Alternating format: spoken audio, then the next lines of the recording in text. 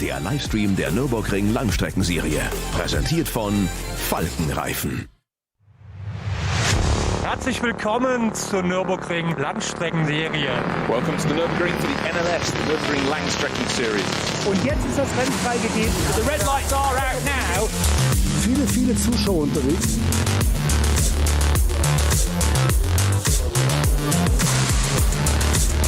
I would think that's very, very close. Jetzt kommt er ran, zieht sich ran.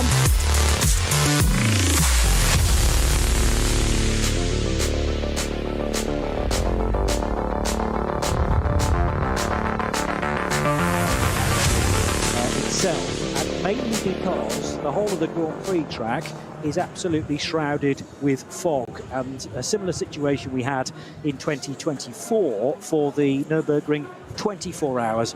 Exactly the same part of the circuit was affected. Strangely enough, a lot of the Nordschleife is fine for racing, but to be honest, the fog on the main start-finish straight does not show any signs of clearing, and that means that qualifying has not been able to take place so far today. Johnny Palmer in the Global Broadcast Centre. Delighted to be joined as well by Peter Snowden. My first opportunity to say good morning to Snowy.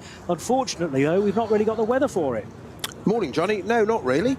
It doesn't bode well, does it, if we've got to this stage and no qualifying yet. Obviously, that's got to run a certain amount of time, but just looking at pictures and out of the window and webcam and all that kind of stuff, trying to put it all together and process it, it's not looking brilliant. But exactly as you said, Johnny, it's that age-old thing of the forest is fine, but the GP circuit isn't. And that's the problem. It's kind of from the Dottingerhoe down, isn't it? And the people in the pit lane have been given updates steadily through the course of the morning. They've been coming every 30 minutes or so. But to be honest, when the next announcement is put forward on the screen, or at least an announcement of an announcement, everybody kind of knows what's going to be said in the next 30 minutes, because this fog does not clear particularly quickly. It is an opportunity for so many fans to be in the pit lane looking at their favourite cars, mind you. But you just really don't expect this in the middle of August, because it's beautiful in other parts of Central Europe, you know, particularly Western Europe, areas like Portugal, Spain, France, getting blistering heat, and have been for the last week or so. But here in Germany, and particularly because it's the Nürburgring, I suppose, up the road at Spa-Francorchamps, it has the same thing, this microclimate, which is entirely independent of anywhere nearby to it. It is, and trying to take my cynical hat off, and I really, really am, Johnny. It does remind me of that Nürburgring 24-hour last year, wasn't it? So this year was fine. Last year, when we kept getting update or race control notifications of update at this time, and as you said, we all knew what was going to happen anyway, and it didn't. And there's just more and more fog. And there's I'm looking at some of the CCTV cameras around the circuit from here in sort of race control or above, and it's still ridiculous out on the circuit. You can't see. Of course, the limiting thing being two things for the driving point of view of the marshalling is vision between marshal posts. Two marshal posts need to be able to see one another for obvious reasons. Something happens, they've got to be able to relay that. And the GP bit, of course, is where the medical helicopter is based at the end of the pit lane. And if that isn't clear to take off, you can't run the meeting should something happen where that needs to be used. And hopefully it isn't, but you can't start the race with that inability to fly. And it doesn't appear to be clearing. I was looking at the weather forecast an hour and a half, 2 hours or so ago, and it looked like it was all going to clear quite rapidly, as we've seen in the past, haven't we, Johnny? But not today, at the moment. And this is the day, I mean, this is the day that we want the weather to clear, because we've got so much racing to put forward. It's no coincidence that a 6-hour race is held in August, because that's the best chance you've got of a full day's racing and the qualifying. And we haven't had any action yet, bearing in mind that the race should be starting in just over 40 minutes time and taking us through till 6 p.m. local. So there's plenty of opportunity through the day for the situation to change, but we have to produce a grid somehow. And it's been quite some time since we've seen GT3 cars on this circuit for a key event. In fact, the last time was the 24 hours this year, the weekend after the 24 hours of Le Mans.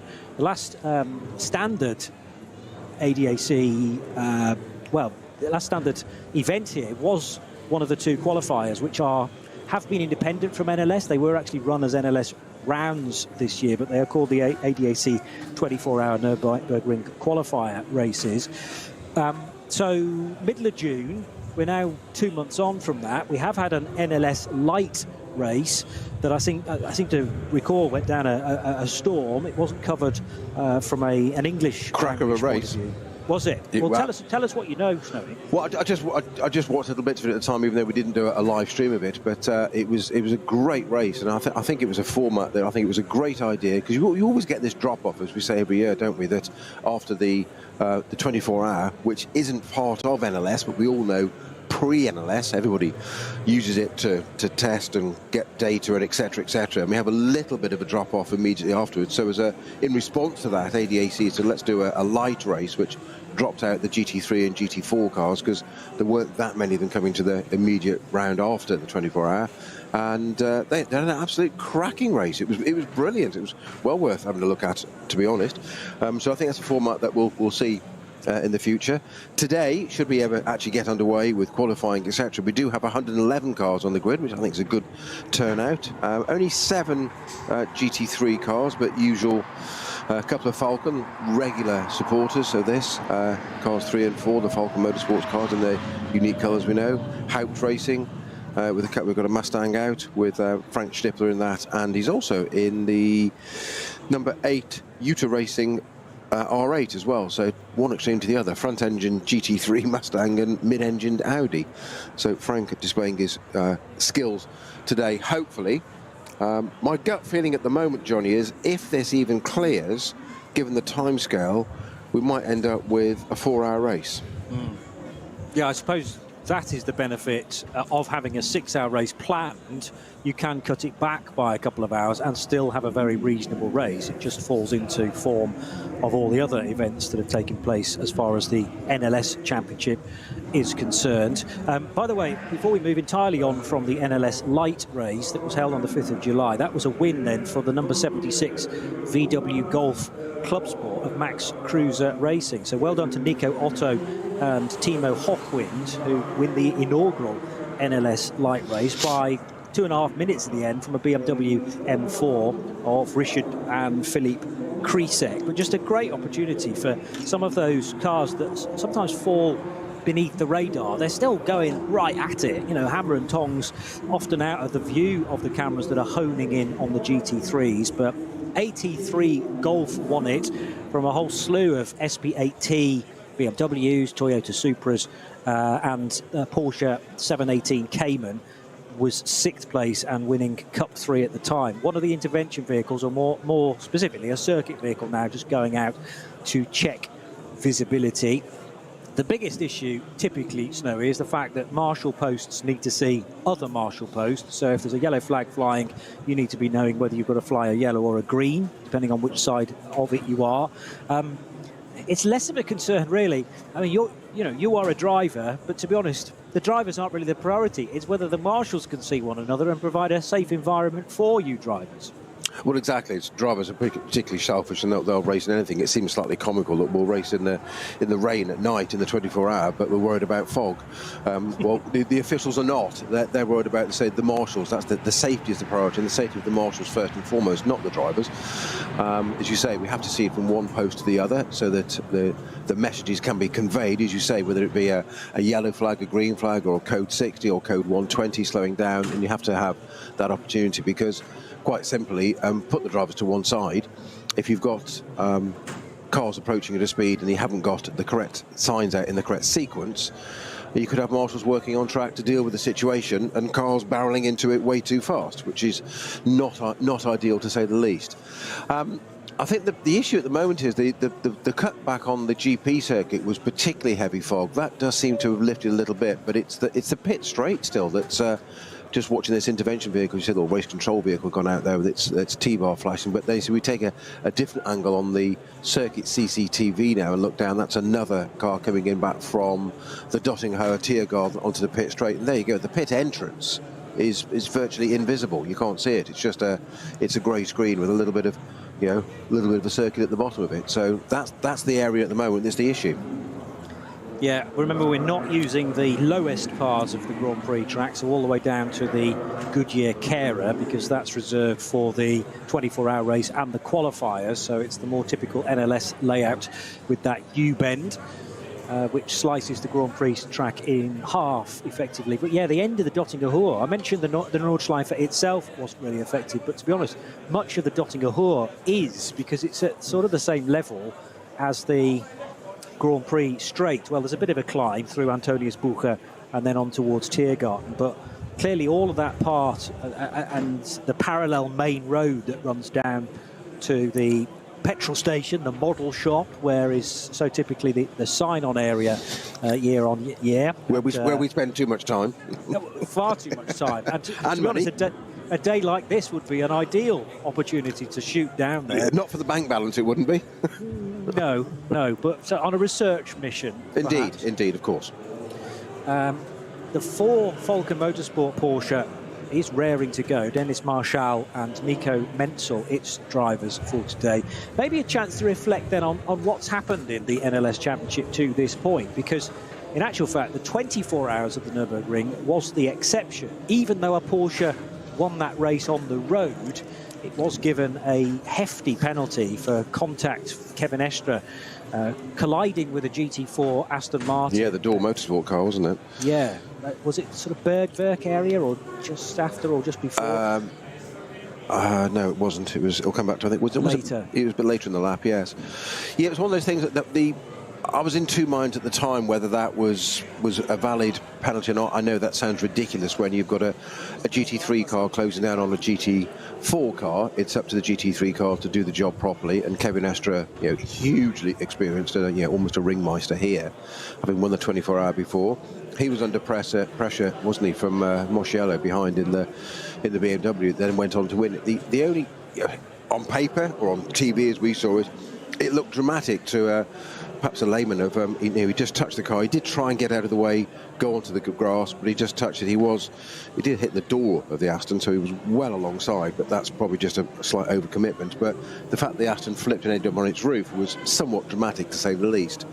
I think the biggest element for me that was, if there's any area of disappointment in it, was that the penalty came very late in the day, quite a long time after the incident, and therefore the fans saw one car take the line and another car actually win the race just behind it, which I just never think is ideal. I'm not criticising the officials, it took a while to decide it, and obviously there were appeals and stewards and all sorts going on, but the race continued, and I think it was a 100-second penalty they got at the end, but it wasn't terribly far off the end of the race. Yeah, I forget now when that penalty was issued, but I had a slight problem with the timing of it and the fact that the Porsche didn't actually serve the penalty in race. And correct. There's a rule that says if a penalty is issued, and I forget whether it's either the final 3 hours or the final 4 hours of a race, but you then are not obliged to serve it in reality. You can carry it on till the end of the race and it's just added to your race time. The thing is, Manthey were clearly appealing it, they were arguing it through. There was a great bit of camera work which probably shouldn't have been done, but followed Kevin Estre all the way into the hospitality suite at Manthey and viewed Olof Manthey chatting with Kevin Estre, and Manthey batting the camera away like a fly at one point. And fair play to that cameraman, because that was a great bit of coverage and you felt like you were properly behind the scenes, Snowy. It was a proper bit of sort of investigative journalism, wasn't it? It was worthy of that. It was. I did wonder. I did feel at the time when they showed him going into the steward, like, no, you probably shouldn't be doing this. But you say it's great. It's great media. We got a real sense of what was going on. So we've got race control car going out again. One of our Audi Q3s, A3 Q3, isn't it? Going down the pit lane. They say the pit lane doesn't look too bad now, but it's the end of the pit lane. The pit exit is fine, but even looking across from the camera view we've got at the moment in the pit lane, you can see the Dorint Hotel. I say you see it. You can see the outline of it. It's there, and that's exactly. That's only the other side of the hotel, the track, and this just slightly rings alarm bells for me of this time last year, or 24-hour last year, as you say, when we sat for ages, and there was perfect footage clearage out on the track on the forest area, and the main part of the track, the absolute bulk of the track was clear. But it was this bit here, the pit entrance especially, that you just can't see. That said, last year we did run quite a few laps. Was it an hour or two, or a couple of hours, I think, of the 24-hour under the safety car? So maybe they'll start it that way. I don't know. There are options to get track action underway, Johnny. Yeah, I seem to remember we had 5 laps behind a safety car in 2024 in an effort to. That probably is about 2 hours then. Yeah, weirdly, because it's such a long circuit, and that was to acclimatise everyone to the amount of visibility, the lack of what they could see. But the problem was it just wasn't changing. And to flip that image that you and I were painting of the Dorrent Hotel, the other side of the track from the pit lane, well, you and I have been sitting in the Dorrent, peering out of the glass to the track, and you actually can't see the circuit. The fog was that dense in 2024. I couldn't see, for instance, the alternative fueling area, which normally is crystal clear from the dining space within the Dorrent. So I think it's going to be a similar situation where you and I are sitting there today. Too much coffee again. A third breakfast, perhaps. And it's all right for you being Slim Jim. You can carry a third breakfast. I shouldn't have one at all. I don't know. That's starting to catch up with me now. That's been a strategy for a good 15 years or so. But I was just thinking about those laps actually, Johnny. I think a safety car lap is approximately 20 minutes. Yes. Right. So that is that's 3 per hour. Yeah. So I wasn't far wrong. So that's an hour and 40, isn't it, for 5 laps? Indeed. It's madness when you think about it. Yeah. And incredibly boring, I would have thought. I mean, fine if you're towards the front of your class and you have a reasonable view of the safety car, but otherwise you're just trying to keep some sort of tyre temperature there. But in the back of your mind, you're thinking, well, we're never going to go racing anyway, so what is the point of this exercise? There is that. So just a quick update from Race Control. Further information at 11:45, so in, 14 minutes' time now. Make that 13 minutes' time. But you're absolutely right, Johnny. Sitting in a race car there would be incredibly frustrating, because you sit there, you're going around, and we say 5 laps, and one thing we have to always remember about this place is it's such a long lap. We've just said 20 minutes under a safety car approximately for a lap, so 5 laps that they ran at that was an hour and 40, but you're sitting there for interminably 20, 30, 40, 50 minutes talking to your crew, to saying, have we got any news? Is the safety car in this lap? You hope that the communications are clear in terms of you haven't got to watch the safety car because you're so far back you probably can't see it anyway, so you're hoping to say you'll be informed the safety car is coming in this lap, and or are we suddenly going racing or not? And you probably get complacent and just sit there and just kind of give up, and that's when unbelievably you can run into the car in front or run wide, or suddenly you find yourself that noise underneath. No, it's because you're in the gravel, because you're not really paying attention, because you're used to driving the car at a set pace, a certain window of speed, and you're not interminably behind the safety car. Yeah, it's a first world problem being a racing driver, obviously, but indeed, during a caution. Just thought I'd add that bit, exactly. But the brain requires some stimulation, I suppose, and when all you're doing is just zigzagging along to try and keep the tyre temperature and roughly gauge how much grip was out there. I mean, the grip's not going to be an issue if it's not raining. It's not raining at the moment. The only problem is this low-lying cloud, which is preventing any visibility on the Dottinger Hohe, and certainly the first part of the Grand Prix circuit. Just checking the weather conditions for later on this afternoon. What we need is some sunshine bursting through the clouds in an attempt to burn off this mist. It's going to get to a high of 20 degrees Celsius today. Very limited chance of rain. In fact, it's more likely when the end of the race has passed. Remember, we are able to have track action until 6 o'clock tonight, because the race was due to start in 25 minutes or so. I think there has to be some qualifying, although we've got a championship, this is a series, so there are points which other championships might determine a grid from, I suppose. You look at where everybody is within their relevant categories and put them in the order there, but not to have any running and just to unleash them into the race doesn't seem like a typical Nürburgring thing to do. Safety first all the time. Well, I think the thing is there, Johnny, you're quite right that in certain championships, and I've had this many years ago, decades ago actually, where we had a race at Donington, which was a season finale in the UK, and it was exactly like this. There was fog, so there were no there was no qualifying. They were not able to do it. So what they did was they decided the grid by the current championship standings from the previous round. That worked for me brilliantly because I was leading the championship, so I was on pole. Love it. But that's just an aside. But in this, it's not the same because, the last race was a light race. The one before that was the 24 hours. So we've got to go back to quite a way, and you won't have the same cars in that. They're not the same numbers all the time. It's not like it's the same cars all the time. So you can't really use that formula. Just looking down the pit lane. It looks deceptively clear in the middle of the pit lane, Johnny, and a little bit better at the exit, but still not at the entrance, and that's the bit that's concerning me. And there's still quite a bit out. Just looking around at some of the CCTV stuff that Race Control provide us, and it's still really quite foggy further around. Trees are moving nicely, which suggests that there's a bit of wind, which will help clear stuff, and we're just getting a long shot back down the pit straight at the moment, and you can physically see the mist or the fog moving on the camera by the M-Power bridge. But there's a lot out there still dotting her way. Tiergarten, it's not getting better there.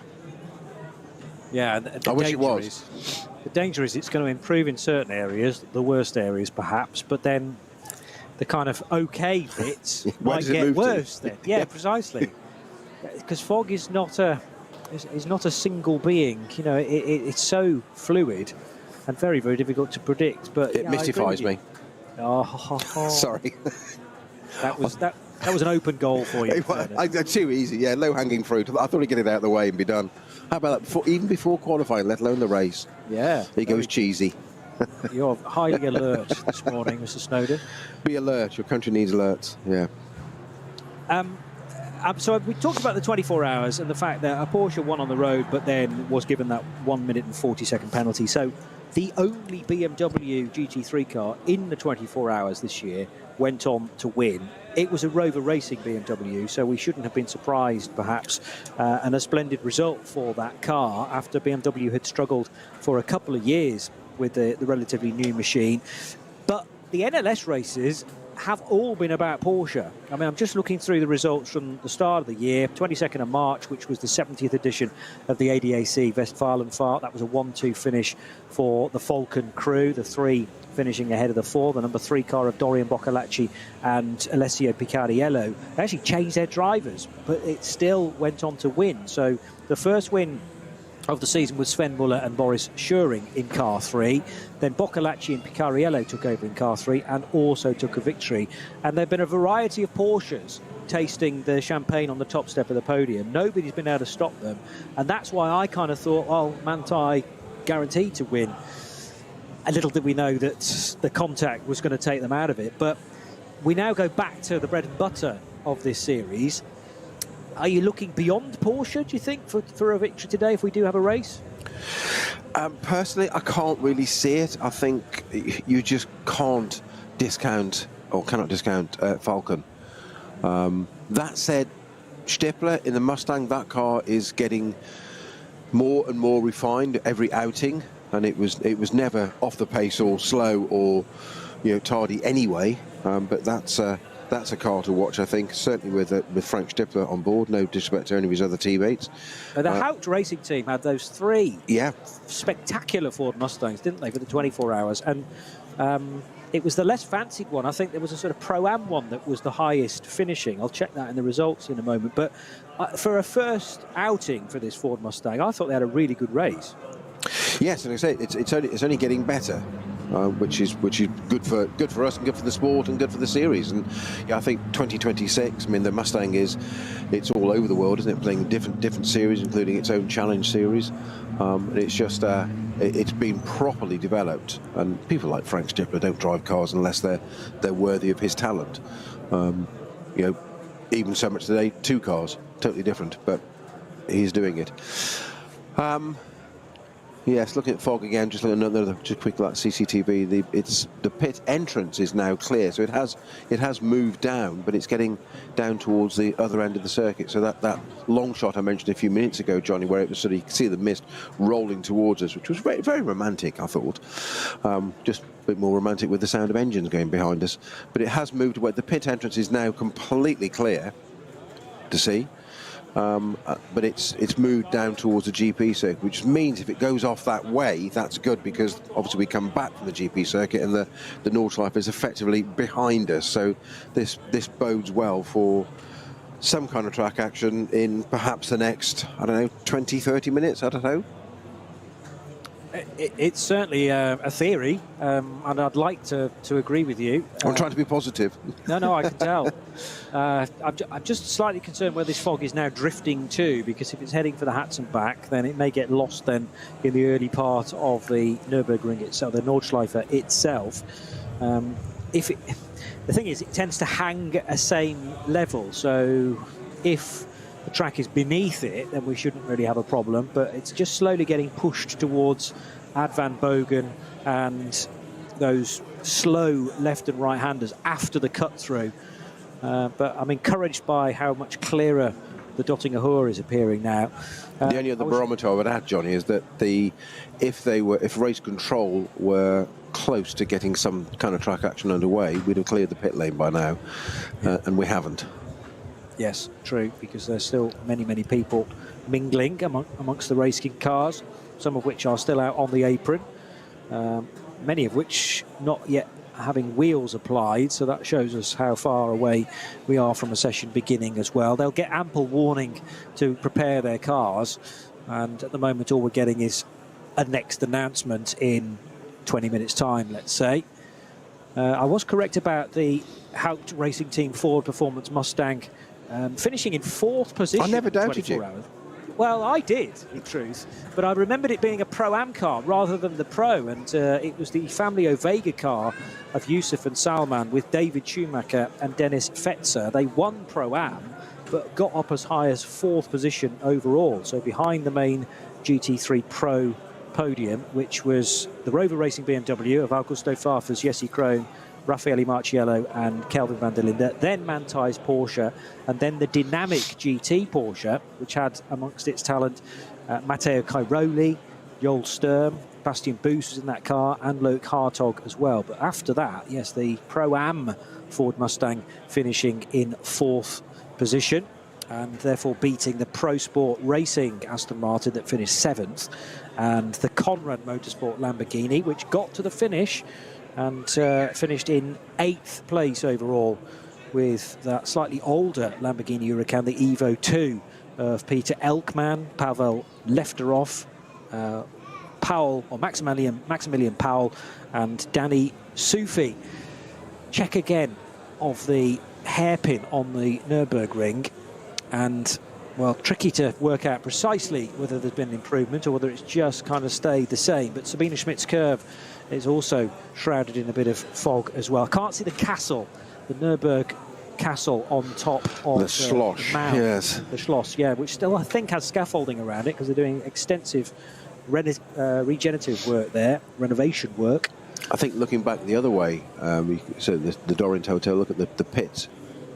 Start, finish, the checkered line across the track, sort of right in front of us, where the flag is displayed and the little sort of mini race control, if you like, on the pit wall there. Looking back the other way, Joe, that's clear there. It's not clear at pit exit, as I've said, but it's actually back towards the Dottinger Hoer. Pit entrance is clear, but Dottinger Hoer, and more importantly Tiergarten, is still heavily shrouded in fog, which, moving to the left, as you say, covers Sabine Schmidt's curve, which is obviously the beginning of the Nordschleife and down Hatzenbach, etc. So.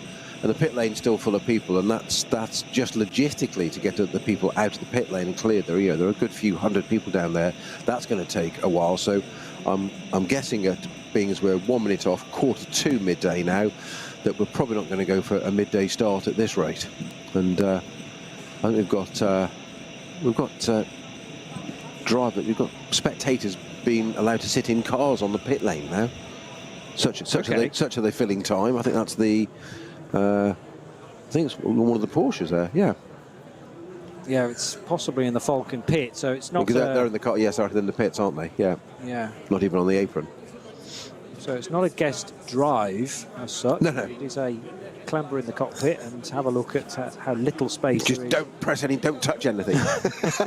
Please don't touch anything. Yeah, don't press that button because it'll take all the air out of the internal jacks and send the car to the ground, and without any wheels, that's not going to end well.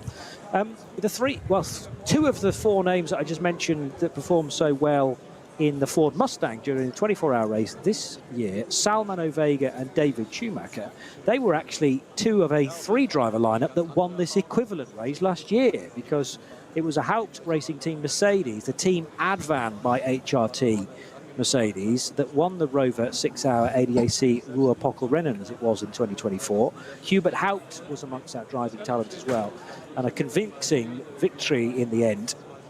Although I am noticing that the race time was also 4 hours.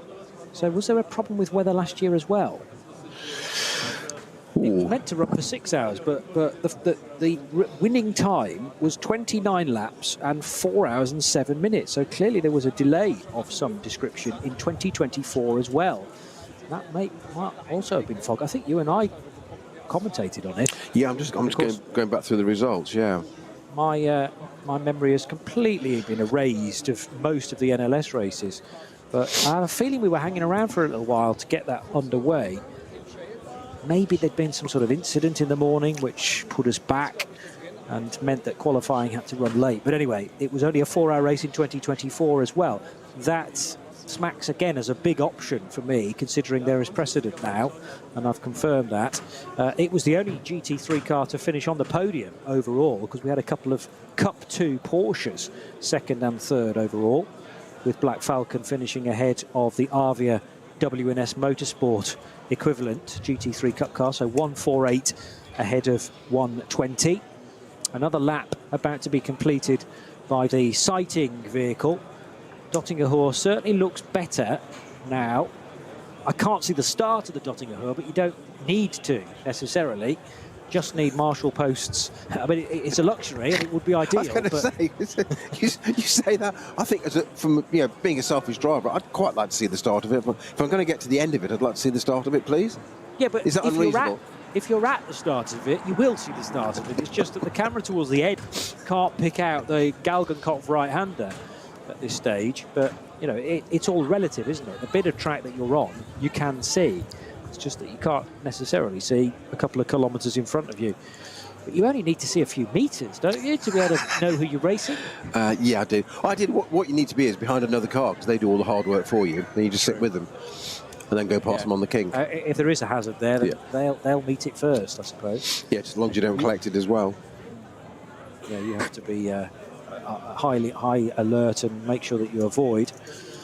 But that's the permanent fixture for or permanent setting for most of these drivers, many of which are still in civies, so just waiting instruction, and the next update presumably will come at midday. I haven't checked the latest alerts, but I think everybody's waiting for another 12 minutes to be aware of what happens next.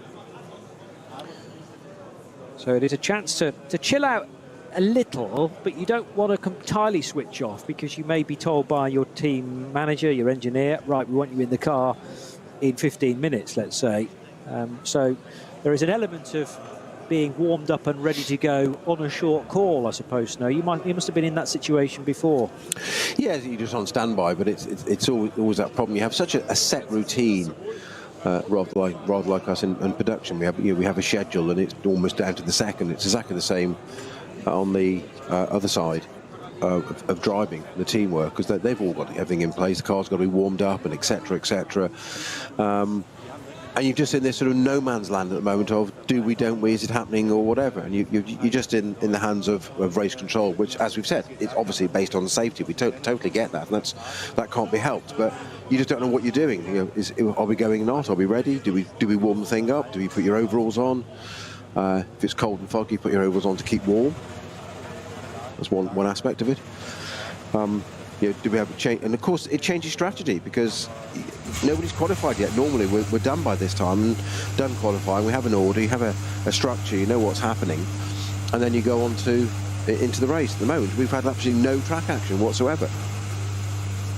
Yeah, and quite a wait, as described, for so many of the GT3 entry. And as we've described, it's not the biggest that we have seen, but nevertheless there is some quality there. And most of those entrants will just know this place. I've just remembered, Johnny, actually, you're right. It was you and I covering the 6 hour last year, and it was that beginning of lap 2, that huge incident at Hatzenbach that took out 9, 10, 11 cars on what was effectively the second lap of the race, including Stifler and all that. Remember, they all piled into one of the 5 or 6 of them at Hatzenbach, and there was such a long delay. It was then restarted as a 4 hour race. And that was in rain. It was absolute rain. It was like somebody just turned a tap on at Hatzenbach, which is not ideal. No. So everyone started on slicks. I mean, remember the crash. I hadn't remembered it was the 6 hour race. Yes, it was that race. That's what caused it. There was so much consternation and things. They had to stop it for 2 when they restarted it as a 4 hour race. Yeah. Okay. So it may well be that for the second year running, that is the same scenario, but for different reasons.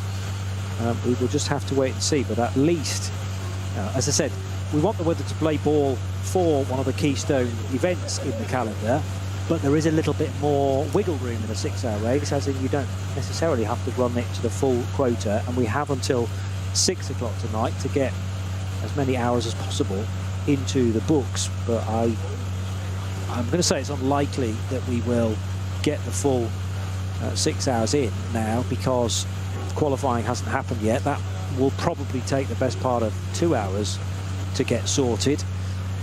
Then there'll need to be some downtime in order for the cars to be refueled and gridded up in the right order. There's a little bit of fanfare as well as the cars are positioned on the grid, and the fans can wave them off from the grandstand.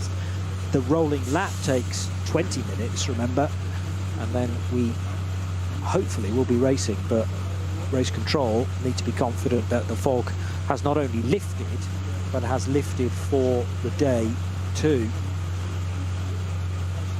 So, well, just looking at the possibilities and just reading through some of the rules in the background whilst you were just chatting there, Johnny, that there's a possibility, if we, as you said, we've got to have some form of, assuming we have track action first, yeah, there's got to be some form of qualifying, because we've got no grid order. So it probably needs to be an hour's qualifying given the length of the circuit, so you probably need to have that. Now, pit lane, just as I speak, pit lane is starting to be cleared of public now, so that's a good sign.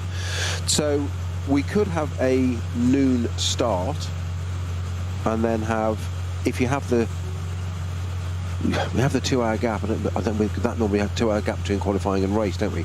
I'm not sure. Now, drivers are starting to come out to cars with overalls on and lids and hands devices, so that's looking like we're about to get some kind of, hopefully some kind of announcement, wheels going on cars. That's always a good sign as well. We could end up with a 3 hour race, Johnny. yes, Because obviously there will be some kind of gap between qualifying and race. true. Because there has to be. We don't know whether they do 30, 40 minutes or the usual. I mean, normally it's 2 hours. I doubt they'll do that, but I'm not sure how much of a turnaround time teams are going to kind of demand, if you like, or want for various reasons. You know, is an hour enough? I don't know. Well, bearing in mind, you know, if qualifying ends at the worst possible moment for you, and you've just crossed the line, and the checkered flag at the end of qualifying comes out after you've crossed it, then you've got to do a full lap to finish the session potentially, and you know, everybody has to return to the pit lane and the paddock, so that can take the best part of 15 minutes, maybe 20. That obviously eats into the interval between qualifying and the race, and then there has to be a grid issued and the cars prepared for what might be a 3 hour, might be a 4 hour well race. Just on that note, Johnny, I'm getting an update on the ticker that we're getting a 12 to 12:40 quali, so a 40-minute session, not an hour. Okay. And then a 4.5 hour race starting at 2 o'clock until 6:30. So there is a bit of extra time, even beyond the initial time limit, so that's promising as well. So 4.5 hours. Okay, has there ever been a 4.5 hour NLS race before? We may be working our way into new territory. Well, exactly, that was NLS light last time. It's a new territory, yes. You say, breaking ground. But cars are most certainly being, there's lots of activity in the pits and garages now, so cars are being wheeled out. Interesting, just looking at one of the, this is the 150 BMW, that's going out on wets, as are a couple of the Porsches, 901 there. Yeah, they're going on full wets. And I did notice that race control vehicle going around when it was at the end of Tiergarten or Dottinghoe, came up the hill there. It was significantly damp on the, there's a dry line, but very, very damp, if not bordering on wet on the sides of the circuit. So I'm guessing that fog, mist, whatever, hasn't helped the surface. It looks like cars going out on wets. Yeah, there's always going to be a bit of humidity around, I suppose, as well. So one of the Black Falcon Porsches from SP7 is getting prepped as well towards the end of pit lane. Remember, SP7 is still fairly popular, even though it's not the official category for the most recent Porsche Cup cars. But if you've got an older shaped Cayman or a 991 Cup car, as RPM Racing have, then SP7 is where that can go. As you've already talked about, Snowy, we've got 7 cars preparing to compete in the overall for the overall victory in the GT3 class. So Audi, Ford, Lamborghini and Porsche entered within that, but also a good spread within GT4, SP10, Aston, BMW and Porsche present there, and some GT4 cars that aren't eligible for the proper GT4 category, i.e. SP10. So if they're outside of the homologation, they can go into SP8T if they are turbocharged. The 163 BMW towards the pit-in end, which is not far away from the penalty box as well. 163 is the entry from AV Racing by Black Falcon again. Charles Espenlaub in that car, along with Ryan Harrison and Alexandru Vasilescu. So good to have part of the crew from the States present there. Yeah, the old CP Racing, yeah. Indeed, CP Racing, too right, yeah, Charlie Putman. And Charlie effectively retiring from motor racing a couple of years ago. They went out with a victory, didn't they? I'm trying to remember where that was. Was that Spa? They did, you're absolutely right. It was a way to, I think it was Spa, yes. You and I commentated on that for the 24H series, I remember. The problem is we cover so much, don't we? We tend to, you don't to raise it, but you just sort of move on to the next one. And it's another set of data and names and whatever. And it just it goes into the bank, doesn't the memory bank? Yeah. Yeah. Well, clearly not. We have no. It goes into the memory bank. We just have no recall facility. Yeah, it's just more and more hazy with the passage of more seasons. Unfortunately, it looks like the 777 car is not going to be able to join the session early on, which is a TCR from the Goroyan RT by Sharky Racing outfit. So a couple of Armenians in this car. Just the 2 TCR entrants, although there may be TCR cars elsewhere in the field, just not eligible for the proper TCR category. So 40 minutes rather than, so the normal qualifying duration is 1 hour, which is held at about 8:30 in the morning. Yeah, normally. So that's going to be down to 2/3, and we're slightly more than the 2/3 race distance at 4.5 hours. Assuming, of course, that this session can pass without a difficulty, without needing to be stopped because the fog is back. But you've just got to push on, haven't you, and hope that it goes to an adjusted plan. Well, you have, but as we say again, we always have to allow for this kind of like the algorithm of the lap length at this place. That 40 minutes is going to give you around about 4 laps, timed laps. Yeah. So you've got to get it right and be precise. You've got to have, the first lap is going to be obviously finding your way around and getting some heat into the tyres, etc. And then you've got a lap to go for it, and not push too soon, because it's such a long lap. Your car actually will be up to temperature not far into the lap in reality. Cool, the number 8, is that the number 8 Jutta Audi that's looking resplendent in almost historic JPS colours, isn't it? Yes, it is. Yeah, and it's had that for a little while now. That was one of the cars involved in the big pile-up in this equivalent race last year. And I seem to remember, well, it was certainly in these colours. I don't know whether it was this exact chassis, but they were able to repair that fairly quickly. It's polished out well, hasn't it? Yeah, the 12 months on, we'd never be able to tell.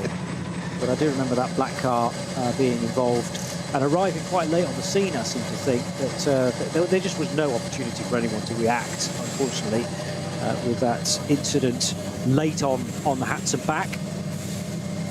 The all-white Mustang, which was the only Mustang in the field, is, yes, I'm right in saying that, is the car for Vincent Kolb and Frank Stippler and Patrick Assenheimer. Car number 6. And it is now under starters orders with the lollipop about to be raised just as soon as the session is live. And who is brave enough, I wonder, to leave the pits first, because they will have to lead everybody else around. And remember where the track goes next, i.e. it's not the version that we were using a few months ago for the 24-hour race. You've got to turn right as soon as you come out of the Mercedes arena. Remember to go through the full Mercedes arena as well. So nobody hanging around. Well, I was going to say, wheel spin. Yeah, I was going to say there was an absolute explosion of noise and activity there, wasn't it? I know when somebody said free food or free beer or something or whatever, but all of a sudden everything went out. Now, the new to Audi there, the number 8 we just mentioned, that's the first car to not put wets on, but put on an intermediate by the look of it. And I'm sure I saw some of the 992 Cup cars going onto a slick, which I didn't think it was wet enough for a wet. Outright, I was surprised when I saw those going on a bit earlier, but I'm not actually going out on track, sadly, more's the pity. But so I think we've got some cars going out on slicks. Yeah, well, I suppose you've got the half of the Grand Prix circuit to work on whether that's the right decision or not, and then you can tuck in via the hairpin straight back into the pits and say, for the Grand Prix circuit, this is the wrong option. So yeah, but it's kind of deceptive here, isn't it? Because it's only half of the GP circuit, as you rightly say, but that may have no relevance to the rest of it. It could go either way. Yeah. True. So yeah, you can judge it in a very local area, as in the Grand Prix circuit and nothing else. But it's going to take some bravery to do the full track, unless they've got some of the teams with the bigger budgets might have some form of spotters further around the track to know precisely what the track surface is like. I think that's where you could have eyes on, as you say, eyes on the more experienced teams in the pit lane, and have somebody go up and down the pit lane, never mind spotters, on the track, and see what they've chosen to do. Now, as you say, quite a few cars there already. Quite a lot of cars actually not going onto the Nordschleife and coming straight back into the around the pit lane already, exactly as you described, Johnny.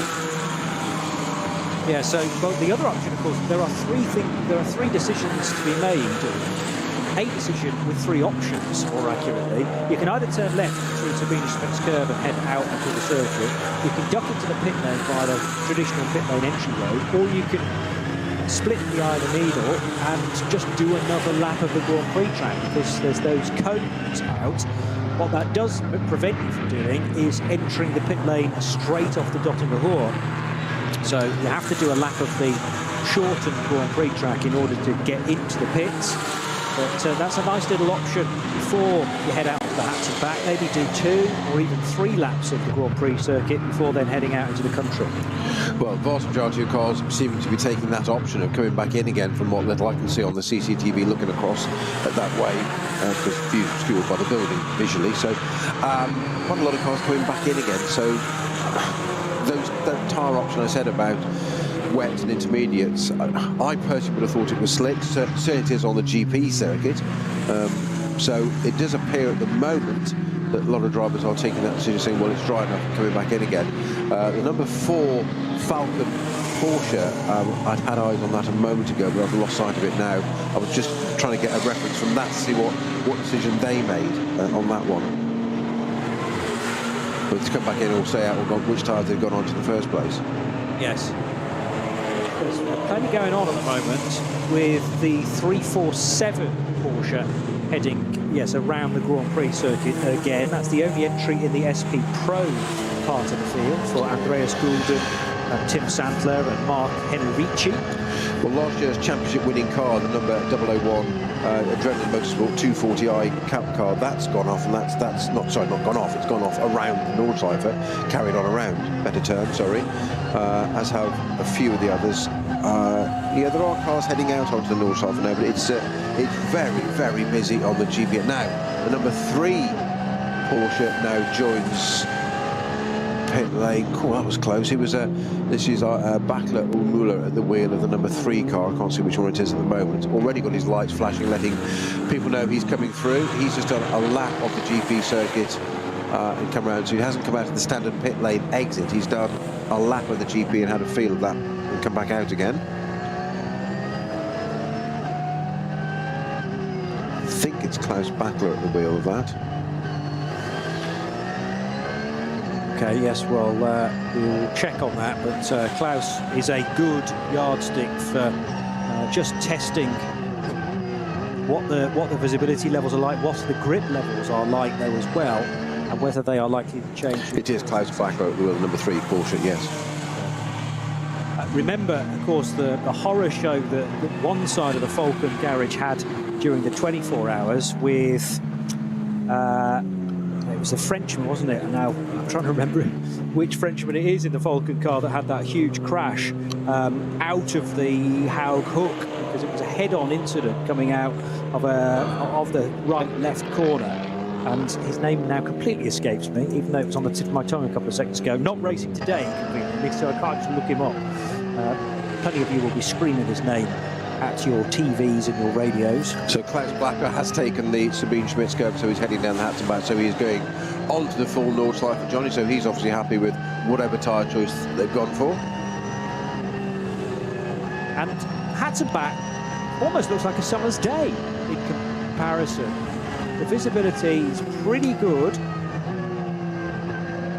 and heading towards the tyre wall, which was the scene of the incident last year then, onward towards now the section which runs up into Flugplatz, and Klaus Bachler having to deal with some traffic though as well, as plenty of other people are heading for this part of the circuit, including the 919 Porsche, which is the Robin Cherzinovsky and Kirsten Jodexnes car. So Flugplatz, and then the run towards Schwedenkreuz, which was the scene of an awful lot of action during the 24 hours a couple of months ago, including that huge off for Laurens Vanthoor during the final part of Friday when they were all doing their single lap qualification. What should have been 2 back-to-back fast laps, but of course with Vanthoor's off, that rather curtailed matters, and they had to run the session much later on in the day. Lots of steering input required at Arenberg, I noticed, for Klaus Bachler. And then down into the foxhole, this does look very greasy indeed. So either there's more rain down here, Snowy, or it's just hanging in the air, because this is the tree line section on towards Adenauer Forst. Well, exactly as I predicted, if going the GP circuit can be deceptive, exactly that. I mean, you've only got to listen to the throttle inputs of Klaus Bachler, never mind the steering input you've just observed, but he's tippy-toeing. He's probably using 20% throttle. Nearly lost it there at the top of the Adenauer, at the foxhole. And that's on virtually no throttle, I'd say 20% throttle, and he's struggling for grip. Now it starts to dry out a little bit. It's come out of there. And it's a pretty treacherous lap. He's still going to dive down the inside of somebody, of course, because it's Klaus Bachler, and that's why he drives for Falcon. Greasy again now online. It's definitely the most mixed of circuits at the moment, conditions-wise, which is not going to make your life easy, because just as you think you can get your foot in, you never know what's going to come up next, and that's always the danger of here. The one thing that always wins at the Nordschleife is, of course, the weather. That's true, and the problem is with the weather changing constantly as well. So, you know, in another 8 to 10 minutes time, it could all be different again.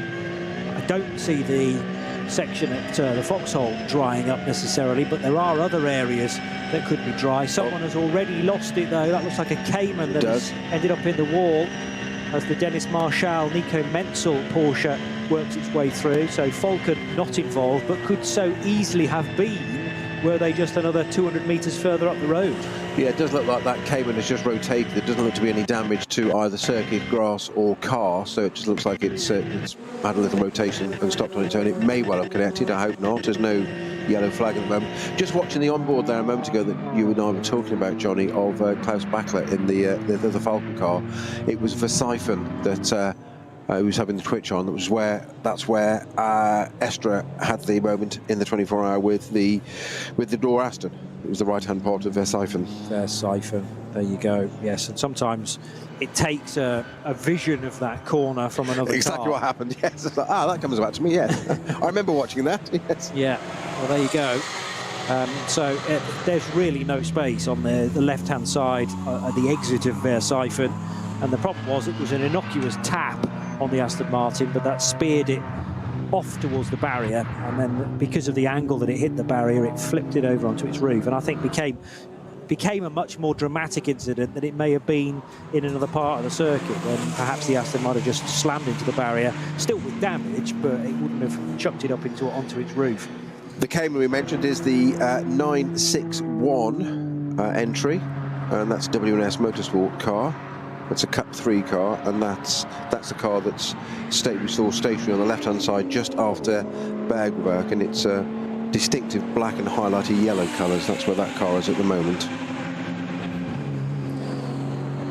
A couple of the Supras running together as well, including the 520, which is the Miyazono-driven Toyo tyres with ring racing Toyota Supra.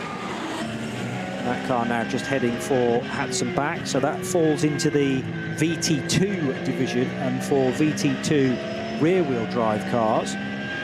Remember that VT2 has been realigned for 2025, meaning that the all-wheel drive cars now go in with the front-wheel drives, whereas before it was a mixture of all-wheel and rear-wheel drive cars. So VT2 front and four-wheel drive is one category, and the rear-wheel drives go into their own.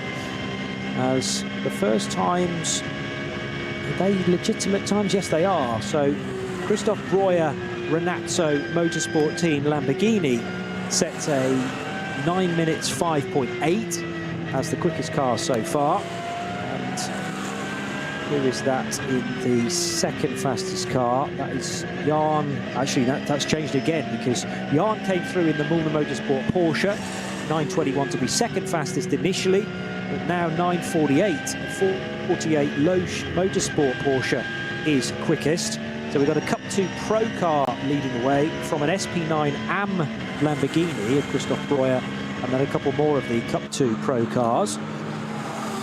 Did the number 4 Porsche have a little bit of a moment earlier on? No, but the car immediately in front of it did.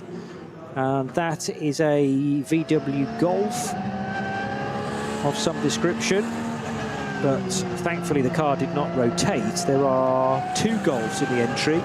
The 130 Kevin Sports and Racing, sorry, no, that's a BMW. The 474 Golf, which doesn't actually have a team name, nor does the alternative, which is the 494 car. So one is a Mark 7, and one is a Mark 8 GTI Club Sport. As more and more times are coming flooding through. We're in the 9-minute marker. Now in dry and non-foggy conditions, we should be well down into the 8 minutes and the low 8 minutes. So we're about a minute off absolute pace, but for understandable reasons, Snowy. Yeah, not at all at the moment, is it? It's very mixed conditions. We've seen around the track. We saw Klaus Bachler having a few twitchy moments on virtually no throttle. That car is now just coming up to the end of the lap, and it still looks very, very gritty through Tiergarten, so not ideal. He's just going to set his first proper lap time now. So I'm trying to get the recording of it is, yeah, a 9:05. Very, very busy into the first couple of corners for a couple of Porsches and I think a BMW. So even in qualifying, and with what 100 cars have so far taken part in qualifying, you'd think such a large track with just, in inverted commas, 100 cars on it, you'd be able to find space. But sometimes 3 found one another there and became 3 abreast into turns 1, 2 and 3. But wriggling free is the number 3 Porsche, which has registered a time. 3rd fastest then for Klaus Bachler in the number 3 Falken Motorsport Porsche, 9:03.9. But he's not as fast as the 948 entered car. 948 from the Loesch group, and therefore that time has been set by Tobias Muller. And Muller sharing that car with Noah Nagelsdijk and Carlos Rivas. Ford Mustang back in again. Who is driving that in the initial stages? I'm fascinated to know whether Stippler is actually planning to drive two cars. He is at the moment in the Audi, the Jutta Racing all-black Audi, car number 8. But it remains to be seen whether that's just an option for him to leap into the Mustang at a later point, or whether it's absolutely the plan. I suppose Jutta will be paying for his services to be the quick driver in their Audi, but he's also doing the development work for the Haupt Racing team in this Ford Mustang. So a little bit of work on the side, but Haupt have said, yeah, as long as it doesn't interfere with our plan for you in our race, then go for your life. Want it to be popular and in demand, eh? Indeed. So we've actually got a Cup 2 car is the fastest car at the moment, which is the number 948 with Muller at the wheel. That's a 9:04.1 at the moment. As you say, Brewer in the Lamborghini Huracan is second, the number 786 car, and Klaus Bachler.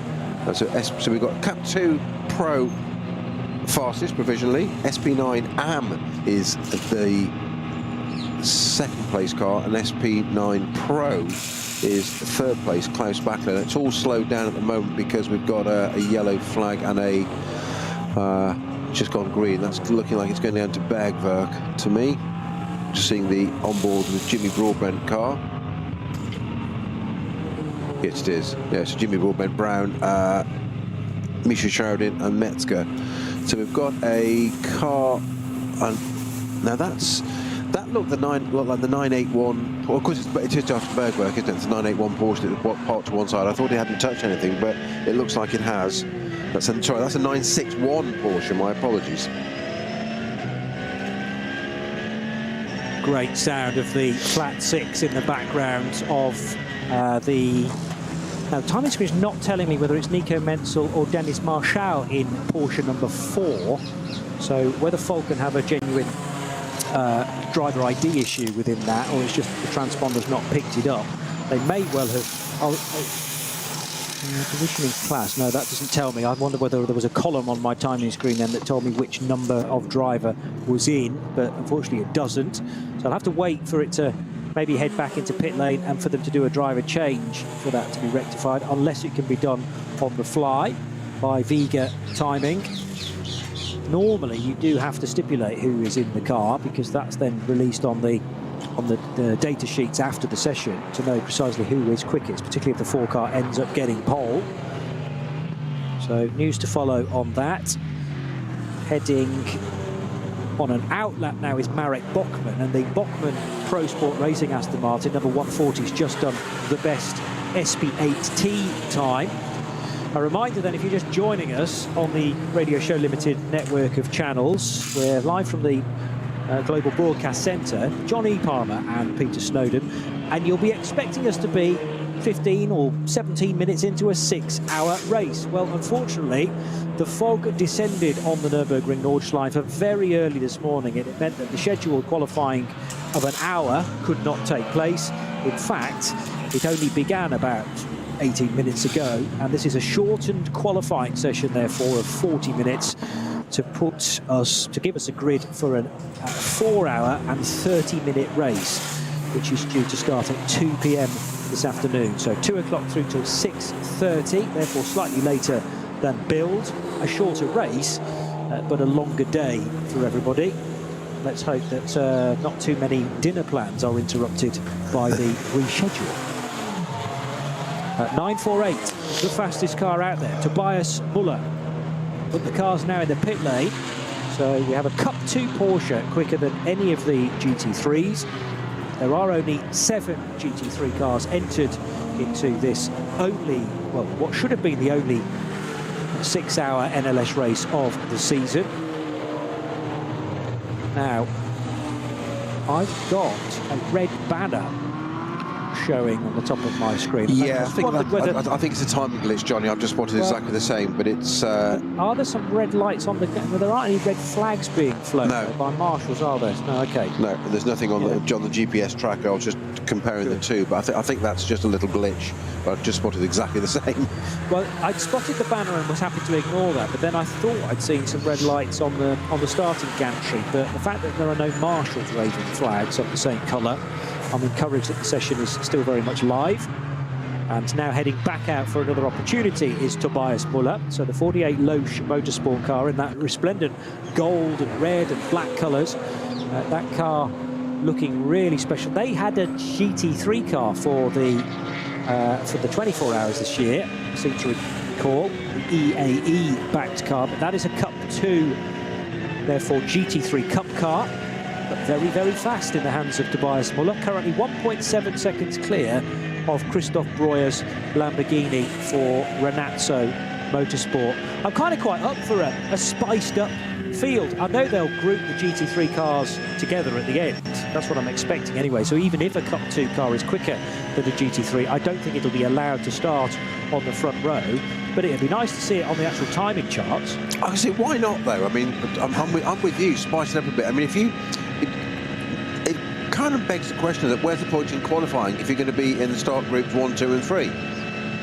So are they going to put them in that order, or, you know, if a Cup 2 car is fastest overall, then you've earned it by right, so that's where you should start.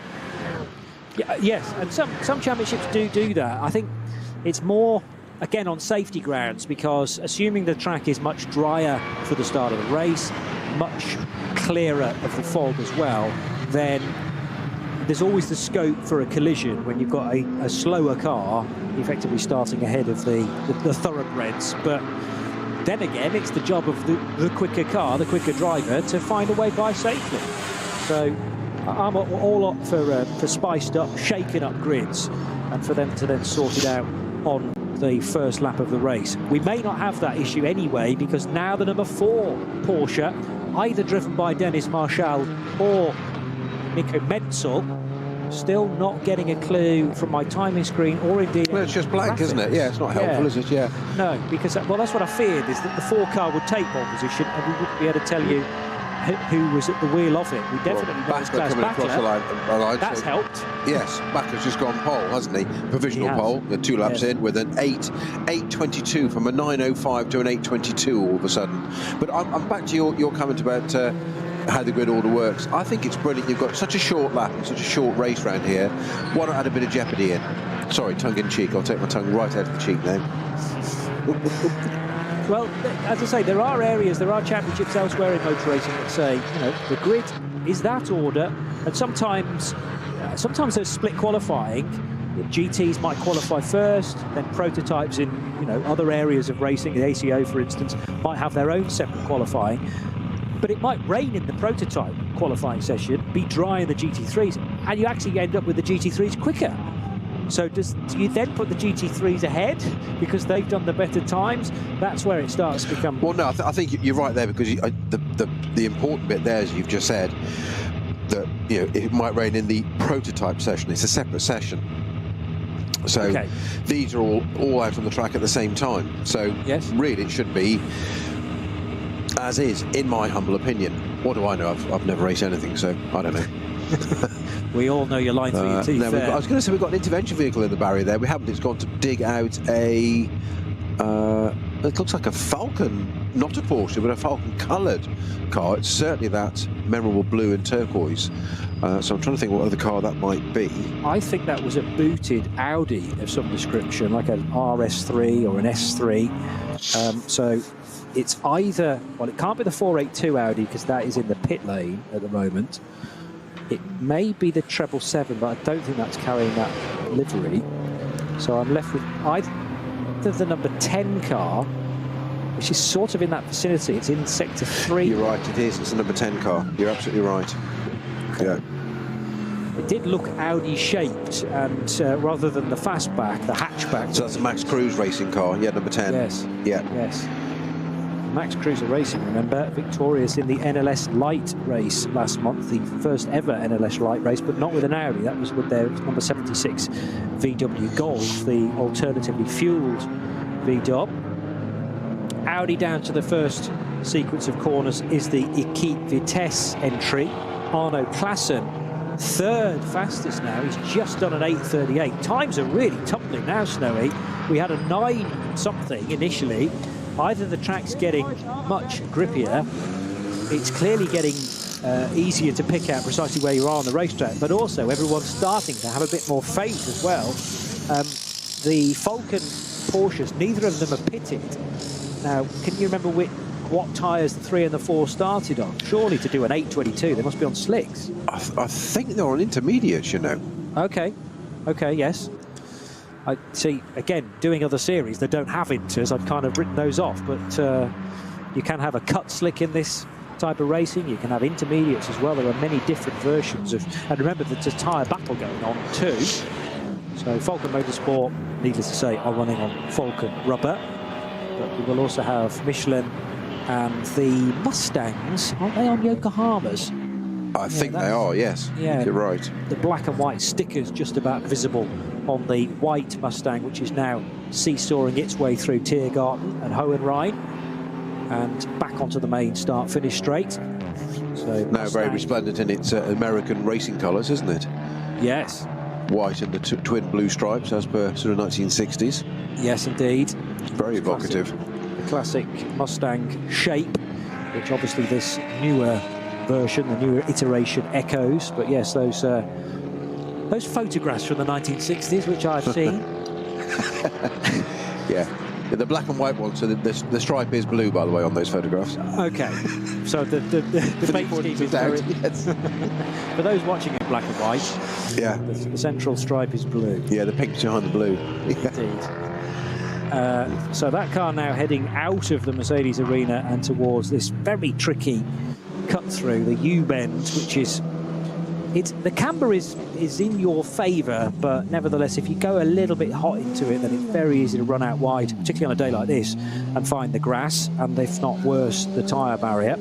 It's a good overtaking opportunity there as well. All the best overtaking spots are generally on the Grand Prix circuit, unless you've then got a very good run on arrival towards the end of the lap, because the Dottinger Hoor is the classic ending to this lap.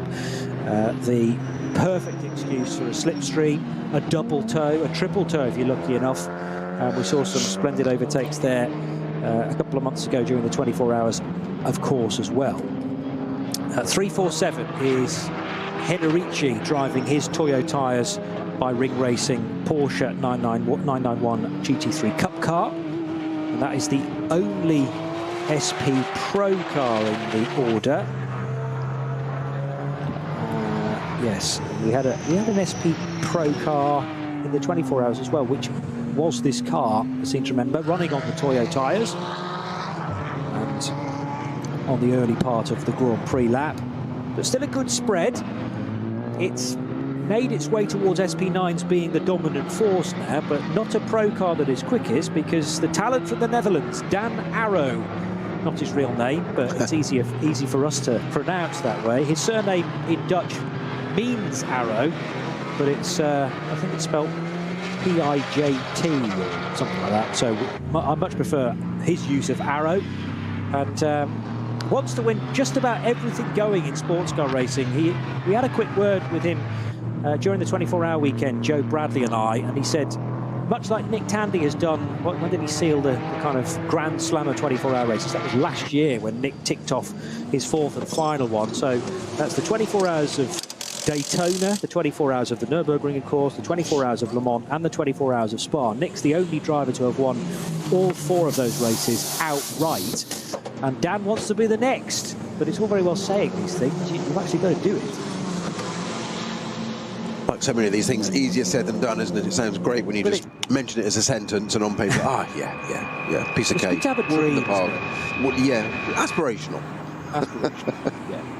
And he's quickest in this session, and by a good chunk of time as well, 10 seconds clear. So surely the Dan Arrow 48 Porsche has got to be on slick tyres, I'm going to suggest. 8 minutes 12.865. and that is the SP9 Pro-Am car. So I was calling the 48 car as a Cup 2. That's been changed on our screen now. I did think it looked a bit more beefy than a standard Cup car. Maybe initially entered into that category with a different car, and they've turned up with a proper full-fat GT3. So it's going to be exciting to see how car 48 goes, and they will be taking the fight, at least initially, to the SP9 Pro lineups. But bear in mind that their Pro-Am driver lineup should even things out a little bit and mean that it will drop away with Mustafa Mehmet Kaya, Gabriele Piana and Mike Stursberg making up a 4-driver lineup. They are the only 4-driver lineup in the SP9 division. So they're spreading their workload, but part of the reason for that is because they're entered into Pro-Am. Yeah, just a quick update on the Hoffa Racing by Bonk Motorsport M4 GT4. That was misplaced in its class. It was in SP10. It's had to be moved to SP8T for turbo, which is correct, so where it should be. Just a little update if you're looking for it in its class. 188. Klaus Bachler still...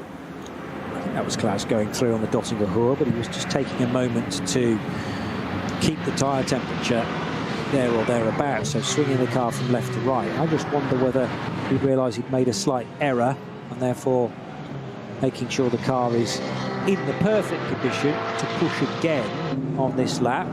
Nevertheless, this may well be enough to lift the Bachler Porsche, the one with the teal door mirrors, above Dan Arrow. No, it's not. So he had clearly backed off in the middle of that lap. May have even caused an incident somewhere. Hence the reason why he took the final few moments down the Dottinger Ruhr to warm the tyres, and now it really goes up. Dan Arrow has pitted. I think I mentioned that. He's only done 2 laps, but he's the quickest of anybody as the Ford Mustang now crosses the line as well. In the hands of Frank Stippler. So Stippler's been in the number 8 Audi. He then got out and got straight into the Ford Mustang.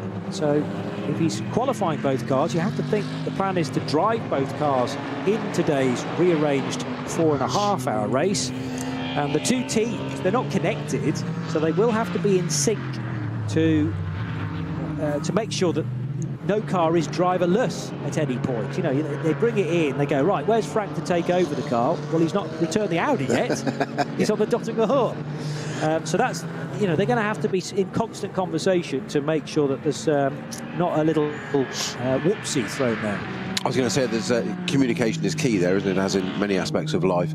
But yeah, where's our driver? You know, it can be that, you know, they're still asleep, or they're chatting to somebody, or not paying attention and not ready for their stint. But when they're actually still out in track in another team's car, that's a bit surreal. And it's not as if the 2 cars are remotely the same either. You've got a mid-engined Audi with a 5.2-litre V10. The front-engine Mustang with that very low-positioned giant V8, the Coyote engine. Was that about 5.4 V8, I think it is? I mean, classic, normally aspirated American V8 power. Do you know, I did do that once, Johnny, actually, from one car to another in the same race, a mini endurance race at the Aston Martin 100th centenary meeting at Brands Hatch back in 2013, when Mr. Hindhoff and Mr. Bradley were commentating, and I started the race in a period 1961 DB4 lightweight, so manual right-hand drive and treaded tyres, and partway through the race jumped into a current GT4 car on slicks, an Aero, which was equally odd. What was very strange was, as I left the pits and went up towards Druids, like 2 corners in, the team gave me an update and told us that we were actually leading the race, so don't throw it off. I was like, sorry? I've just come from about 20th to 1st. I like that. That's what I call the driver change. Like, we must do this more often. It's going to catch on, this is. Yeah. So total recalibration of the brain required. I suppose it helps Frank Stippler in the sense that one car is black and the other one is white, predominantly white. I hadn't thought of that, yes. Yeah, thankfully, you know, there's a constant reminder there. I think they're probably both left-hand drive without seeing the Audi up close, but it is, yeah. So that's not going to be a giveaway. But I mean, once you're in there, even the engine note will be very, very different. So, but it is about how they behave in tricky conditions as well. Well, it's a very valid point. You've got a greasy track, and we're just seeing once again, some Klaus Bachler in the number 3 Falcon Porsche going through the green hell bit, and it's still really greasy and damp. I thought there was a red flag there. It's not. It's a Marshall's outfit for a minute.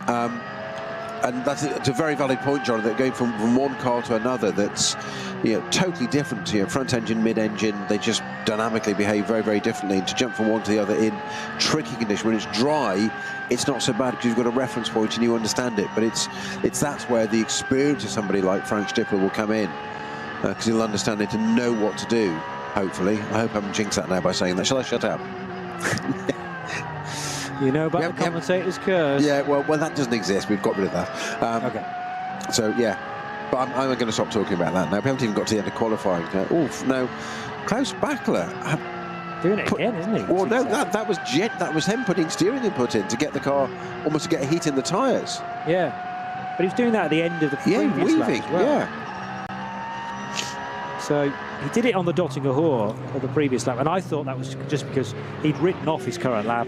He wasn't going to be good enough to usurp Dan Arrow, so concentrate on the next one. But very unusual then to be zigzagging at Brightside that time around, when the car absolutely needs to be on the right-hand side of the corner as he's leaving it. I suppose, well, there's the double yellow, isn't there? It's Arenberg, Schwedenkreuz Arenberg. So that is any opportunity to go faster spoilt as well. But good chance to get your tyres, get some weaving in there. Yes, true.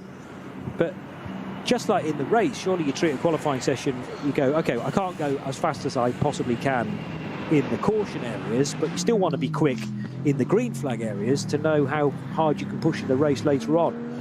And he's already got second fastest time. Yes, he's 9.8 seconds away, but part of that has to be to do with the recovery of Audi number 10 from the Arenberg gravel. And they were a bit further along with that, i.e. it had been craned out of the stones and now was on the back of a recovery vehicle. So not too far away, I would suggest, from greens being waved again there, as long as the Armco has not been damaged. And that will be the next thing that is assessed. Good to catch a glimpse of the 6th fastest car, which is Marek Bachmann's Pro Sport Racing Aston Martin Vantage from, well, I wouldn't say the GT4 category. Strictly speaking, it's not. It's not in the correct homologation for SP10, so instead it's an SP8T car this weekend, and capable of an 8:46, although Marek's last lap completed was a 9:20.2. So again, because of the yellows being shown, not able to go any quicker than that. And this is frustrating in a shortened session, although at Arenberg, is it now clear? Car's gone, the Audi number 10 no longer in position, and that did seem to be much faster from the number 4 Porsche, which we can now tell you is in the hands of Nico Menzel. So the driver ID issue has been rectified. Menzel pushing hard, and delighted to see that the track remains, or is back to green on the approach to Arenberg now. I was about to say though, Snowy, in a shortened session, when normally it's an hour, we only got 40 minutes, and we must have had about 10 of those minutes affected by not all of the track being clear. Again, now this, no, again we've got a certain indication that a red flag is out, but it's not, well, certainly not all the way around the racetrack. And if there was a red out, that would be indicated at every single marshal post. So that again is a glitch in the system somewhere. Clearly there's a yellow being indicated, and the track, well, there's Siphon being shown as perhaps the scene of an incident, together with Exmuller immediately after it.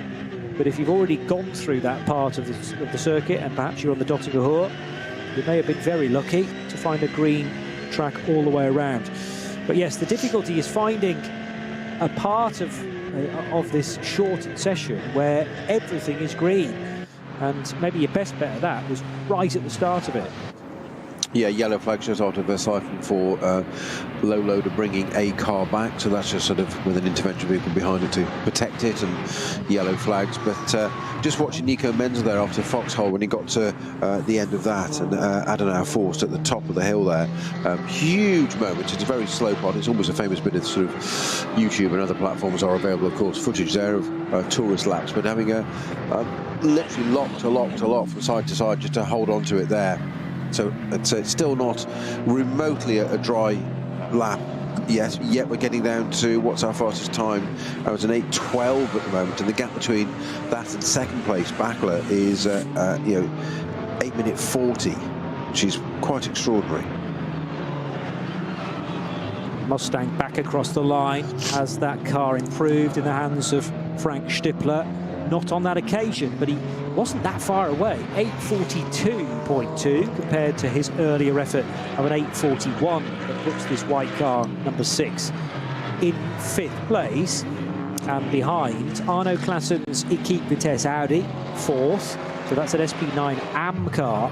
The 2 Falcon Motorsports Porsches, number 3 and number 4, of Klaus Bachler and Nico Menzel, and then it's Dan Arrow, who is currently top of the times, and he has returned to the session now. So he parked it for a little while via the back door route. Well, that's the only way you can get into the pits, of course. Currently, that will change for the race, obviously, because if cars need to pit, and they'll be pitting in about 7 or 8 laps, depending on where they want to be pivoting the stints. You need to obviously enter the pit lane from the Dottinger Hohe, so that will be permitted for the race. It's just not an option for the qualifying session. The Best Cup 2 car is a Pro version, and this is Tobias Muller's 48 Low Motorsport Porsche, number 948, quicker than Grosser's SRS Team Zorg Rennsport Porsche, number 901. And then the 786 car, 786, is that not the Lamborghini? Yes, from Renazzo Motorsport Team. And Sak Nana is currently at the wheel of that. Could well still be the Christoph Breuer time, though. They're also driving with Dieter Schmidtmann this weekend. No, that is a Nana time. Nana's just done an 8:52.3, in fact. Therefore, 2nd in SP9 AM and 9th when you group everybody together. Now, we've got another code 60 at Arenberg. And unless my eyes deceive me, that's for the number 8 Jutta Audi.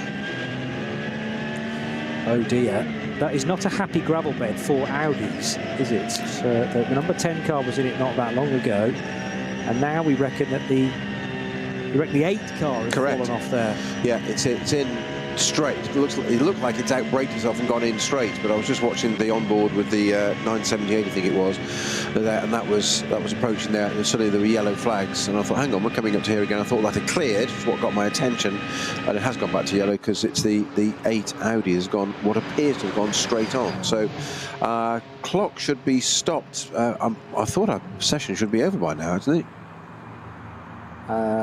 Yes. There's going to be a full 12:40, I understand. We're 12:42 and 30-odd seconds now, so we're 2.5 minutes over. That is true. Did it start bang on midday is the next question. And I'm not sure I can tell you that, actually, from my current screen. But we are not seeing a checker flag so far. May not be too far away. Oh, there it is, in fact. So it's now being displayed. So you were spot on with the end of the session, now 12:43, and Nico Menzel has timed that perfectly, perhaps, because he's just crossed the line to go 2 seconds faster than the long-standing Dan Arrow effort, the Black Falcon Team EAE Porsche, number 48. So a real shame for Dan Arrow, although he is on a quick lap as well, and has actually done a couple of sectors at the start of this lap that are quicker than Nico Menzel's. So there is still scope for that time to tumble yet further. Arno Klassen's just crossed the line in the Equipe Vitesse Audi, the SP9 AM car, to go 4th fastest. It was already 4th quickest and quicker than Frank Stippler, but that's a better time from Arno with an 8:32.110. But now the Black Falcon Team EAE Porsche, the gold and red one, is the meat in the sandwich between two Falcon Motorsports Porsches. But we have yet to see a response from Dan Arrow, and likewise Klaus Bachler needs to set a time as well, and he is partway round a decent lap as well, setting very similar times to Dan Arrow. Yeah, but will he have been delayed at Arenberg with the Utah car in the gravel? Oh, almost certainly, yes, of course. God, I was building things up there, but actually, when you think about it, it seems unlikely that they're going to be able to carry those times through. Yeah, 2:16.7 for Arno Klasse. Harley Horton's just done a good time in 9:59 as well. His SRS Team Zorg Rennsport Porsche 718 Cayman goes 7th fastest. And the 160 car has just done a very good time, 160 being one of the Toyota Supras, driven by Giuliano Alesi, son of, and Alesi sharing that Toyo Tires Supra with Miki Koyama. So great time there from a car that has a little bit more mechanical grip than a GT3, but Alesi's taken the 160 car to 7th fastest, and therefore the best of the SP8Ts. I want to say the best of the SP8Ts. No, it's not, because Marek Bachmann's even quicker than that. He's just crossed the line in the Pro Sport Racing Aston Martin to be the best of the SP8Ts, and therefore Alesi is second in that category. Bachmann is 6th overall, Alesi 8th overall. Now we have a drama, perhaps for a car that's seen the checkered flag, but hasn't then made it all the way around the Grand Prix lap and has come to a halt. Still waiting for Dan Arrow and Klaus Bachler to complete their lap times, but they are not going to be quicker than Nico Menzel, who squeaked through past Arenberg and past the scene of the stricken number 8 Audi before the yellows were shown. Well, the Audi hadn't arrived into the gravel, so therefore Nico Menzel was untroubled. The problem for Dan Arrow and Klaus Bachler is that they began their laps at the wrong time, and therefore have got caught up with that yellow flag incident and will be significantly slower. So it looks like another pole position this year for a Falcon Motorsports car, and the number 4 takes it. I don't think I'm going too early on that, although the Mullner Motorsport Porsche crosses the line, number 921, and is that David Yarn in 921? Yes, it is. Test sharing with Tim Scheerbart and Arne Hofmeister. And the Mullner Motorsport Porsche late in the day sets the best Cup 2 time in this rearranged qualifying session, 8:21.5, but that is improved upon by Tobias Muller, who goes a further 6 seconds quicker in the 48 Loesch Motorsport by Black Falcon car. So 9:48 now the best Cup 2, and 3rd position on the grid, maybe not on the grid, but 3rd position in the times. So we can pretty much tear our eyes away from Dan Arrow and David Yarn, or Klaus Bachler I should say, but others that are further around their lap could yet upset the apple cart. Great time as well from Porsche number 917, and that was a lap time done by Alexander Fielenbach, sharing with Eric Brown and Tim Heinemann, and Fielenbach will go 6th fastest and 3rd of the Cup 2s. Bachler hasn't necessarily given this up. He's getting a good tow from, might actually be the Dan Arrow Porsche up ahead. No, they're not in the same sector, so it can't be. But now Bachler will back off, and I reckon he can't come straight to the pits because that's all coned off. So he will do a lap of the Grand Prix circuit. But this is surely not to be an improvement for Klaus Bachler. And isn't, it's a good 30 seconds slower than he had managed earlier. So that gives us an indication as to how much of a delay everyone is suffering at Arenberg. Over 30 seconds, in actual fact, Snowy. And unfortunate for those that were wanting to leave a good time late on. Yeah, just looking at the pit exit there, as you say, the Porsche and now the Mustang just going across the line. Absolutely perfectly crystal clear. A little bit overcast, that's not a contradiction, but as in no fog at all compared to what we saw an hour, 2, 3 hours ago. Yet the Dottingerhoe still, that long shot going back from Tiergarten almost for the kink, still quite foggy on there still, so, and very damp at other parts of the circuit. So I think it's quite remarkable that we're getting times down to 8-minute 10s. Bear in mind that 8 minutes is around about the mark where the ADC always want that magic number not to be broken. We've seen it done. We've seen, I think, 7:53, haven't we, from Nicky Team? I think that's the fastest lap I think I've seen around here off the top of my head. Okay. Yeah, but so yeah, more than respectable times for the conditions. I mean, Adenauer Force is very, very slippy still. And again, that long shot back down the pit straight, it's kind of grey. It clears, ironically, down by the GP circuit where it wasn't that much earlier on for us. So we are getting there, as long as it all just stays away now. So an odd time distance race this afternoon for us of 4 hours 30. So don't think we've ever seen that before. As you said, Johnny, another breaking ground for NLS. We've seen 6 hours reduced to 4 as we did last year. That was because of the rain and an incident, and this is because of fog this year. As you say, you don't really expect this in August, but a 4 hour 30-minute race. I thought we had a curfew at 6 o'clock, but it obviously is until 6:30. There's obviously a little bit of wriggle room on that, so we'll have a 2 o'clock start and a 4 hour 30-minute race this afternoon. Yes, so these weekends often have to be replanned, repurposed at various points through the year, purely because this is outdoor sport at the end of the day, and the weather has to be in our favour the majority of the time. A bit of wet stuff often adds to the entertainment. The equivalent race in 2024 went beyond the point of entertainment into, unfortunately, a scrapyard for GT3 cars, and several cars very heavily damaged as the rain arrived absolutely out of nowhere. You might remember that the 6 hours started on time in 2024 with everyone on slicks, and the first time that they tried to go through Hatzenbach, the heavens opened, and we must have lost 6 or 7 cars in one fell swoop, maybe more, some of which were able to take the start, many could not. And it turned out, although I'd forgotten this point, that the 2024 running of the 6 hour Ruhr-Pokal-Rennen was also a 4 hour race, 4 hours and 7 minutes in actual fact, and won by a Mercedes on that occasion.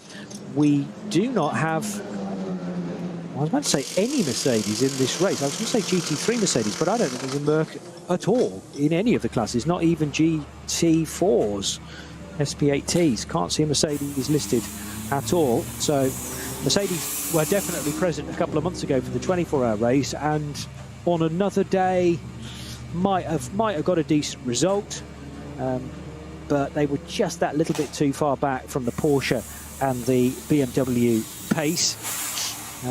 But we will welcome Mercedes back with open arms in future. That part of the reason for that is that Haupt Racing Team have changed manufacturer to the Ford Mustang, and we have one gleaming example from Hubert Haupt's team in the form of the number 6 Ford Mustang. Slipped down the rankings towards the end in the hands of Frank Stippler. 15th position, but that will not be the case when the grid is written up. It will be, I reckon, starting first, second, third, about 5th or 6th probably, if all the SP9s are grouped together. Cup 2 will be headed by the 948 offering from 48 Loesch Motorsport and the blue and white Müllner Motorsport crew, who are based pretty much at Spa-Francorchamps, very close to the Stavelot corner, or the corner that used to be known as Stavelot. Several corners, you know, everyone still refers to them as that at Spa, but they have been renamed since. But yes, Müllner Motorsport just a stone's throw away from where the old course feeds in to what is now called Curve Paul Frere. Then further down, good lap from Alexander Fehlenbach in the 917 Porsche. The sister Müllner car of Ben Bunagel, number 904, should start from 4th position in Cup 2. So, lots of patience required today, Peter Snowden. It took us a little while to get the conclusive information from race control, and fair play to, you know, all of the clerks, the stewards, the race director, Walter Hornung, for having to consider the conditions, and then really work out what was the best way forward for the fans, clearly, for the drivers and the teams, but namely from a safety point of view, because the marshals are out there in all weathers wanting to take care of drivers, but they have to therefore have the conditions in their favour to be able to do their job properly. Yes, but at the end of the day, we've got down to track action, which is just win-win all round, because everybody wants to have that. The teams, the organisers, the promoters, the drivers, mechanics, spectators, even us. We want to see some racing, and that's what we're here for. So I think it's always the build-up to the issue, because you're left to say that no man's land, aren't you? That sort of wasteland of what's happening, are we, aren't we, etc. What do we do? And there's nothing worse than that. And so I think, is it even going to happen? We've had a couple of rounds in the past where, I think Bruce and I were covering one event, I think it was 21, where we were doing pre-race build-up, and it was snowing, and they were building a snowman in the pit lane, and all of a sudden it was cancelled. So everybody got to pack up and go home, and it's nobody wants that, because there's a ton of effort and logistics from all sides to get these things to work. So we've got some decent track action. We've had some qualifying now. I'm just looking down in the pit lane at the 504. Not a Peugeot, by the way. That's an old car. BMW 504 numbered BMW that appears to have its right rear window either down or missing, which is very odd. I wouldn't normally think you'd wind a rear window down, but very odd. There's definitely a gap. There's definitely not. There's no glass in that aperture. Put it that way. No, I agree. So, has it had a slap against a wall somewhere? Well, that's what I was looking at. There's nothing on the panel work, is it? That all looks fine, but no, strange. The strange things that catch our eye, hey. Unless they've got a problem with the windscreen fogging up, and they've worked out that if the window doesn't wind down, maybe they've just decided to take it out. But yeah, sometimes a bit of airflow through the back of the car can prevent the windscreen, warm human in a coldish car. Yeah, the danger of that is you can get exhaust fumes coming in as well, which is not ideal. Certainly not. No, I agree. So, well, it's the lesser of two evils, perhaps. See where you're going. You don't really. Well, it's not about seeing where you're going. You don't want drivers becoming drowsy because they're exposed to exhaust fumes. Yeah.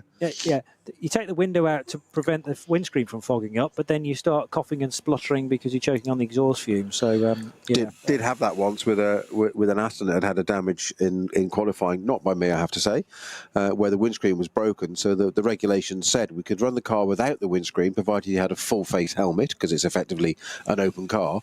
But of course we had to remove the rear window, because otherwise the air would pop it out anyway, which would be a danger on track. So the rear window was removed as well, and that was exactly the issue. After about an hour in, it was exhaust fumes coming into the car, and it was not funny, I can tell you. I mean, the problem is when it starts to, just trick your mind, I suppose, so you can start to talk yourself into it's not as bad as you think, but in actual fact, it's probably beyond the point where it's then safe. I remember Max Angelelli coming to the end of a Daytona 24-hour race in one of the old school Wayne Taylor Racing prototypes prior to, I don't even think it was DPI. I think it was the back end of the previous iteration of the top class. And yeah, there was fuel fumes being pumped into that cockpit, and he was almost out for the count at the end. Somehow he got the thing to the finish, because he was, I don't think he won, but he was on course for a podium, and amazingly did get the car to the line, but then the medics just flooded around the car to make sure that he was okay, and it did take a bit of time just to get some oxygen into his lungs and get him to think straight again. But that's what's often on the line, especially at the end of a 24-hour race when you've pushed like crazy along with 3 other people. You say, well, regardless of whether I could even see the hand in front of my face, I'm going to get this car to the finish. It's what they do, isn't it? Mad. Drivers, absolutely mad. I've always said you are of a different mindset entirely. Yes, but that's not necessarily a compliment either. No. Without people willing to drive cars very, very fast, then that would put me out of work. So I'm very happy that you do it and provide us with all the entertainment.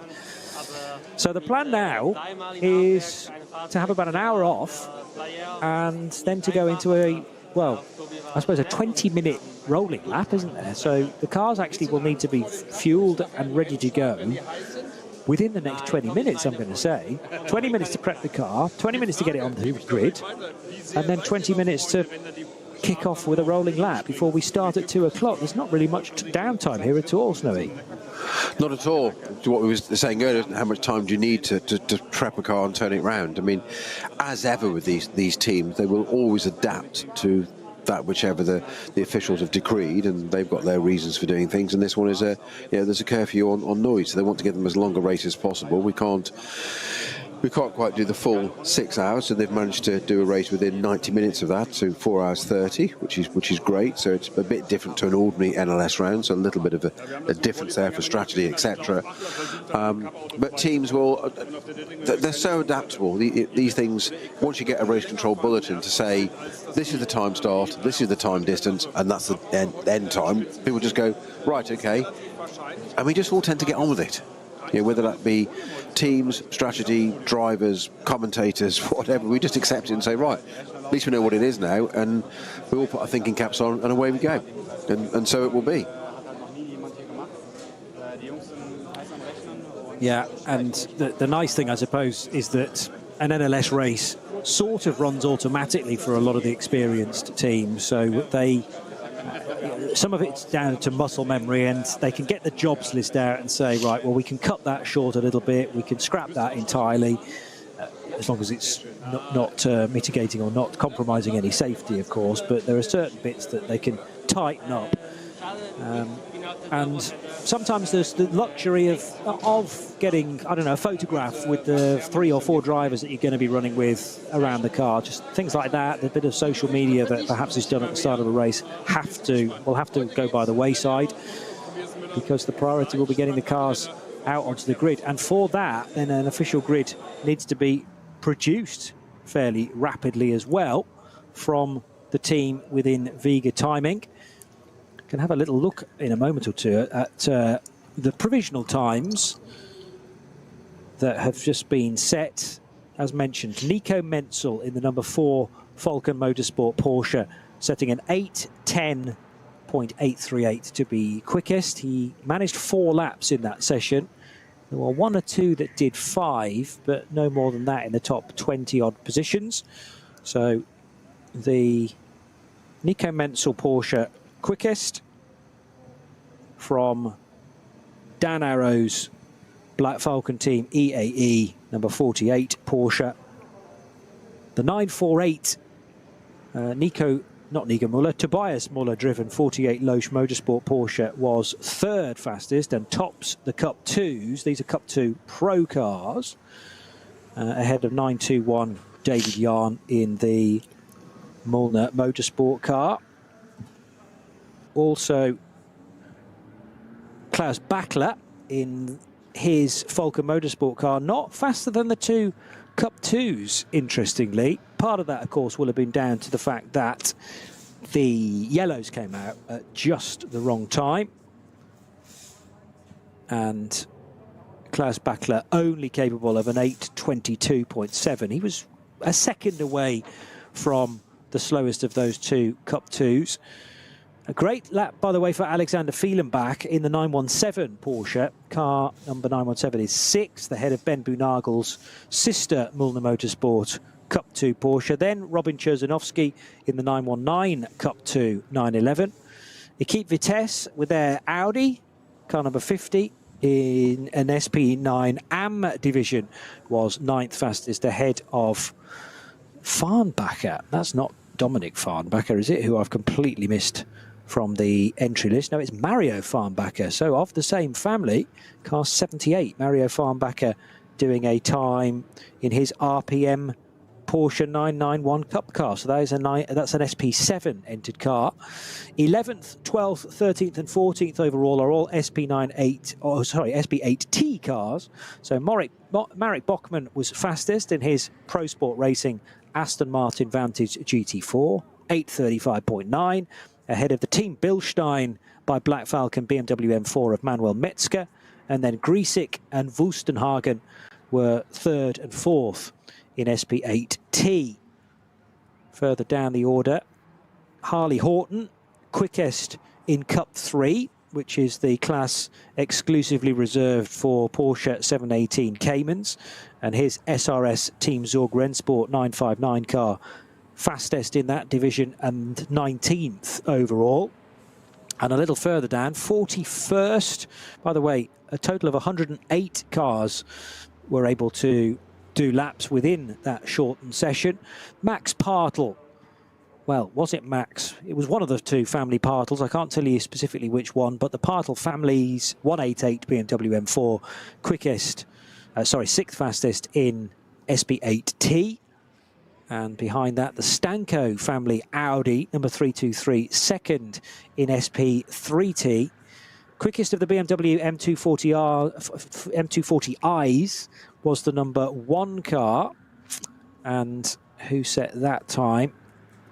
Bear with me. It was Sven Markert in the number 1 BMW 240i.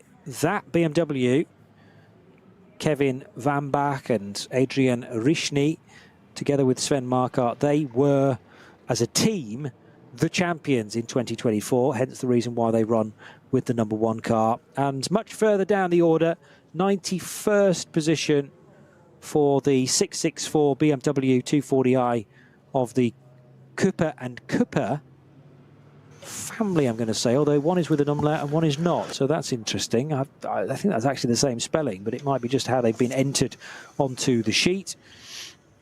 101st place for the SP4T pole sitter, which is another Porsche 718 Cayman, and there are a couple of BMW 325i's towards the back of the field, together with the SP4 pole sitter.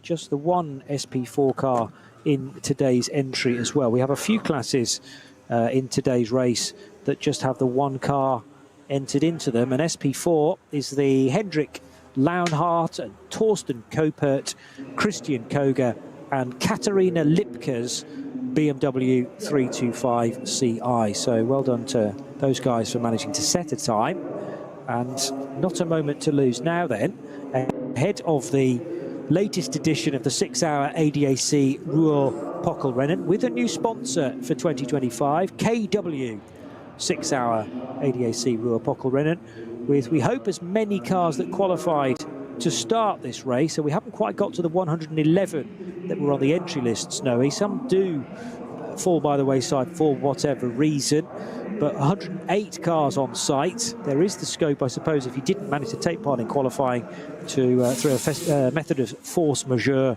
be able to take the race start. But still, north of 100 cars is pretty good for the middle of August, particularly as there's so much other racing taking place around this part of Europe.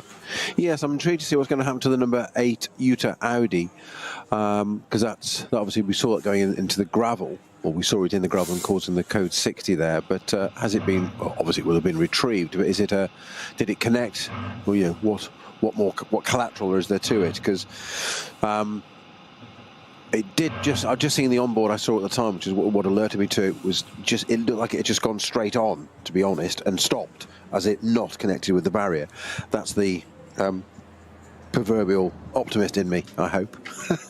It hasn't actually got to the barrier and done any problem taking that car out, just largely because it's one of our front running cars. But we say 111 on the entry list, so down to 108, so 3 cars missing. I don't think what the other 2 are, Johnny, off the top of my head. Ooh, now you're asking. Yeah, I'm kind of asking myself, not you. Don't worry, I'm not fine. I wasn't expecting you to sort of come up with some magical answer and pluck a car out of the air. Go on. Pick a car, any car. Well, also, I mean, yeah, if you gave me 40-odd minutes, I could probably compare the 2 lists side by side. But the problem is you just have no idea where you might be looking on such a long entry list, which already extends to, it's normally about 10 pages. Is it the same today? Yeah, 11. 11, okay, yeah. So there's a couple of the Cup 3s that extend onto page 11.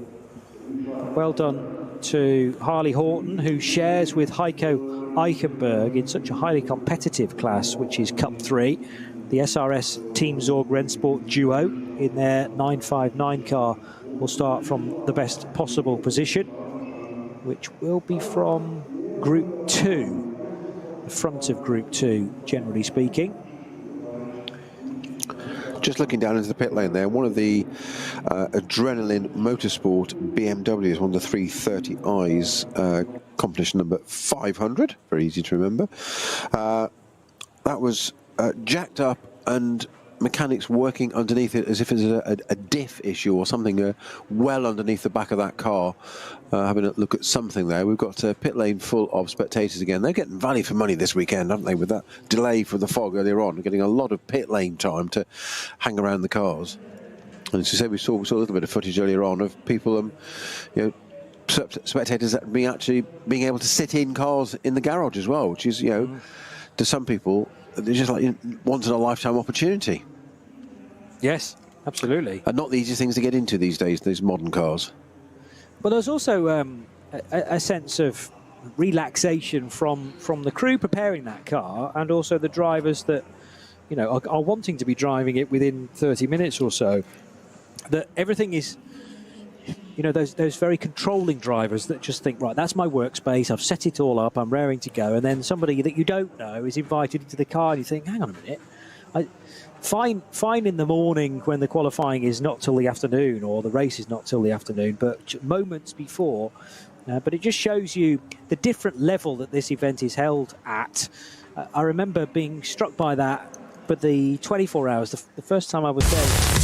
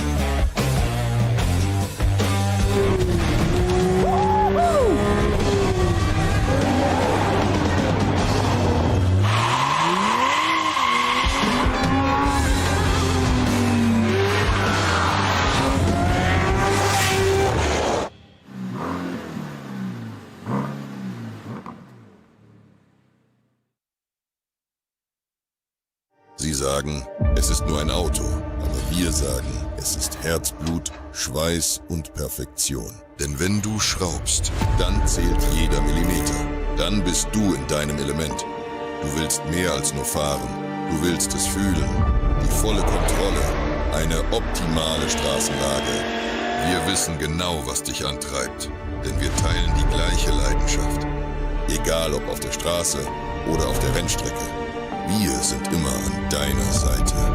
Wir sind H&R. Offizieller Partner der Nürburgring Langstrecken Serie.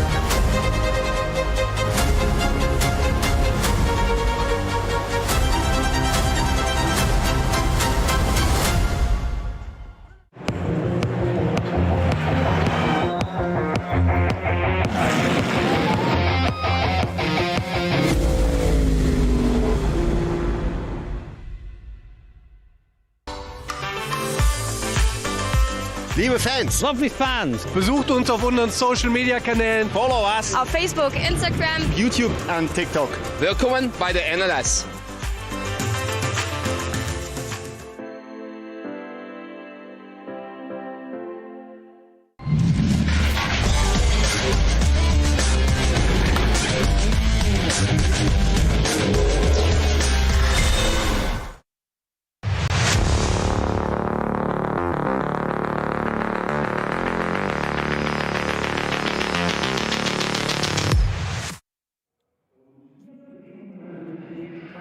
And silence descends across the start-finish line. This is the interval between qualifying and today's race then.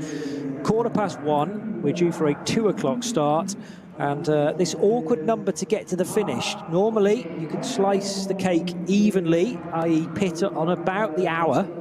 But this extra 30 minutes now that one or two teams might be thinking, right, how best do we approach this then? Well, I think teams being teams, Johnny, will... how can they take advantage of it? How can they make something of it? As ever. It is only 30 minutes, but that's going to be effectively, what, three and a bit more laps, isn't it? Than an ordinary 4-hour race. Yeah, well, again, it depends on whether certain teams decide to do the full 8 laps, because once you get beyond the opening stint, the maximum that a GT3 car can do is 8 laps, 8 times 25 kilometres, which takes you to about 60, somewhere between 60 and 65 minutes.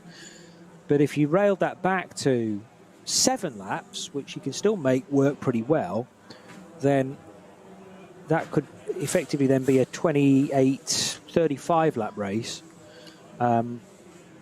7:14, yeah, 28-35, and 35 laps, depending on where the cautions fall, might fit perfectly. So rather than doing 4 full stints and then the extra at the end, if you take the punishment slightly earlier, you know, and move your pit stop forward a lap, bring it closer to the start of the race a lap each time, and do it in chunks of 7, I just wonder whether that's going to be a better point of view from strategy. But, you know, I'm saying this without necessarily plotting it all out on a spreadsheet, and that's precisely what the teams can do. They don't have to talk us through it at the same time.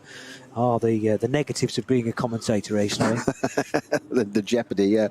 I'm with you, though, Johnny, I'd have to say. But first thing I would say is that you're absolutely right. The strategists, the boffins, the people who do algorithms and maths and spreadsheets and numbers and things, which I never understood anyway, never did at school, never did now, they will have better reasoning than we will. But I would tend to favour the approach you've suggested of kind of get it out of the way early rather than leave it as jeopardy. You know where you stand then, and that's just my way of thinking.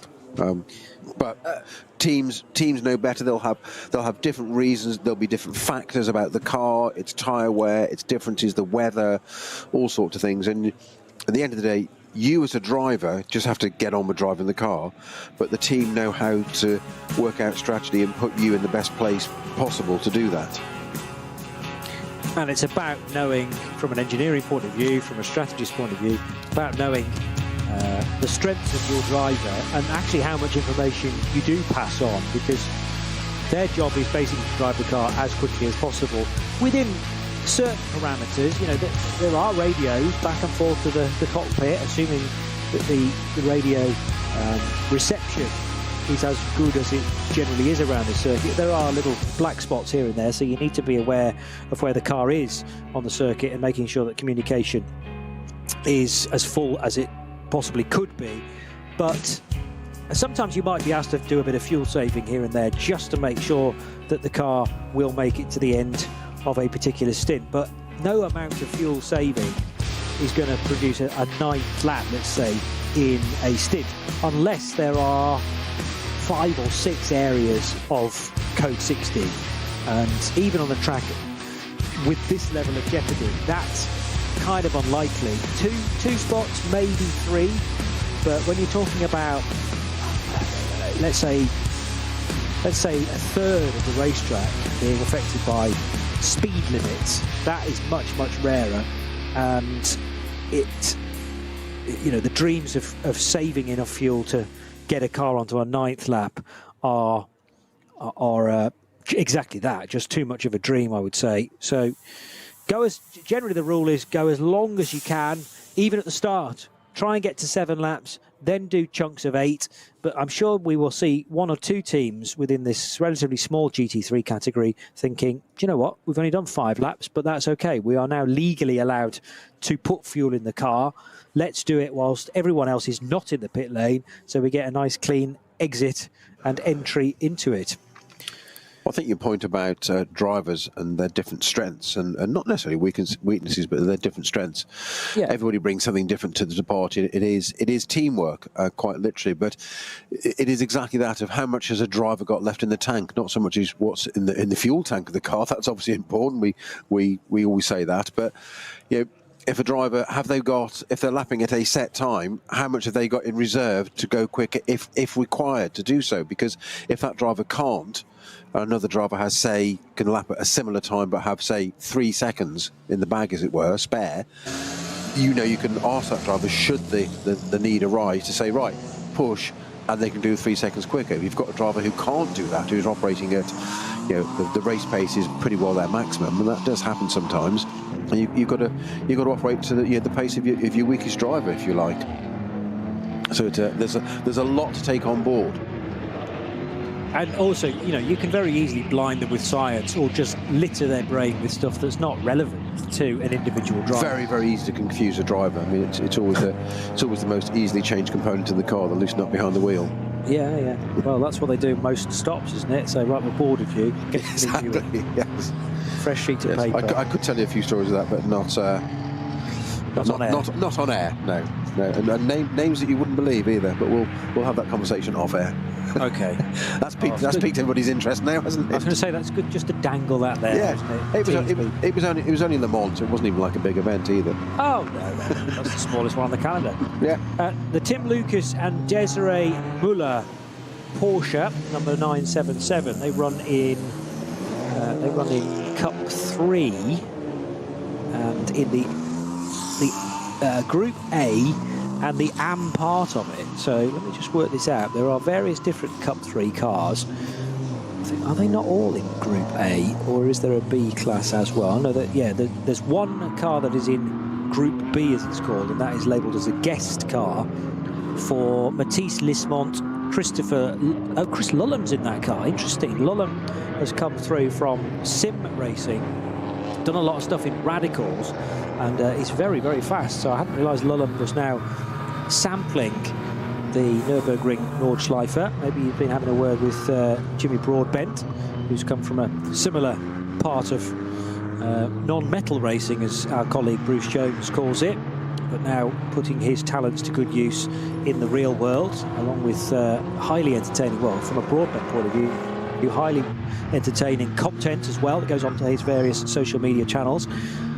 I'm not sure whether Chris Lullam is as strident in that area himself, but he's certainly a whiz kid when it comes to the sim rigs. Kyle Tilley's in that car as well, so great that Lion Speed have brought some big names to the 6 hours of the Ruhr-Pokal-Rennen this weekend. That'll be a car to look out for. 980, and then all the other Cup 3s are in Group A, and they're either a Pro, an AM, or a Pro-Am driver lineup. The guest is not labelled Pro-Am or Pro-Am. They're just simply a guest entry, but everybody else in Cup 3 have their individual subcategories to look out for as well, and a great number of Cup 3s, 17 in total.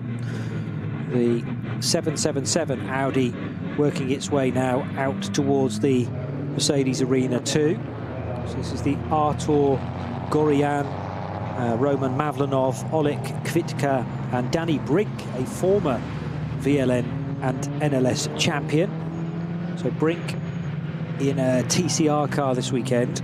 There are obviously concerns for the other Audi, car number 10, which is not running in TCR proper this weekend. Where did we put car 10, which is a Max Cruiser car? That was one of the early cars, one of the first cars to go off, wasn't it, this morning in quality? Yes.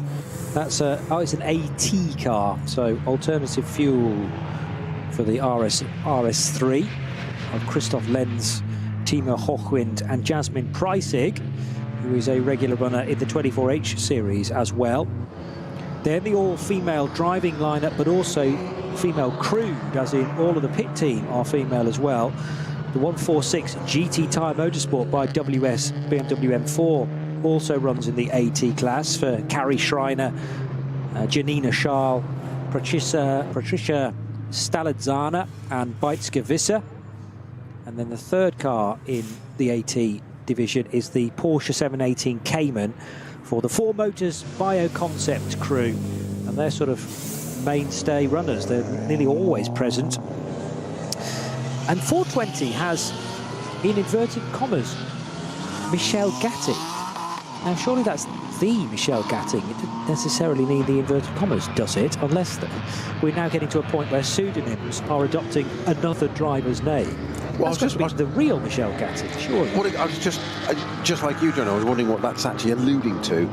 It's a slightly odd thing, isn't it? It answers on. Says she's from Denmark as well. Yeah. So, well, that all ties then. Yeah. And coming back from a broken foot after what happened at Le Mans Test Day, the end of Le Mans Test, they were doing a practice driver change, and the car got released from the air jacks straight onto her foot. It's not going to tickle, is it? Certainly not. That was one of the most painful things I think she's ever experienced, and it has taken quite some time to heal as well. Although amazingly, she was racing again in Brazil for the 6 hours there as part of the World Endurance Championship. She said, because she left foot brakes, she said thankfully it wasn't her left foot, it was her throttle foot that was broken. And therefore she's not having to put ridiculous amounts of pressure through it to brake, especially on the GT3 with the ABS. You just wallop that. I was going to say middle pedal, but it's more like the left pedal, isn't it? It is these days. I mean, it's the same in a GT4 car as well. They do, if particularly you've got the ABS turned up and you're relying on it, then yes. But thank goodness you've learned the art well of left foot braking them, because for somebody else that might be a bit more of a problem. What's your style, Snowy? Are you a traditionalist, as in you use the right foot for everything? No, because obviously it varies. If it's a historic car, then yes, but you can left foot brake in an historic still. You just have to be a bit quick on the clutch. But in a modern car, GT4, whatever, it's back to karting. It's 2 pedals, 2 feet. You just learn to do it, and I think it's something you either adopt quite early in your racing time, career, whatever you want to call it, or you don't. And there are people that don't believe in it and left foot braking. I do, on the basis that you can keep your foot on the throttle if you've got older type diffs and things where you need to spool them and stuff. You can keep the thing going. It isn't dead, is it? So you can blend. And sometimes you want to, some of the faster corners, you might want to, blend the brake a little bit with your left foot whilst maintaining, good 80% throttle. That sounds a bit odd, but rather than a sort of confidence lift, you don't want to come off the throttle all the way. Okay, so you do actually have slightly, you'd have both pedals applied. Correct. You modulate the two. I mean, as you know, I was doing a bit of testing in a GT4 Aston earlier this year, and Craner Curves is pretty well flat in one of those things these days. It is flat actually. It's about 132 miles an hour, which is bonkers in a GT4 car. But the old hairpin, which is quite a tight right-hander, if you're familiar with Donington back in the UK, that can be. You can literally you have to lift for it. Down a couple of gears, but you can definitely have an advantage by left foot braking into there because you're back on the throttle quicker. Yeah, fascinating stuff. I had a similar conversation with Johnny Molam a few weeks ago when I was covering the 6 hours of Brazil, funnily enough, the race where Michel Gattin came back. Well, actually, she'd been racing the previous weekend in the European Le Mans Series as well. I won't say he's dead against left foot braking, but he's just never done it. And he says that to him, you're losing time at any point where both pedals are applied in even minuscule amounts. But it is about that sort of cross point and getting that as efficient as possible when you're using both feet. But it was interesting to speak to more of a traditionalist, as in Molam, as in he says, I just never have left foot braked, and I don't think I ever will. I don't think it's a disadvantage. I mean, obviously Johnny's record is, incontestable, so it hasn't affected him, has it, at all? No. But it's interesting. I think it is one of those things you either adopt or you don't. It's almost like the sort of flat Earth society. There are some people that will still say, "What do you mean you left foot brake? Why?" and they just don't get it. It just seems totally bizarre. But I was encouraged to early on, and in a rare case of being open-minded about something, I did it. Yeah, yeah. Well, you know, there is never too late to learn a new skill. But we are talking a few years ago now, so that's probably become the norm for you as well. Still very cloudy above head on the start-finish straight. Thankfully, though, the cloud is at a more reasonable level, as in the sky, rather than down on the ground, and preventing us from racing. We are going to be sending cars off in about 10 minutes, mind you. And included amongst those will be Dieter Schmidtmann in his Lamborghini Huracan.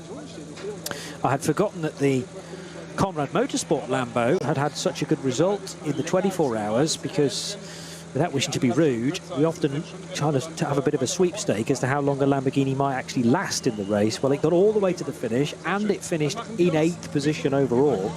So Renazzo Motorsport team's Lambo that Dieter drives, that Christoph Breuer and Sak Nana drive, will be looking to get to the end of 4 hours and 30 minutes in their AM car. So their nearest rival is the 50 Audi for Equipe Vitesse of Michael Heimrich, Erik Ullstrom, the Swede, and Arno Klassen, who did most of the laps in qualifying. That's the other thing, Snowy, about having a shorter qualifying session, is that if certain drivers are less experienced, they might be the AM, they might, you know, be businessmen, businesswomen the rest of the year, so they show up at the Nürburgring.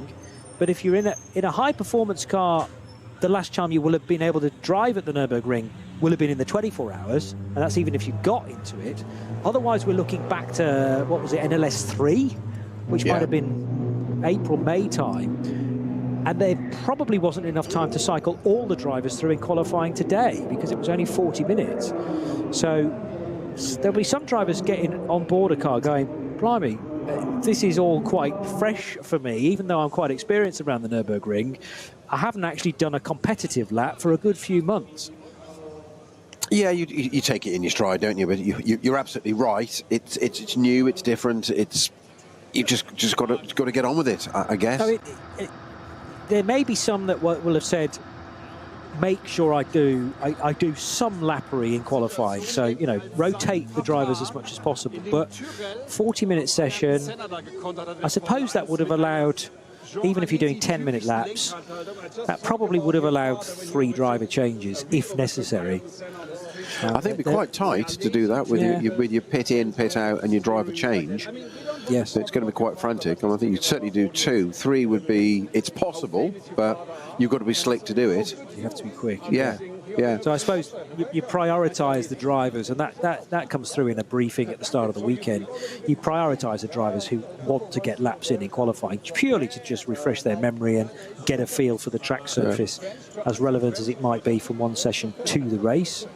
A couple of race control updates for us, Johnny. There's 4 cars that had a GPS issue, so got mechanical black flags during that session. That's the number 50 Equipe VTS R8 Audi, the 75 Asbest Racing Porsche Cayman, and 164, which is the WNS Motorsport 718 Cayman, and 347, which was Toyo Tires 991 GT3 Cup. More interestingly, or more of note, is that penalty for car number 163, code 60, speeding, was actually 70 kph, so therefore goes to the back of the start group. We've always said how very strict they are on this, and it's only 10k over 70 onto 60, but there it is. And of all the people to fall foul of that, it's Charles Espinel. Oh, wow. In the 163 car, which is, I mean, he's going to hate me for highlighting that, but my reason for highlighting it is most unlike him, somebody more experienced you couldn't really imagine, but just got caught out. I mean, we have to remember these goes from yellow to 120 to 60 sometimes, and just maybe just don't get down to it quite in time and just go over that line, as you say, that they'll pick up on it, and there you are starting at the back of the grid. So that sort of negates qualifying for you. Yeah, when qualifying is clearly meant to be an aid, it's meant to judge the pace of cars and put them into a relevant order for them to then do battle, but of course it's only ever based on a single lap by a single driver. So if you have AM or Pro-Am driver lineups, then it's not really representative of how the car is going to go at an average speed. But nevertheless, if you're putting in your gun driver to start things off, then things should be about right. Now, I was suggesting that the SP9s might be grouped together, but do you know what? So far, that's not proving the case, because one of the Mühlner cars is very much up there, which it was in qualifying, in fairness.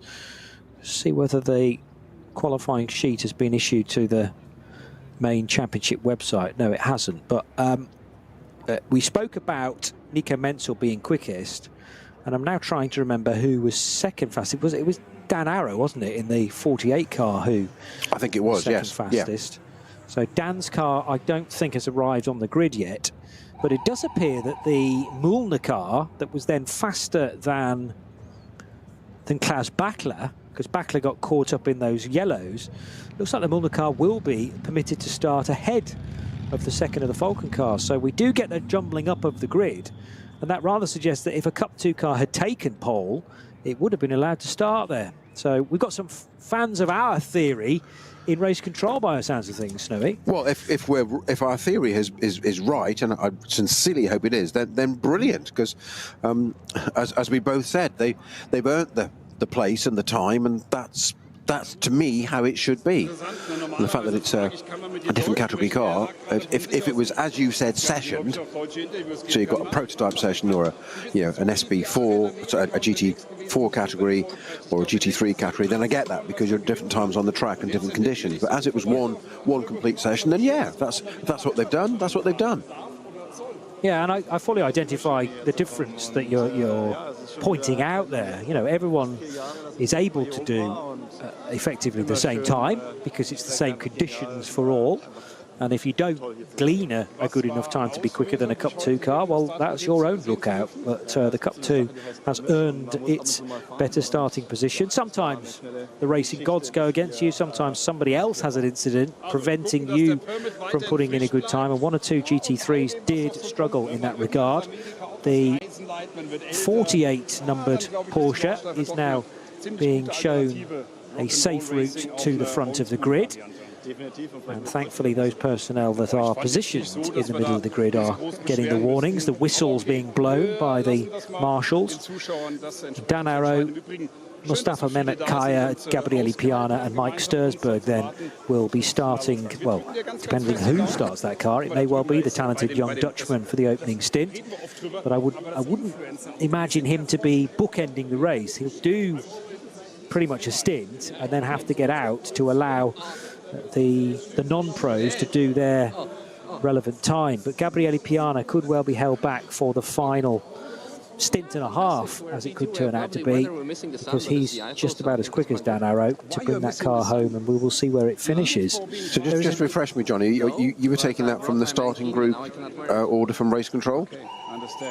Yeah, well, from the way that they're being lined up. Right, well, that's why I wanted to check that I wasn't just repeating that which you've said. So I've got the starting group orders here, and it does say, this is issued by Race Control, so row 1, pole position, Marshall Menzel in the Porsche.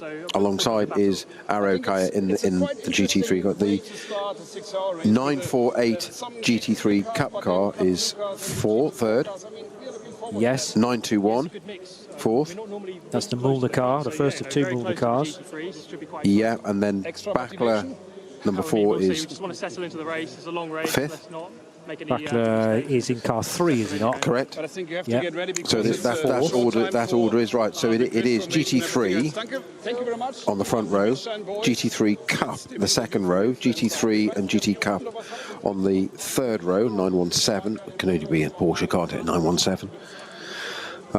Yeah, that is the order. So they are taking it that way. So we've even got some there. We've got the Aston Vantage you commented on, the Dumoulin car is on the 140, is on the 6th row, with alongside that the Broadbent Brown M4 GT4 BMW number 150. So Stippler is as far back as row 8 in the Mustang. Yeah. Right. Well, Yeah, I'm just I did note at looking the for. time. I can't see. So the 8 is listed with Vedemenko and Selv. Another one of those non de plumes on row 13. We have 18 rows in the starting group. Espinal in the M4 GT4 and 163 being put at the back because of that 10k violation under code 60, as I just mentioned. And that's just starting group 1. Indeed. So start group 2, which should have the Cup 3s at the front of it from memory. Does that have 959 on pole position? Because it was a great effort from... Of course it does. Yeah. Yeah. Great effort from Harley Horton. There's no point in me looking it up, because you just know anyway. Well, British driver Harley Horton, tremendous effort from him. He's sharing with Heiko Eichenberg, but it was Harley's time through and through. Has put the 959 on the front of that massive grid. There's 17 cars in Cup 3, so that's going to keep us very entertained for 4.5 hours. So he's got the 940 alongside. 940. Silver Greshner, 9718. Yes. So Nico Silva, David Griesner, who's vastly experienced, and Norwegian racer Oscar Sandberg. And then the second row you said was 962 and 944. So again, that's an all Porsche number, that isn't it? 962 and 944. Big time, yeah. So W and S Motorsport, and the 944 car is the entry from, well, team nameless, but Leonard and Moritz Irmer, a family crew, and they run in pro as well. So all of these, I'm going to say, are pro cars, although they don't necessarily have to be. They're all built the same, and whether you've entered with a pro or a pro-am or an am lineup, less likely, I suppose, with an all-am lineup to be locking out the front 4 positions. But if you put your pro in for qualifying, as most pro-am crews will have done, then we could have 1 or 2 interlopers there as well. Yep, so row 3 is 949, 955. 949 is the Team Zorg Rennsport crew for another British driver, Josh Hislop, with Jan Niklas Stieler and Kasparas Vingilis. And 949 is joined by, which number did you say? 955. 955. Linden Stick. Yes. Schicht, my apologies. In the Speedworks automotive crew, not that Speedworks. No, not British Touring Car Speedworks. Not British Touring Car Speedworks. Speedworks with a couple of X's at the end for Alexander Fehlenbach. Well, it was a great lap actually for Fehlenbach from 955 to go 6th place. But already the grid is having to be cleared because, well, we've got a rolling lap to begin. Yeah, we've got a 1-minute board. Yeah. Most unconventional race day then for the latest race of the Nürburgring Langstrecken Series, billed to be a 6-hour. It's now going to be 4 hours and 30 minutes. The KW, we'll still call it a 6-hour ADAC Ruhr-Pokal-Rennen. Every moment of this 4.5-hour race brought to you live on RS1, part of the Radio Show Limited network of channels. It's Peter Snowden and Johnny Palmer in the Global Broadcast Centre. About to see the cars waved off with Dennis Marshall or Nico Menzel doing the opening stint. Remember, it was Nico Menzel who did the time to put car number 4 on the front of the grid, but we're not going to get driver IDs until part way around this rolling lap, possibly not until they actually start racing and cross the line for the first time. So a little bit of guesswork. We can often do an educated guess. Big question for me is, which car is Frank Stippler going to start? He'll be in one of them, either the 8 Audi or the number 6 Mustang. But bear in mind, the 8 Audi had an off, didn't it, towards the end of qualifying? So have they been able to get that car back? Did it need repairs? And it's certainly going to have quite a lot of gravel taken out of it. So the problem is, Arenberg's not the furthest point away from the paddock, but it's still a fair schlep. And was there a flatbed in the vicinity to pick it up and bring it back in time? Well, there's so many variables in there, aren't there, Johnny, of what was the cause of it going off, what damage was there to it, and is that repairable, or is it the other end of the scale where there's no real issue to it, they've just picked it up out of the gravel and brought it back? Best case scenario. and also what the deal is between Haupt Racing and the Mustang that he's driving and the Jutta Audi, as to what the priority are, who gets what. So just from a sort of team manager point of view, I'd probably want him to start in the Audi because it's a bit further back, and try and get him to gain some time on the start. That's his first stint. That's just my view on it, but we don't know what the ins and outs of it all are between the two teams. Does your start Group 1 sheet have a place for the Audi? Yes. Is it listed? Yeah. Okay. It's you can make me go back and find it now, aren't you? Yes. I knew need that. to work out then whether it's actually there or not. The Equipe Vitesse Audi's there, number 50, but I'm not seeing a black Audi, which should be in this initial group. Of course, it had already set a reasonable time. I'm trying to remember whether Frank Stipper... Yeah, I think Stipper was in it. I think it was listed as row 8, I think, off the top of my head. No, that was the... No, you're right. The Mustang, 15th for the Mustang. Correct. I thought the Audi was actually quicker. No, it is. No, I was right. It's there. It's Veremenko, and so it's in row 13, alongside 929. Is listed on the start group. Whether it's actually taken the track is another issue, of course. Yes. So row 13, not position 13. Correct. Row 13. Okay. So I'm not sure whether we saw all the way back to the rear of that start group, but the second of the starting groups now going to be led by Porsche, Cup 3 Porsche 959, and again it remains to be seen who's going to be doing the opening stint within that car after a great performance from Harley Horton, but he does have Heiko Eichenberg, who is supremely talented as well as his co-driver. Great to see the number 10 Audi, though, returning to the racetrack, because that was the other car that had a more significant off at Arenberg. Looked like it had landed in the barrier quite heavily and couldn't get out of the gravel on its own, so they did have to call a flatbed. But that was the earlier incident in qualifying, so clearly they got the car back, and they're just having to sort of, you know, look at it as quickly as possible, address any minor difficulties. Let's hope the suspension's not bent. I mean, they wouldn't be putting it in the race if it was. They consider it still to be reasonably straight, and then they'll get a report from the opening driver at the end of his stint to say, how's the car? Because sometimes you have to drive a car that is far from ideal. In a 24-hour race, when you get to hours 21, 22, 23, the car that you were first given for the opening stint is incomparable very often. But that is the beauty of driving around problems and trying to get a car to the finish of a time test such as that. Slightly shorter time test today, shorter than we were expecting as well, but nevertheless a big challenge.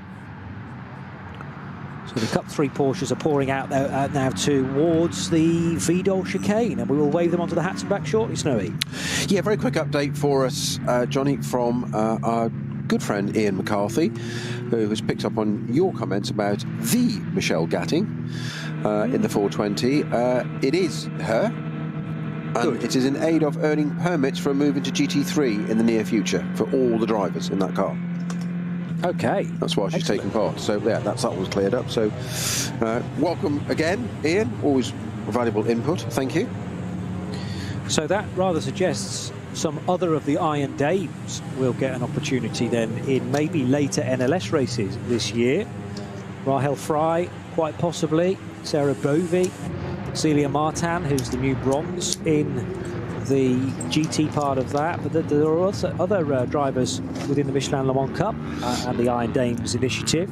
Just a little aside for you there, I was talking to Sarah Bovey at the Festival of Speed, or interviewing her for Goodwood Radio actually, and in the top 10 shootout she had their car, and despite baking hot weather they were running it on wets up the hill, and I just commented to her and I said, oh, you said, why the wets? And she said, oh, we just said it's so quick, we thought we'd have a bit more fun. It's a relaxed garden party atmosphere, and we'd have a bit more fun and run it on wets and have a little bit more interest and intrigue to it all. I'm like, okay, fair enough, and turned the microphone off, and then she said, we didn't bring any slicks. Okay. That's the bit I couldn't tell you. It's a bit I couldn't tell you at the time. So I hope I haven't broken any confidence there, Sarah. If I have, my apologies. So that's my interview at Le Mans next year, isn't it? No doubt. She'll see you coming in. Yeah, exactly. You again. Yes. I tell you a secret and you go and blag it. Yeah. Brag it. She's not like that. No, not at all. No. Very short memory, so she won't even recall that whole incident. She won't recall me for certain. No. But there are other drivers as well to look out for, like Karen Gaillard, who's part of the Iron Dames initiative, and Karen took Dua Lipa up the Goodwood Hill climb. I seem to remember in that Porsche that Dua had designed the livery she'd designed herself, not the car, but that sort of turquoisey with orange flames down the side. But it was Karen Gaillard who was given the responsibility of driving the pop superstar. Celia Martin I've mentioned. Marta Garcia is another one that could be looking for signatures as well. So I wonder whether that's another step forward into other areas of motor racing that the Iron Dames are thinking about. Watch this space.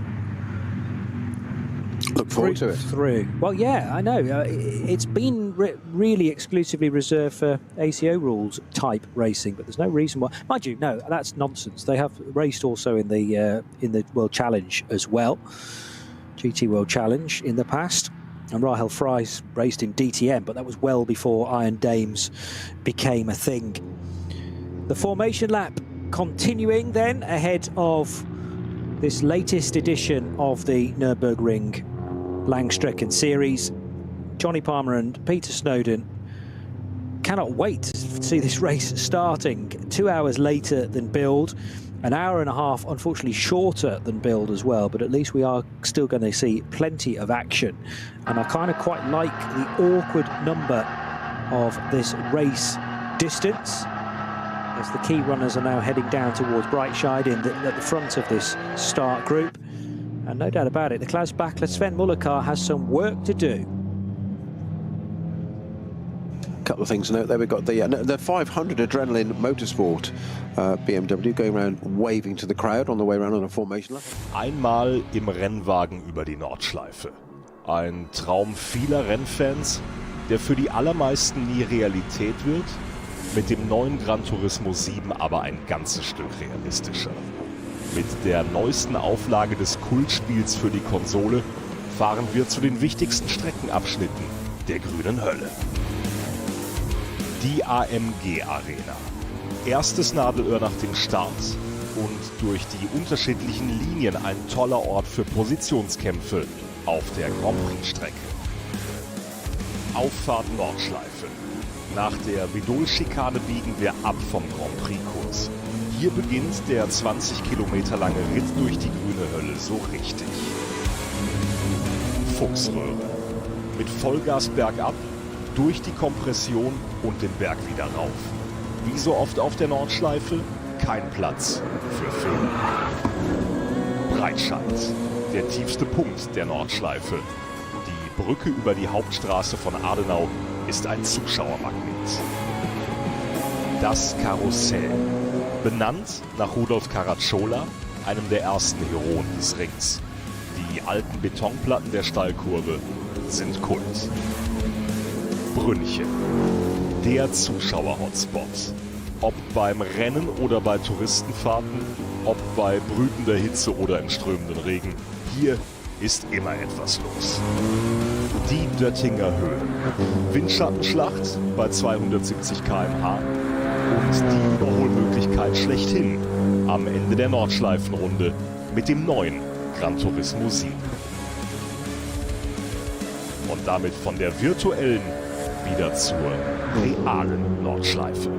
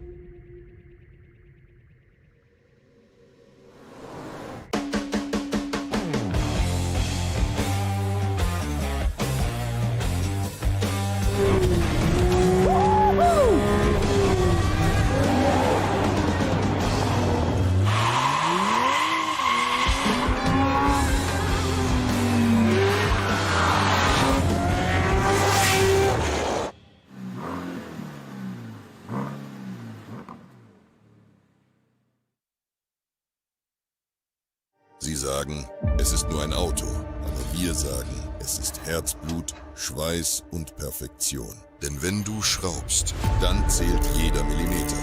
Dann bist du in deinem Element. Du willst mehr als nur fahren. Du willst es fühlen. Die volle Kontrolle. Eine optimale Straßenlage. Wir wissen genau, was dich antreibt. Denn wir teilen die gleiche Leidenschaft. Egal ob auf der Straße oder auf der Rennstrecke. Wir sind immer an deiner Seite. Wir sind H&R. Offizieller Partner der Nürburgring Langstrecken Serie.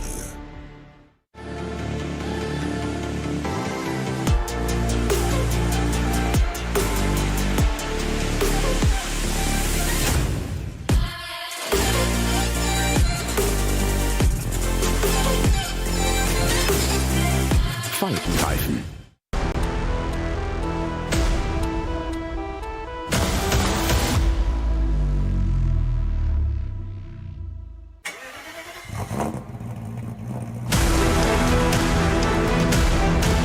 Hol dir jetzt dein eigenes Motorsporterlebnis nach Hause. Dein Online-Shop für Simracing-Hardware und Zubehör. www.simraceshop.de.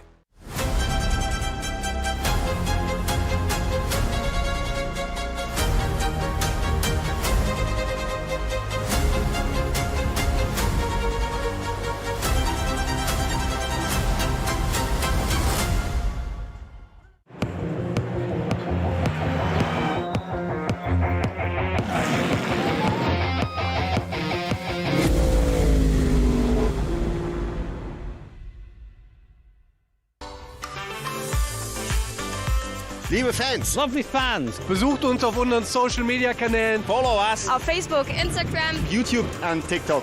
Willkommen bei der NLS.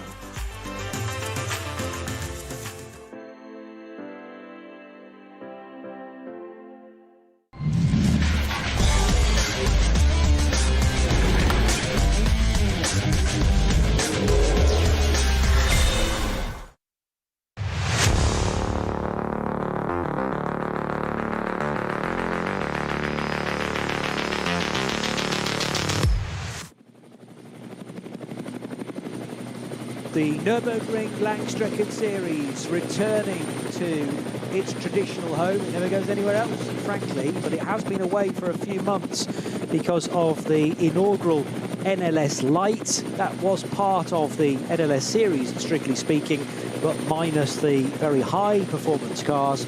They are back on the bill now then, after a 2-month break since the latest edition of the 24 Hours of the Nürburgring, and prior to that, 2 N24 qualifier races.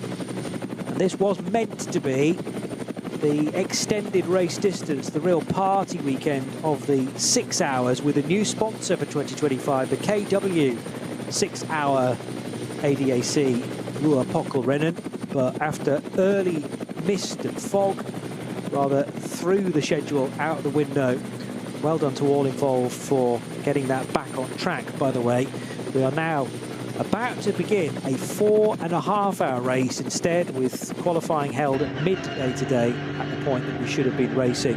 And there are 1 or 2 cars out of position as well, so it's going to be fascinating to see how the Klaas Bachler car number 3 gets on in the early stages, together with 1 or 2 others as well that are quick, just they weren't able to do the quick times at the right times because of various other cars falling off towards the scenery.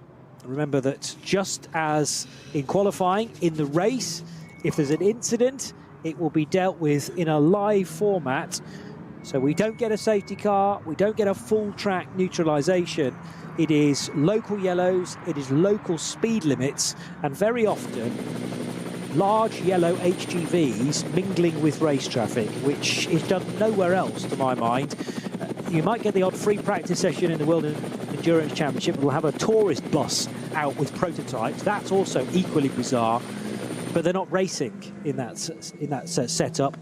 They are racing here, and reliant entirely on all of the marshal signals that are done very officially and therefore must be obeyed. White flags, single wave yellows, double wave yellows, code 120s, code 60s, all may well be used, and you have to be highly observant around this 160-plus corner racetrack. Hairs standing up on my arms, the back of my neck as well. It's been a little while since we've been able to call a race around the Nürburgring Nordschleife, and I've been counting off the days, Snowy, but we're about to get going again.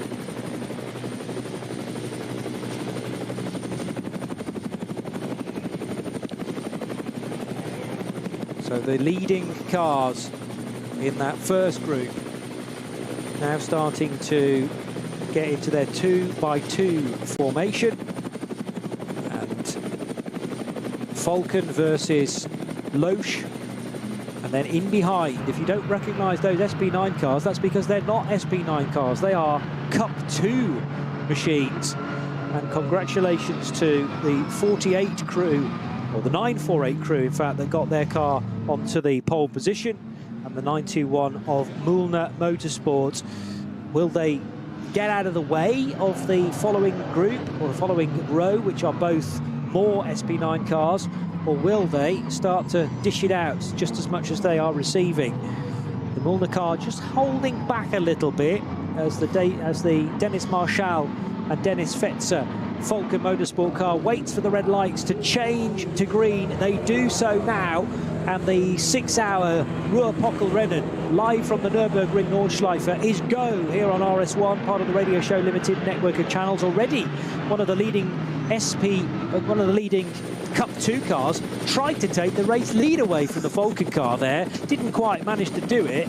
But the 48 cars, the Loesch machines, are in different paint schemes, but they are from the same team. As to the high side now goes the Klaus Bachler number 3 Porsche. Has that been started by Bachler? No, it's Nico Müller in the number 3 car, and he's made short work of the Mühlner Cup 2 car, but cannot get by car 948, also started by a Müller. That's Tobias Müller, who is currently in 3rd position. Nip and tuck, as it always is, but so far this Porsche tribute race, really. It's Porsche certainly in the top 6 positions, but they are all neat and tidy in the early stages of a 4.5-hour race, Snowy. Yeah, as you're saying, will the Müller cars and the Cup cars actually sort of hold station or get out of the way? Well, they certainly didn't, certainly not the leading one, and it made very hard work for the second of the Falcon Porsche there. You said made short work of it. We had to make the long way round, and that was the advantage of that, the grip of that car. But we've seen it in the straight line. The Cup 2 cars, we've seen it on the Dottinger now, couldn't actually hold a candle to some of these other cars. Now that's got through again. So number 3 is, that's Müller is up to, I think that's 4th place now already, if not 3rd. Going on to Hatzenbach start, Group 2, just coming up to Tiergarten now. Yeah, so that was Müller overtaking Müller, Sven Müller overtaking Tobias Müller in the leading Cup 2 car. But now 17 Cup 3 Porsches, so they're all the 718 Cayman variety, with the Harley Horton Heiko Eichenberg 959 on pole position. But they are not going to get it all their own way for sure. And will they be leading for the first time out of the Mercedes arena? Well, that is clearly the aim, because this is the most difficult part of the racetrack, to actually stay ahead. Loads of overtaking opportunities, it being a Grand Prix circuit, but 959 stays nice and wide. The one that didn't get away was from the outside of the front row with the orange wheels, and that car's already fallen back to 4th place, it looks like.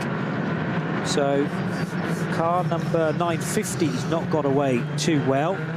Other cars working their way through include the GT Tyre Motorsport BMW M4, that was starting a bit further back.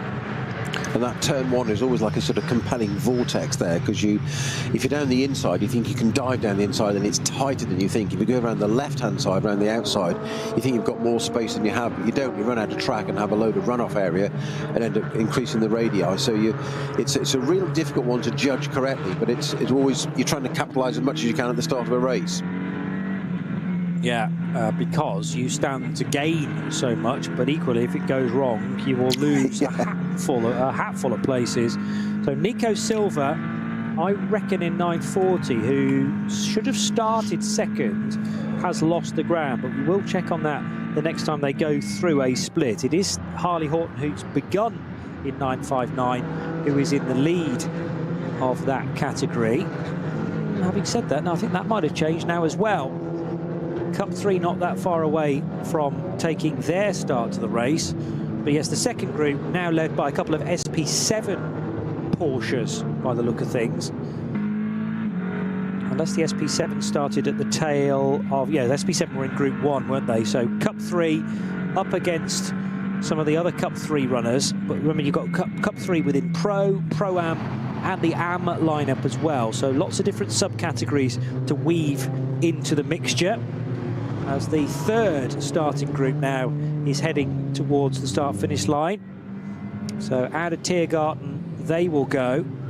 It's one of the Hoffer BMWs on the front row from start group 3.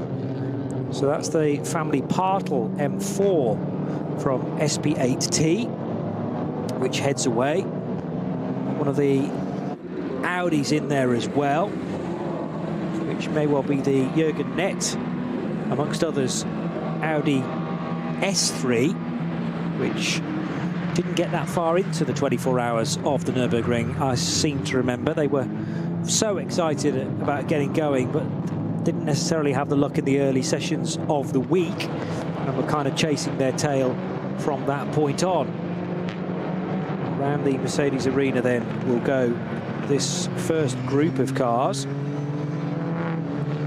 in Group 3, but at the head of the order, Dennis Marschall led them off from Dan Arrow and Tobias Muller. But remember that by Sabine Schmidt's curve, Sven Muller had ducked underneath his namesake and hustled the second of the Falcon Motorsport Porsches into third position. There are no yellow flags being shown at Schwedenkreuz, though, that very fast left-hander down towards Arenberg, which may suggest a car has left the road at that really flat out in some cars left-hander before you then muscle the car to the left-hand side of the racing line to work your way through Arenberg. And there are now yellow flags at Arenberg as well. Marshall Post 88. Yeah, it's 959 is the number. Oh, that's the leader in Cup 3. Yeah. From the pole. So have they made contact, or did Harley Horton make a mistake? We may never know if there are no cameras recording that. We might be able to explore some on board. But if Silver and Horton, or possibly Bednarski getting involved as well in the lead for Cup 3, but 959 from pole position, sounding like, if not out of the race, being now heavily delayed by being in the gravel at Arenberg. And the fight is on between one of the Mühlner cars and the Equipe Vitesse Audi now, number 50, which is an SP9 AM entry. But remember that the Audi through the twisty stuff is going to be much quicker than a bog standard, they're still rapid cars, the Cup 2 Porsche Cup car. Sorry, Snow, I cut you off there. No, not at all. I was just in an effort to try and, don't know what I've done, I've just pulled up on a different screen of mine the onboard footage of the number 3 Porsche Falcon car. So when it comes to that part at Arenberg, I'll try and get eyes on that and see what we can see literally there, because obviously we can't see it from here. So it's a great shame for Harley Horton to say if that's it's definitely stopped and stationary in the gravel at Arenberg at the moment, which is not good. The 48 car, which has been started by Dan Arrow, is certainly moving a great deal through the right-hander at Galgenkopf and onto the Dottinger Hohe. Is being caught, though, every metre of the way by Sven Muller, who's got a cracking run. He is right in the sweet spot to be picking up the toe, picking up that draft, and even has the opportunity to just adjust, tighten those belts. Can he get the overlap with Dan Arrow, though? The answer is no, so the Dutchman fends off the approaches of Sven Muller. And Sven is going to have to stay in the wheel tracks of car number 48, but at least Sven has gained 2 positions on this first lap. He has dispatched Tobias Muller's Cup 2 Porsche and Tim Scheerbart in the 948 and 921 Cup 2 Porsches, respectively. Heading down towards the first corner, Mercedes Arena, which is a much tighter right-hander than we were utilising during the 24 hours, remember. then the track rather opens up a little bit into these two left-handers. So 48 from 3, and very nearly Sven Muller wasn't quite able to stop the car in time, so just had to adjust the steering. I don't think he was in any risk of running into the back of Dan Arrow. Maybe didn't expect Dan to be braking as readily as he did in the second bit of the Mercedes arena. Yeah, despite being in identical cars, theoretically, obviously got different team setups, disciplines and beliefs on it, but it does look like Muller's just slightly quicker than Dan Arrow there, and it's only going to be a matter of time before he gets through and makes it to Falcon 1-2. It just seems to be, I think he was just caught out unexpectedly there by Dan Arrow, wasn't it? Where how early he braked. I'm not saying he did anything wrong, Arrow, just it was close. Yeah. Well, you can start to be distracted a bit too much by the mirrors and then lose focus on the road in front of you. There's also different tyre manufacturers to be weaving into this as well. Not that different tyres necessarily mean that you're going to be braking earlier, but he wanted to be confident that he was going to make the corner, and very likely Sven Muller was trying for the overtaking opportunity, but the door was shut, so he had to open the steering a little bit to avoid any slight contact. Good dice as well, as we always knew it would be at the top end of Cup 2, which has Kiki Reshko in the mixture. So that was the second batch of Cup 2 Porsches. Tobias Muller leads from Tim Scheerbart. And then the second of the blue and white cars is the 917, also run out of Belgium for... beg pardon, 917 is Speedworks car, isn't it? So which car is Kiki Reshko? I was going to keep an eye on this now, because these two cars have got this on board. No, just going through Flugplatz now, which means you've got Schwedenkreuz and approaching Arenberg. So I'm trying to see if we can see anything quite literally to be able to report of that Harley Horton car in the gravel at Arenberg. Yellow flags there being waved as we go down Foxhole. Is that? No, not sorry. That's sorry, Schwedenkreuz. My apologies. So double yellows now, which will become a code 60, which would suggest that that car is still in the gravel there. That is an issue. And Muller just almost catching the back of Dan Arrow there as they slowed right down. Arrow exactly doing what he needed to do. It's so close to the back of Dan Arrow's car. I can't even see into the gravel there. Now, there's nothing appearing to be in the gravel, but there are slippery surface flags on the right-hand side and left at that point. So the Harley Horton's car has been removed. I was waiting to see the green flag appear, but that would suggest that there's gravel and debris on the track where that car's been retrieved. No, I think we're going to get yes, he's gone off on the left-hand side, gone on the right-hand side first. Yeah, that's a huge off. That's a huge off. It doesn't look like it's actually collecting anything there. It's almost suggested some kind of failure. Well, maybe. But the car's certainly been removed, so that's back to green flag now. So, and that was a 9. Was it a 959? I said it was. Yes. Yeah. Yeah. So 959 either out of the race or, if not, heavily delayed. What I couldn't work out, because there was so much gravel in the vicinity, was whether it had hit a barrier firmly. It didn't actually look like it had gone deep enough into the gravel at Arenberg to have made the barrier. No, I agree. But it might have hit the fence much earlier, before the corner on either the right or the left, because it did seem to have gone out wide on the right and then maybe come back across the track to collect the barrier. Well, good news is it's approaching the Correccio Carousel now, the 959, so it is back on track. Literally. And under its own steam? Yes. Wow. At the pace it's going according to the tracker, yes. Yeah. Okay. If not, it's a very fast flatbed. Well, it might be that Harley Horton has taken control of the flatbed in eagerness yes. to get the car back as quickly as possible. He wouldn't be permitted to do that, I jest, of course, but let's hope that he thinks that the car is absolutely fine. And to be honest, the suggestion from our tracker would echo that. Dan Arrow still up against Sven Muller, and they're in the same order, second and third. So Muller's got to find a way through, and it is more difficult to do that on the tight, twisty confines of the Nordschleife proper, because a Dan Arrow mistake would have to be a big one in order to allow that car through. The opportunity, the best opportunity, will surely come towards the end of the lap for Sven Muller, but there'll be a concern a little bit about how much time he's dropping to the overall race leader. Yes, they are teammates, and they'll want, you know, the ideal finish, which will be both cars in the top 2 positions. But knowing Klaus Backlap and his teammate Sven Muller, they'll want an opportunity to actually fight for the race lead out on track. So they don't want to give up too much time in clearing Dan Arrow. By the way, we can add a new driver compared to the the midweek entry list. New driver to Porsche number 917, and in fact starting driver to Porsche 917 is Oleksiy Kikireshko, the Ukrainian from Kyiv, and he has raced several times around the Nordschleife, but Kikireshko is currently driving 917. Where did I say he was? In amongst the top 10. He's 7th right now.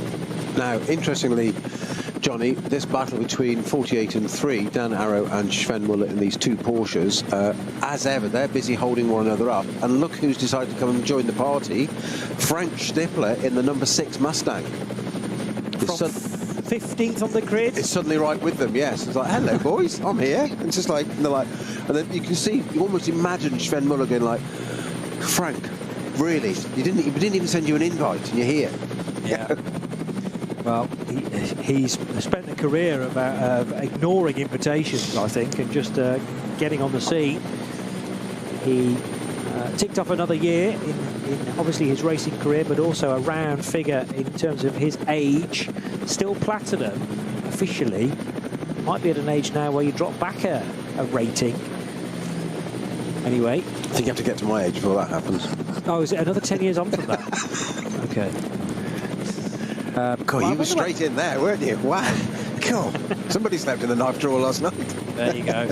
I didn't know whether being a platinum, whether you were permanently a platinum forevermore then. Probably my understanding was that I think it is, although like, I guess there has to be some kind of cut-off. Maybe it's 60, I'm just guessing, I don't know. But I certainly thought in your 50s, if you're platinum because of the measure of the grading.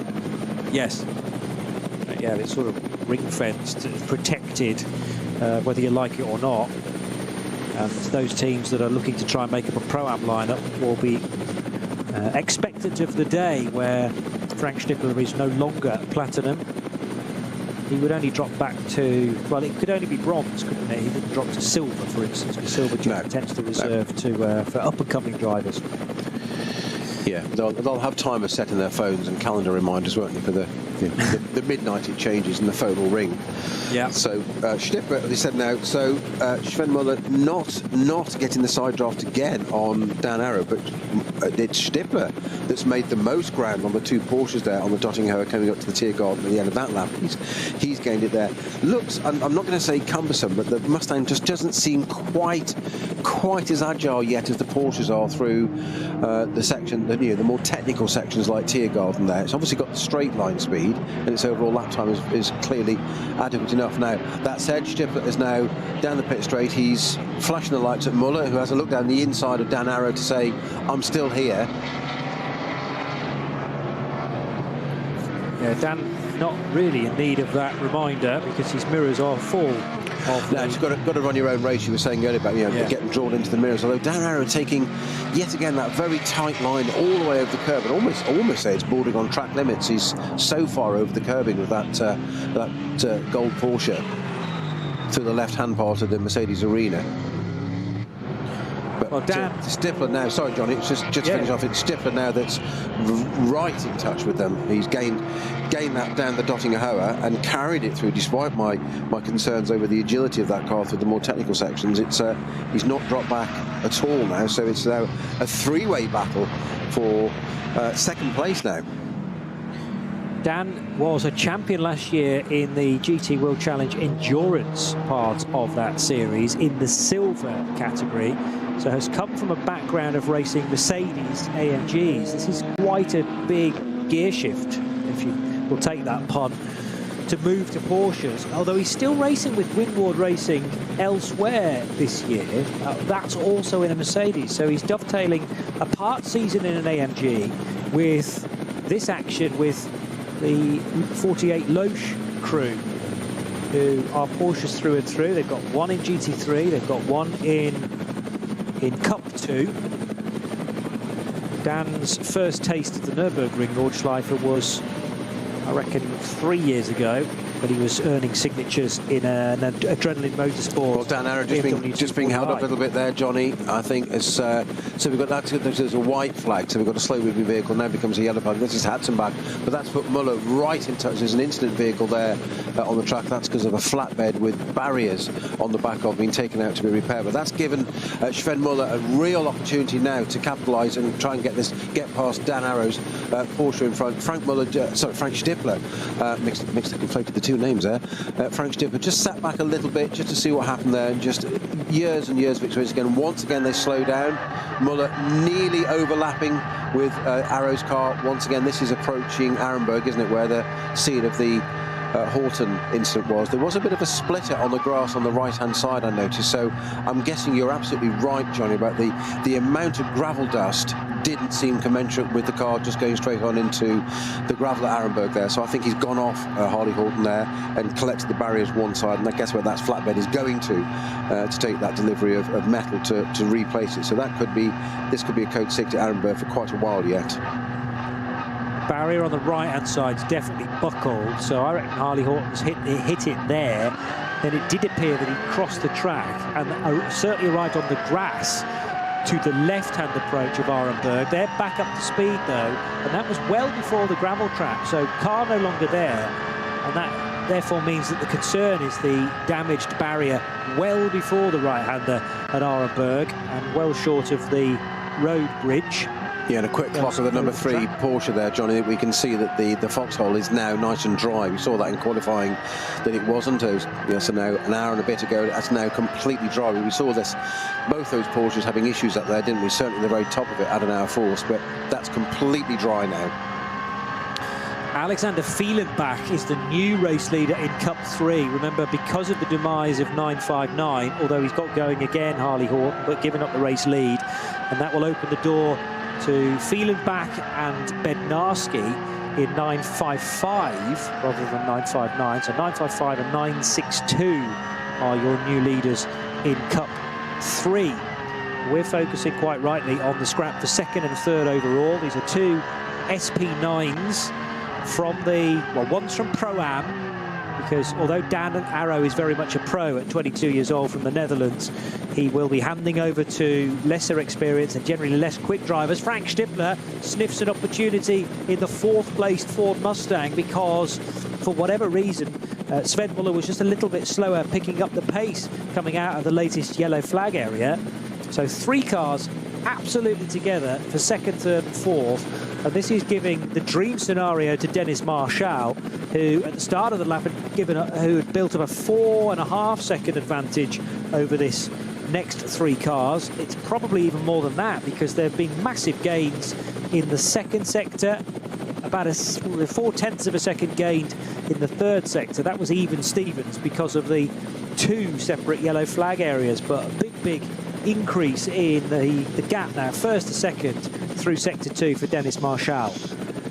Well, the battle is really for 3rd place now, because it's Stippler all over the back of Muller, isn't it? And Muller's now just caught up a little bit onto Arrow.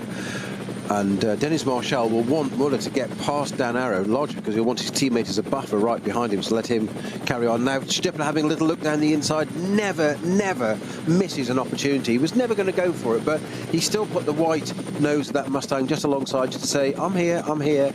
He was flashing his lights. Muller was flashing his lights at Dan Arrow. He's now flashing his lights in turn at the back marker in front. 1, 2, 3, they're all past it nice and clear into the carousel, hooking into that concrete onto the left-hand side and out nice and cleanly. But great battle for 2nd place here. It really is anybody's guess at the moment. It's equalled out again. They all spread out nice and evenly. A couple of car spaces between each of them now, whereas a moment ago it was Frank Stippler right over the back of Muller. Muller dropping back from Arrow. Then all of a sudden that just changed in a matter of probably 100 metres. So absolutely great racing here again, Johnny.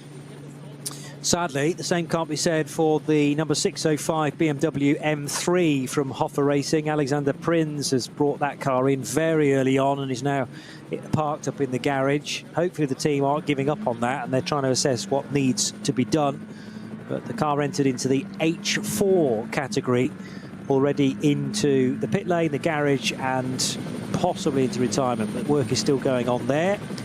As meantime, working their way through Brunchen now, Arrow, Muller of the Sven variety, and Stippler not officially connected, but so they might as well be. You could almost throw a blanket over them through the right-hander at Brunchen. They're now heading on towards Flanskart, where the cars will briefly leave the ground. And then the Stefan Bellof S, the Kleiner Carousel, and the run back towards the start-finish line via the Dottinger Hoor. And another great opportunity for Muller, maybe in third, Stippler maybe in fourth, because the Mustang impressed me with its straight-line speed coming down the Dottinger Hoor on the previous lap. Just a quick update on the situation at Arenberg. I'm just trying to process the fact that so you say the Mustang coming out of the mini carousel a little bit quicker there, as you say, almost on the back of Muller. Just back to the Arenberg incident, the amount of gravel and dust we had about, as you say, doesn't seem to relate to Harley Horton managing to keep that car going. That may be because I think there may be unrelated incidents. There's cars 111 and 117, which are both BMW 325i's. The 111 being the JS competition car, and the 117 being the rent-to-drive car. I think they had it coming together at Arenberg, which that might be that then Harley Horton got a little bit involved in. Meanwhile, Frank Stippler cruises past Sven Muller in the Falcon Porsche on the kink of the Dottinger Hoer, and now he's going to set about Dan Arrow. So I'm not sure whether Mr. Muller's going to have a view on that. Well, of course he's going to have a view on it, but is he going to be a view down the inside into the first corner? Muller sitting right behind the Mustang now. Can he do anything about it? That Mustang has got phenomenal straight line speed. Muller's teammate takes the line. Dennis Marshall takes the crossing the line for another leading lap. Just hoping that the front left wheel arch of the Mustang didn't slightly... Oh, there's contact for Dan Arrow as he went for a gap, and then wasn't there. That's a BMW 325i, I think. Yes, it is. She's caught the back end of, and that's amazingly, he's held on to second position, but that has dishevelled some of the bodywork. Stippler from so far back nearly takes both Porsches in one fell swoop, but he was already in front of Sven Muller. But I wondered whether Muller had got back ahead of him in the confusion after Dan Arrow's contact. There's definite damage or a slight misalignment for Dan Arrow's bodywork on the front left corner. I was about to say that I was wondering whether Stippler's front left wheel arch on his Mustang had just tagged very slightly the rear right wheel arch of Sven Muller's Porsche, because they were level pegging down the Dottinger Hoor, and then all of a sudden Stippler, for fear of making contact, jumped the car from kind of lane 2 all the way across to lane 5 of the Dottinger Hoor. It's a radical departure in direction. Kept control of that car. I think this problem for Dan Arrow, though, is just going to get steadily worse, because these Porsches are built in a modular style, and he could very easily, by the end of this lap, lose that front right portion or front left portion of the wing. So he went for a gap, and then the BMW 123 turned in. Yeah, keeping sport car. Yeah, and it's Reimer at the wheel of a 325i, also, of course, battling in amongst fellow BMWs. Maybe Reimer had to have a one final look into the mirror. What do you reckon? No, I'm just going to say, from that aerial shot we've just seen there, I'm going to say, to be honest, I think that the BMW was absolutely in his rights. That's now pitting, because that's obviously had some damage and track. Oh yeah, it's got some serious tracking on the rear issue there. That's been clouded by the Arrow Porsche. But I think it looked like Dan Arrow, just from the aerial shot, just understeered and totally missed the apex and just went into the side of the BMW. So it's definitely a racing incident, if you like. Arrow hasn't died for something that wasn't there.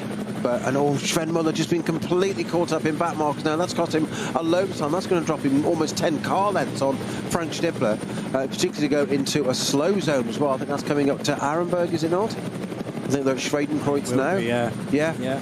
So Arrow's through, Stippler's right behind him, but there are two back markers now in between Stippler and Muller.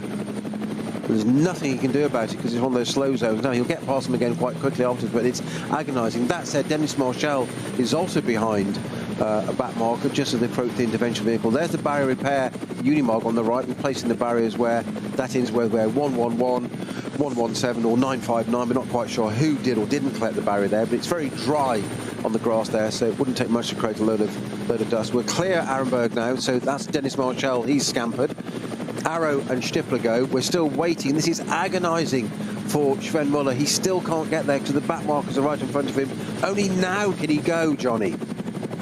Yeah, and did entirely the right thing. Remember that you are hampered by the back markers. You're not allowed to overtake, and you're not allowed to overtake cars whether they're in your category or not, of course. So they were going more slowly than his SP9 car into the caution. They're going to pick up the speed less readily than his car, and he has to wait for a green flag. But there was a quick blip of the flashing lights. They flash on their own. You just press them once and they'll flash several times. There's also a stricken car on the exit of Adenauer Forst, which cannot be left there partly up the curb. That was on driver's left for Sven Muller. So typically in one of these races, you have to have eyes absolutely everywhere. One of the BMWs indicating right to say you can take the natural racing line now at Metzgersfeld, and down the inside of one of the eggshell blue Hyundais goes Sven Muller. He's lost a load of time, but he cannot let this affect him now, because you know, a race with 4 hours still to go, as it has, is going to give you some stuff back that it's now just taken away from you in the run into Arenberg. But the balance of traffic generally gives and takes away, not always to the same measure, but you will get on the right side of one or two of the cautions, which should give him an opportunity to take the fight back again to Arrow and Stippler. I just wondered whether Dan Arrow and Frank Stippler might be even closer than they were to Dennis Marshall, but it's still a fair old tranche of time, about 8 or 9 seconds. Well, quick update on the Adenauer Forst. According to the GPS tracker, there isn't anything stricken there. So, yes, you saw it, I saw it, but it might look like it's just rotated and continued again. What is of more pertinence, though, is Johnny, is that according to race control, cars 1, 2, 3 and 048, that's Dan Arrow and the other BMW, are now under investigation. Yes, perhaps unsurprising. Now, that is actually usually standard procedure, so let's not dramatise it, but that will be perfectly natural. Like all start groups are start is always under investigation until they've cleared it. That's normal. But Frank Stippler is capitalising on that. He's right on the back, almost under the rear wing. Using a little bit of curb on the right-hand side to dodge the back marker and not lose any time there, to stay in touch with Dan Arrow. As they're coming up to, are they coming to Carousel? I think they are. Yes, yes they are. And I'm amazed at the pace of this Mustang. Its straight line stuff is phenomenal, but it's getting more and more agile. It's almost like the car's dialing itself in and getting better and better. Or is that just the skills of Frank Stippler, or a combination of both?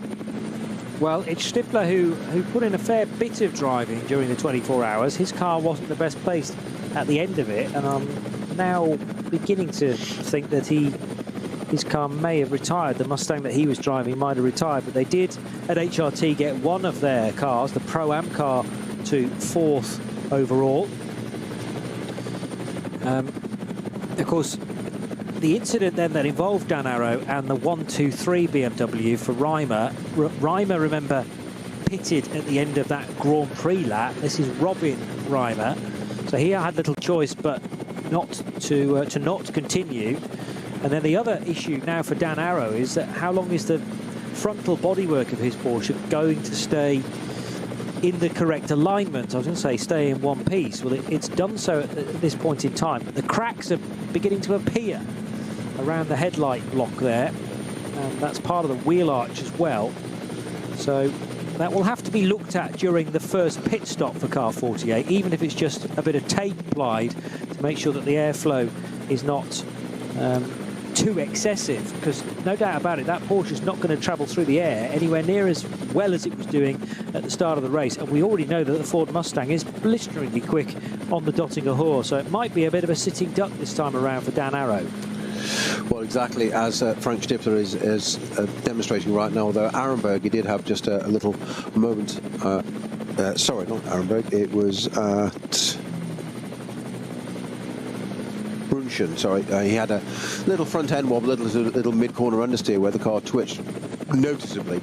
I don't mean a tiny bit, it was quite noticeable. I think he just carried quite a bit of speed in trying to get past a back marker. But here they come now. This is where he's going to have his opportunity. I think it's almost a slam dunk here. I think this Mustang will just breeze past Dan Arrow's Porsche. The left-hand side of that Porsche is the issue, is it not? Yeah. Yeah. You can see the gap in the overhead shot now. You can see the wing is their perfect side draw from Frank Stifler there. Blocks Dan Arrow in behind another back marker. In fact, two of them reads the traffic to perfection and just gets the job done. As I said, absolute slam dunk. But that Porsche bodywork, front panel and bodywork, and of course you've got your radiators and stuff inside there, so it's only going to get looser with the vibration and more you go over curbs and stuff. And we know that Dan Arrow uses quite a lot of curbs, especially on the Mercedes Arena left-hand part, the hairpin there. He hasn't pulled away though for all that straight line speed of the Mustang on the Dottinger Hoa. He hasn't dropped Dan Arrow's Porsche down the pit straight, which would suggest that he used the back markers perfectly in the side drafting, but hasn't actually got the ability to punch a hole through the air quite as well as the Porsche has. Well, he's getting it in reverse now. He's almost like sort of just getting the slipstream, isn't he? Yes. Well, the advantage for Dan is the size of that Ford Mustang, punching a massive hole into it. And Dan Arrow is going to try and go around the high side now of the Mercedes Arena, the second part of it, second left-hander, but doesn't quite make it. And I'm just trying to judge whether that front left wing, where the headlight sits at the first part of the wheel arch, whether it is getting looser or whether it's sort of found its new location and is happy to sit there. No, I don't think it has, Johnny. It's not getting worse yet. It's not exactly a panel gap fit that when it left the factory, shall we say? No. 10 feet away, squinting its mint, but not at the moment. But that's my fear, is that these holes, these cracks, are just going to be gulping in extra air, and therefore the airflow is ruined. Yeah, and also going to just get air under the panel and start to lift it. It's there's, what have we got? We've got just under 4 hours to go still, so we're only just over half an hour into the race. Yeah, but I mean, when it comes in at the end of, let's say, 7 laps, they might even choose to pit it slightly earlier. Then perhaps the mechanics can leap on it, push it back into position, then a bit of tape as well. But even tape will start to wear away at the end of 4 hours or so.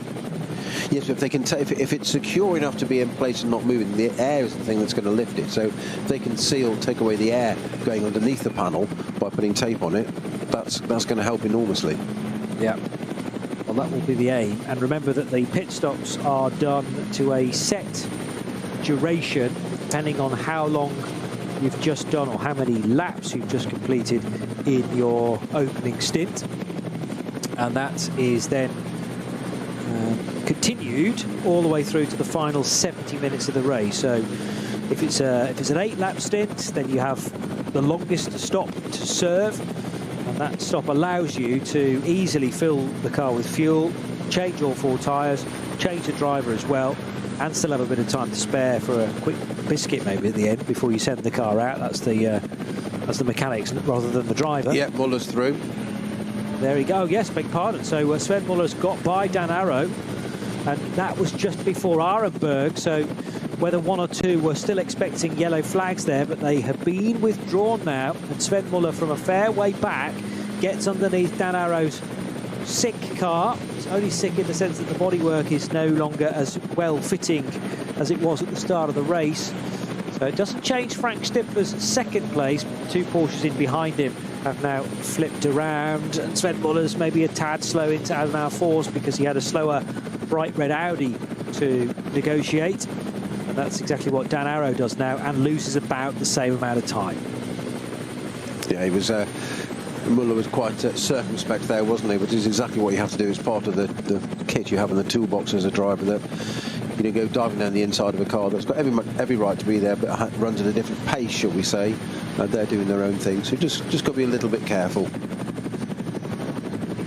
So we've got a Cayman in the pits with it's been mowing a lot of grass. It's brought an awful amount of the Nürburgring grass back into the pit lane. This is the car number 70, which is the Black Falcon car. Yeah, Team Zimmermann emblazoned on it from all angles. So 70 has been brought in by Anton Ruff, and Ruff sharing with David Bast, Axel Sartingen and Leon Vassatura. On the racetrack, the Porsches have changed positions, so Sven Muller now 3rd, Dan Arrow down to 4th as a result, and A lot of ground has been lost, though, to Frank Stippler's Ford Mustang, which has truly torn up the road in front of it. It has disappeared, and Frank was eager, you could tell from the body language of the car, to not allow Dennis Marshall too far up the road. Marshall, through the last split, enjoying, well, probably well north of an 8-second lead now. Stippler having wriggled through into second, wanting to close that gap to the race leader. So Stippler turning right at Flugplatz. There was then a delay for Dan Arrow because he couldn't get quite underneath one of the midfield runners as easily as Stippler did. So some time lost there. Yes, and that's the momentum that was lost as well. Sven Muller coming from what seemed like a long way back, but he had a much better run out of Flugplatz. I reckon Dan Arrow had to get off the throttle briefly there, out of the power to avoid the back marker, and then you're paying for that movement all the way down towards Arenberg, and it cost him a place. Stippler working his way to the left and then to the right at Brunchen corner. And no, in fact that was Flansgarten, I think. And there's some barrier repairs taking place there as well. Oh, Hedvigs Hoor. Yes, Hedvigs Hoor just after Hoor Act, in fact. So they haven't quite got to Brunchen yet, but they have just done the carousel. There is a yellow ADAC lorry towing a trailer full of Armco bits too. So everybody being warned of that by the white flag. And as Hedvigs Hoor becomes clear in the wake of the race leaders, but Dennis Marshall did need to slow for that whole incident. And meanwhile, Sven Muller is now at Brunchen, further up the road. Can't actually see Frank Stippler. So that's Muller can't see Stippler, but is obviously very aware that he is just a few corners ahead and doesn't want this Ford Mustang to dominate in the early stage of the race. We've had just over 40 minutes of it. Remember, it's an extended distance, 4 hours and 30 minutes. So we're going to be racing through till 6:30 tonight. What happened to the first, as I hear you ask, of a 6-hour race? Well, that was all delayed because of early morning fog here at the Nürburgring Nordschleife, no stranger to this venue, and it's put everything back. We did eventually run qualifying, but only for 40 minutes, and that began at midday, with the race starting at 2. So the teams have turned their mounts around very quickly indeed.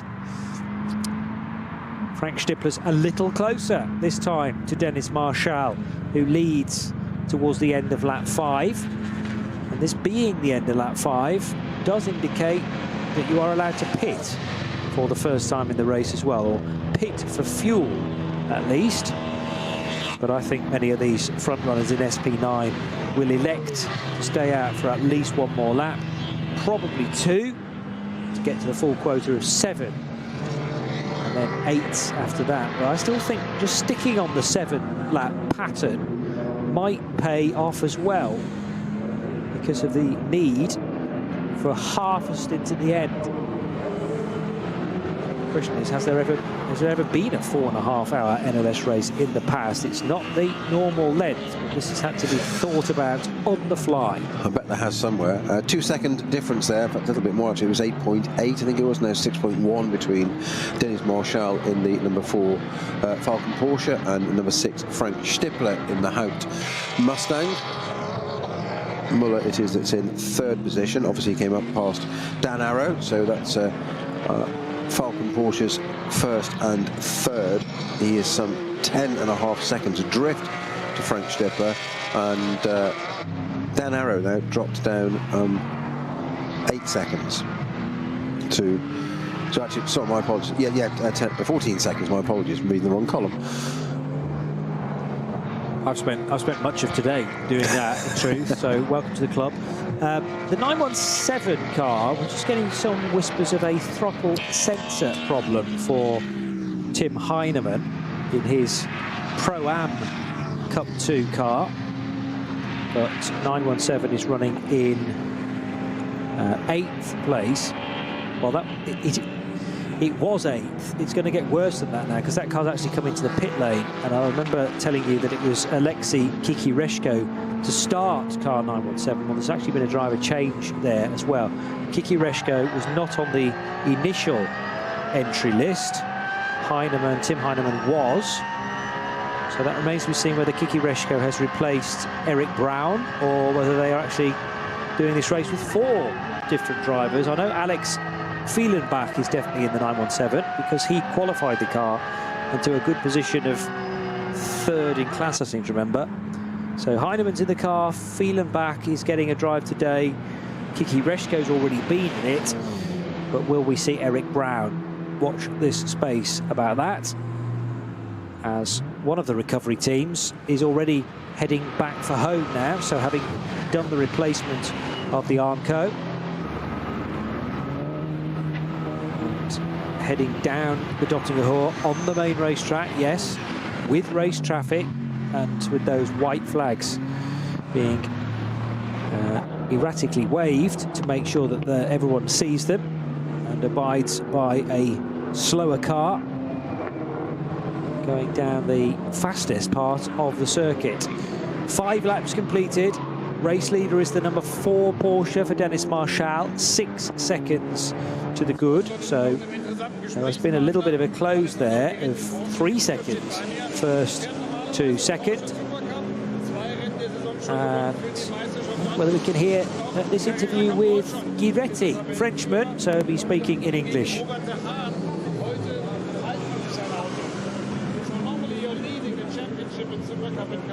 Against Robert De Haan. Now you're sharing the car to be on the first time for the Nürburgring Nordschleife, just to do your permit. It's like that? Yes, I'm super happy to be here with Motors. Such a nice team. It's a good race actually. I did the first race last time in the ADAC for my permit, so yeah, actually Michel is in the car.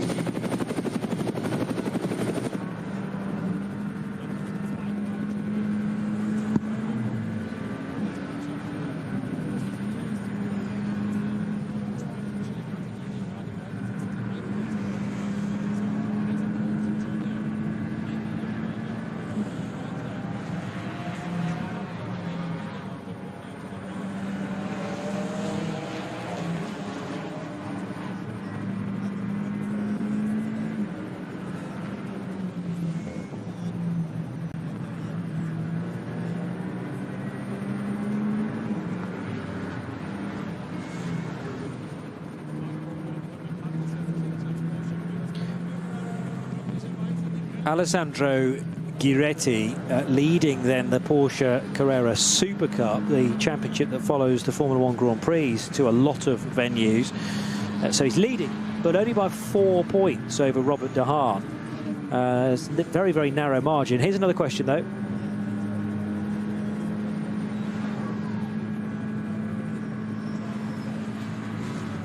Yeah, talking about being in the car for half an hour compared to 4.5 hours today, although admittedly Alessandro won't be doing the whole of the race. But Giretti to Robert De Haan, the gap is 4 points. Giretti's got 85.5, Robert De Haan 81.5, and just 2 points back from that, Flint Schuring, who is Maurice Schuring's younger brother. So a tremendous fight with, what, 2 more races to go. And Giretti and De Haan sharing a car today with Michel Gatting. That's quite some story, and excellent to get them all doing their signatures, because you can't just arrive in a GT3 car at this place. You have to know how it is policed, how it works, because there are so many unique elements to it. Dennis Marschall leads the way by 6 seconds over Frank Stippler. Stippler getting closer and closer, it feels, in that chasing Ford Mustang, Snowy. Yeah, and you're probably going to accuse me straight away of being a driver mentality there, but Giretti and De Haan battling it out for that Super Cup championship, say 4 points in the favour of Giretti at the moment. But the first thing I'll be doing when you're sharing a car this weekend is having a look at De Haan's data to see how he's doing it and see what he's doing. Yeah. And see what Giretti is. Well, I'm sure they'll be doing that. I mean, just stick it on a little USB for me and I'll have a look at it in the hotel. It's the perfect that dated it, didn't it, USB? Well, true. Yeah, but it's the perfect opportunity. I forget now whether they're in the same team or not. No, because I think De Haan is in Lechner, isn't he? Guretti's with Schumacher CLRT. So yeah, but De Haan's with Lechner. BWT Lechner, I'm sure. Right. Yeah. With Marvin Klein. Yeah. So yes, they are not great bedfellows, shall we say, the CLRT crew versus Lechner. And I wonder what they've had to say about the two drivers sharing a car. Maybe it's all top secret, but there'll be ways of making them talk, as the old phrase goes. All's love in racing. Yes, something like that. Tremendous end to the season, though. The next Porsche Super Cup race is going to take place at Zandvoort at the end of this month, and then the following weekend at Monza on the 7th of September. And it's scored as the Grand Prix, is it not, with 25 points for a race win, so plenty of points still on offer, with the top three just separated by 6. Yeah, 25 for a race win. Part of the reason why they're on the half points is because what happened at Monaco, where there was a track blockage on the opening lap, and they did eventually get a result, but it was after 2 safety car laps, I think, so only half points awarded. Hoffa BMW moving again, but at least it's no longer in the pit lane and will complete a racing lap, but not at race speed, sadly. So Alexander Prins will bring 605 back in again to the pit lane for more treatment. It's the 6 hours about.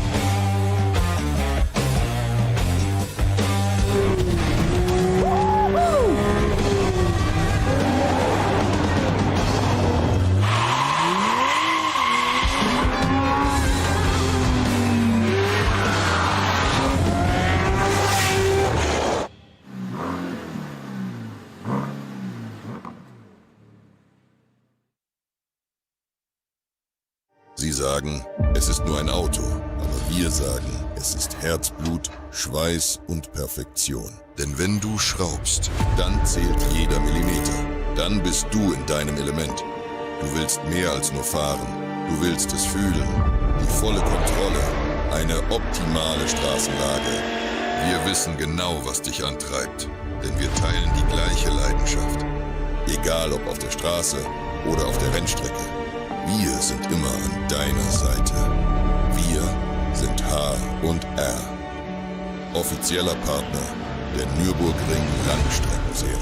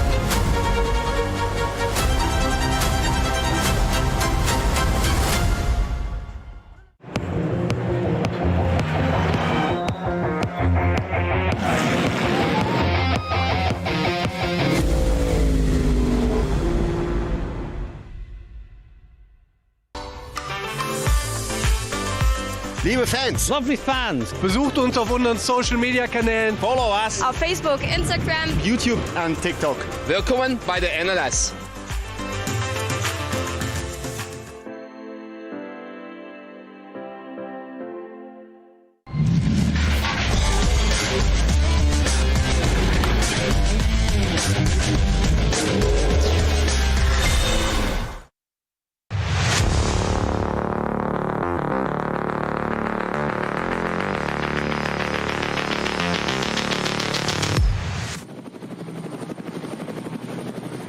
Thankfully, the fog is now a distant memory, which hampered our day earlier on this morning. Very, very misty around the Grand Prix track of the Nürburgring, which delayed our start. But now, even from a fair old height, good views of the Nürburgring Grand Prix track are there to be had. And the Joker lap, which I think is used for MotoGP, is still painted onto the road surface. We're not using that, but the wider line through the Mercedes arena is sometimes utilised in other forms of motor racing. Formula E use a version of that as well.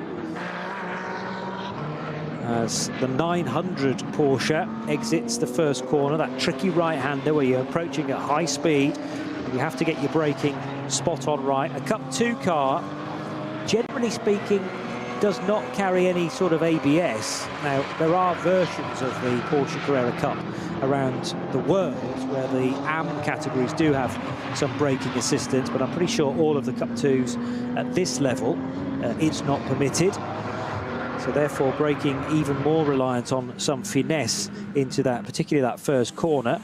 And the 900 car is being driven by that's the Porsche that's mentioned. It's Alexander Hart at the wheel. Now, a couple of seconds ago, Aston Martin getting a good jump on the 150 BMW, as long as the Aston didn't go too early, coming out of, I thought that was Arenberg, but it may well be Arenberg, actually, and then the plummet downhill into the foxhole. But that's a good fight for... No, it's further around the lap than that, I apologise.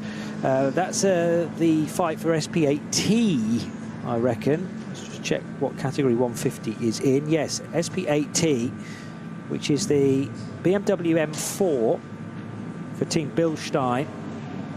And also in that area was the Marek Bachmann Pro Sport Racing Aston Martin. And they were doing battle a little while ago. In from that same category is now the Plus Line Motorsport BMW M4. Car 155 rejoining the race. They might have done a driver change there as well. But remember, it's the Grisek family, Richard and Philippe. So even if one Grisek got out and the other one got in, we can't differentiate between them on our timing screen. Race control will have a fuller version of which driver is in at any one point, but that's the Plus Line Motorsport car, which now drops from second place after an early-ish stop for SP8T. Let us hope that wasn't because of a problem, and more so a scheduled stop. And we're working lap 7 for the SP9s, so at the end of this lap we are going to get the race leaders in, and they have all stayed out for the maximum time period. Snowy, so I was questioning whether some might come in at the end of lap 5, which you can legally do, maybe lap 6, but it looks like they're all going to pile in at the end of lap 7. It's going to make for a busy pit, isn't it? We just at the moment we've just got also 514, which is our SRS Team Sorg Rennsport 330i BMW from VT2 rear-wheel drive class, crawling up the Tiergarten at the moment. It's becoming painfully slow all the way down the Dottinger Höhe as the leader car is going to catch up with them soon, isn't it? Any second now, actually. I think it's going to just get itself into the pits in time, but it's certainly an issue for that car. Yeah, well, depending on where that struck, it's a better place for Stippler and Porsche in. There you go. Here we go. Yeah. Well, as I thought, Marshall will have come in as well, a little further up. Is that Stippler ahead of Marshall?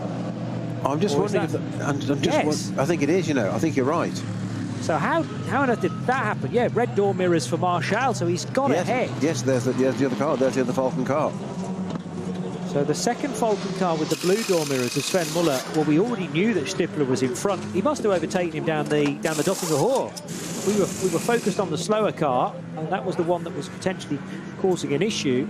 But Stippler thinking, well, we're all going to head into the pits, and I want to be leading when we get there. And he was. So Ford Mustang in. Now, they're all going to spend the same amount of time in the pit lane because they've all done 7 laps. So the clock is ticking, but this is not quite the longest time period that you would be in the pits. That would be after an 8-lap stint, which might be the decision for these 3 cars next time around. You don't have to do 8 laps. 7 is also an option, but there's very little point doing fewer than 7. My only thought about 7 is that will just be potentially a nice even way of serving this extra half an hour within the race, rather than doing a splash and dash. However, the splash and dash might give you road position and might be more favoured for that reason. So a last-minute overtake, and Sven Muller now giving his thoughts to Patrick Simon in German. So we won't pause for this, but Stippler, I mean, you know, talk about the man of the opportunistic moment. Stippler was always going to be on point with that, and comes in to the pits at the end of the first stint as the race leader. Most unlikely, considering he started in 15th position. Well, it's going to make an interesting outlap, isn't it, with these 3 all going out, you know, hammer and tongue together. So the 3 cars should be released first. Now that, of course, is tucked in behind the number 4 car at the moment. I know that sounds really silly, but it is. That's because they're pitted together, the 2 teammates. It's the number 4 car that's clearer to head out. Sven Muller now slightly better on the interview, although it's in German for us, no use to us, but he hasn't at least got his crash helmet off now, so we can hear him a little bit better for those of you that are German speaking, because a few moments ago we couldn't. But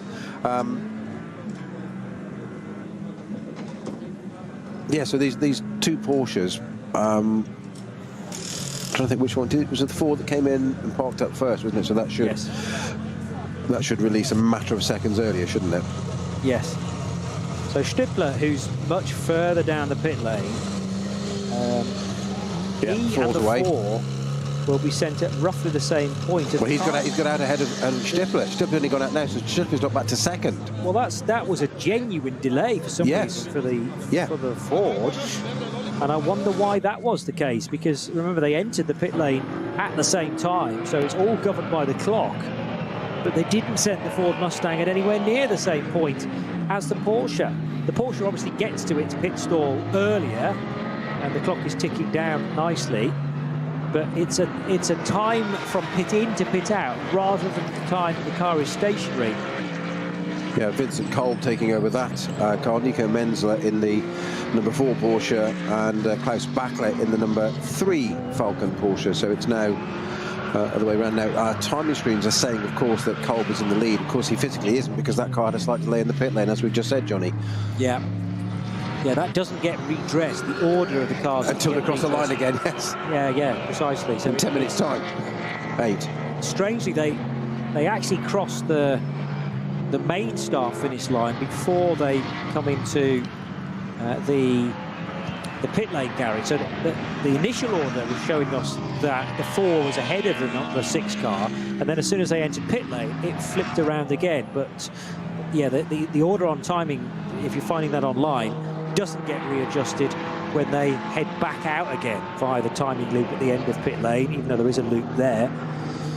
So we will have to wait for that all to be corrected, but I don't know what the delay was for Kolb, and precisely why he was told to wait, I assume, unless the other option, the other possibility is that the Menzel car was waved away too early. I was going to say that was a short pit stop, and therefore would invoke a penalty. We're not trying to create drama, but as you said, Stippler, who's brought the Mustang in, managed to get ahead of the other Porsche, so they came in Mustang 2 Porsches. As you said, first pit stop should be identical times, therefore there shouldn't really be a change of order unless something has gone awry. The question is, which is it? Is it the Mustang had a delay, or the Porsche got out early? Now the delay is nothing we can do about it, because they've kind of self-penalised themselves, whereas if the Porsche's gone out a bit early, that will be penalised. So we'll keep an eye on the race control ticker to see what happens there, see if anything comes up. And if anything, the quickest pit stop time of those 3 cars was done by the number 3 Porsche. But I do think there's a little bit of misinformation floating around, at least online. The timekeepers will have it to the absolute 1,000th of a second, so there'll be no issue there. But I just wonder whether on the road, Klaus Bachler's chasing number Porsche might have made a bit of ground up. Yes, it has, because it's now right with the Kolb Mustang. So 3 Porsche has had a very quick stop as well. They also did a driver change, with Sven Muller getting out and Klaus Bachler getting in. Bachler, though, has also had a terrific start to this lap. I'm just looking at the sector times. The first sector time for Kolb of 4 minutes 2.3. That includes the pit stop, remember. So they'll go over the timing line, and then the cars are released. So it's from the point that the car crossed the timing line to the first sector split, and that's a 4 minutes 2.3. 3:58 for the number 4 Porsche, and a 3:57.8 for the number 3 Porsche. So of those 3 cars that all pitted together, the quickest stop was done by Porsche number 3.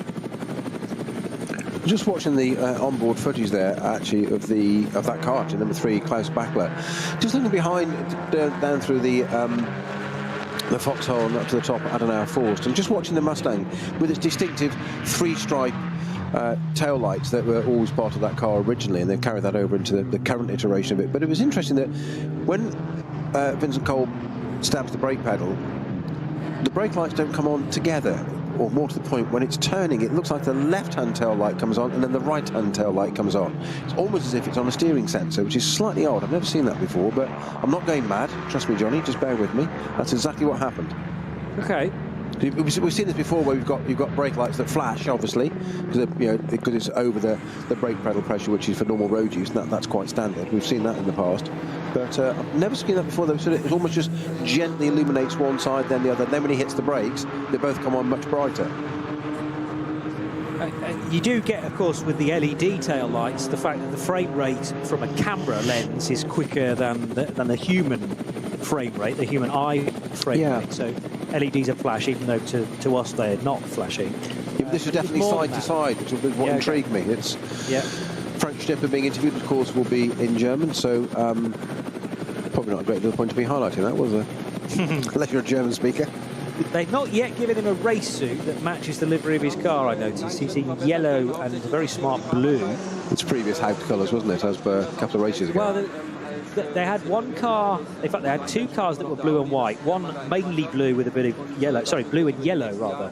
So mixing the blue and white, the blue and yellow. There were 2 at the 24 hours. There was one that was principally blue with yellow details, and then they inverted that for the other car. And then the final car, which was also at the 24 hours, is here this weekend in the white and blue, the much more classic Ford Mustang colours, as now in at the end of, now I'm not quite sure how Dan Arrow has managed that, but he's done 8 laps on the opening stint. Is that right? Yes, 8 laps for Dan Arrow. Oh no, because he's already back out. No, he's not back out again. That's his first stop. No, you're right. 8 laps, yes. Yeah, Dan Arrow has done a rolling lap and now 8 laps as well. So did he have a slower lap somewhere, which has enabled him to do that? I just wonder whether the caution, because he came in with an 8:14, and if there was enough caution out during the stint, have they eked out an extra lap, which is normally a total impossibility. But that's great fleet of foot driving from the young Dutchman, if that has been possible. He's had the carpet slippers on there, burning very little fuel, but has crucially got to the end of the stint, and therefore is scored as the race leader, because so far that's the only car to have completed 8 laps.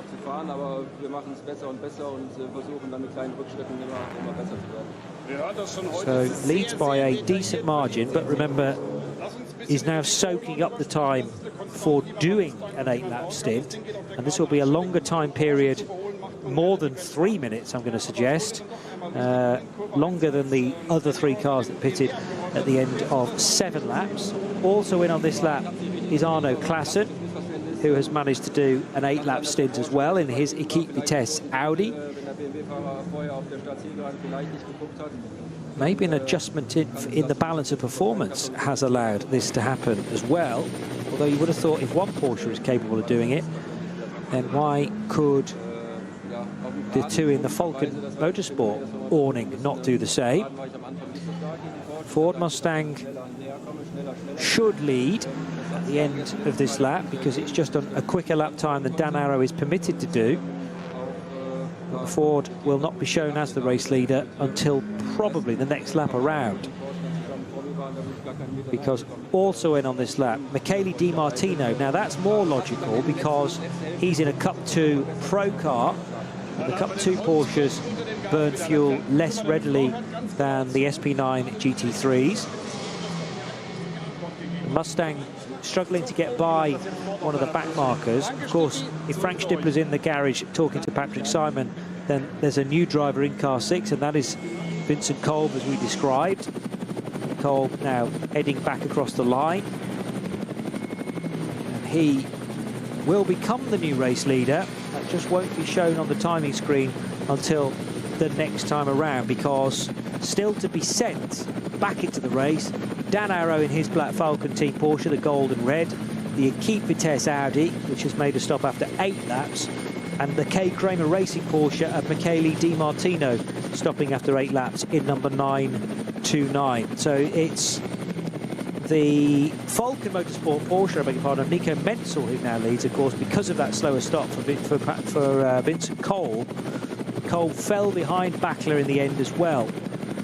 So a very good stop for Klaus Bachler, and also a good stop for Nico Menzel, but not quite as good as the sister number 3 car. And was there a hold up on the Vincent Kolb Mustang, or are they the only car that's done a legal stop? We're keeping our eyes on the ticker for any news to come of that. But the new top 3, Falcon Porsche number 4, Falcon Porsche number 3, and the Ford Mustang car number 6 is 3rd. I'm just trying to look at the analysis to see if I can get the pit stop times, but fortunately it's not playing ball at the moment, because I could see how long those cars had stopped for if anything had fallen short, but it's not wanting to at the moment. Have you, I know you always carry the bit of paper for pit stops at the end. The aggregator, yeah.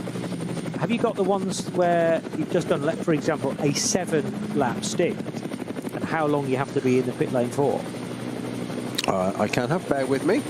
Okay. Stand by, just Thank you. Talk amongst yourselves. Yeah, we can do that. So the 900 car in Cup 2 has just done that category's fastest lap of the race, and that is Alex Hart, who has already made a stop and is going really quite well. Alexander Hart sharing with Peter Ludwig and Mike Rosenberg. They run as a Pro-Am driver combination, so that they've just done the best Pro-Am lap time in actual fact. Michele Di Martino leads Cup 2 Pro from the pit lane. Another Cup 2 Pro car is the Carlos Rivas-driven 48 Loesch Motorsport car. David Yarn in the Mulner Motorsport 921. And Robin Cherzanovsky shouldn't be overlooked either. I need to check what category Cherzanovsky is in, because he's just shown as a Cup 2 car. It doesn't actually give me the class at the moment. Cherzanovsky runs in AM with Kirsten Joe Dexnis. So he's in the 919 car, just the 2 drivers in that particular entry. As I say, for a Cup 2 AM lineup. On the racetrack, Mike Stursberg has taken over the number 48 Black Falcon Porsche. That was a considerably longer pit stop, but it needed to be, according to the rules, of course. So I reckon that was about 20 seconds longer for the 48 Porsche, having stopped after 8 laps. And I'm expecting, therefore, for the Equipe Vitesse Audi to spend about the same amount of time in pit lane. So roughly 20 seconds longer than the 3 that pitted after only 7 laps. I say only 7 laps. I honestly thought that was the furthest you could go, but clearly the Black Falcon Team EAE Porsche is capable of driving on fumes, just fumes, for the final run to the line. I would love to know how nip and tuck, how close that might have been to running out of fuel entirely. But then, as Dan Arrow was able to be successful with 8 laps, so was the Equipe Vitesse Audi, which has now been handed over to Ullstrom. And Vasquez Garcia takes charge of the K. Kramer Racing Porsche from the Cup 2 division. So Vasquez Garcia, the driver, I thought originally from Spain, but saying that Tobias Vasquez Garcia certainly lives in Germany these days. 929, a car that he shares with Michele Di Martino, Italian. Christopher Brook, the former Bentley Continental Works driver, and Fidel Leib, all part of the K. Kramer Racing outfit. 8 laps done, and therefore the pattern may well be set by several drivers now. Keep it at 8 laps all the way to the finish, but it's going to be fascinating to work out if there's a chance to vary the strategy a little bit, considering we're no longer working towards 6 o'clock as our finish time, instead 6:30. So 3:15 it says on my clock for the day, as in 3:15, and 3:15 it says on the time to go, but that means 3 hours and 15 minutes still to elapse. A long way, many different drivers to be cycled through, lots of different cars as well. As I can now tell you that Joe Dexnis spent 3 minutes and 23 seconds in the pit lane just then. And Joe Dexnis rejoining in Cup 2 Porsche 919. So that's its first stop. And potentially should have been, oh no, that's okay, 4 minutes 27 for his first split time on an out lap. Looks to be fine for Joe Dexnis. Let's just see whether we can pause, as Patrick Simon's going to catch up with Michel Gatting, a surprise name on the entry list. It definitely is Michel.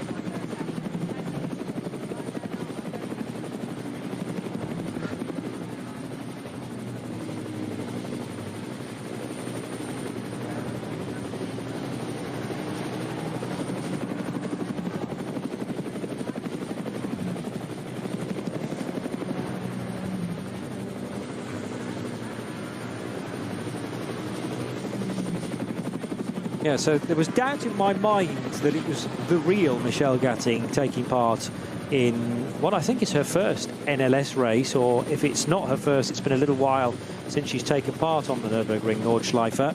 But her name appeared on the entry list in inverted commas, which normally tells us that it's not her real name, but Michel Gatting definitely is her name. The Dane, and a superstar in ACO rules racing, behind the wheel of a GT car.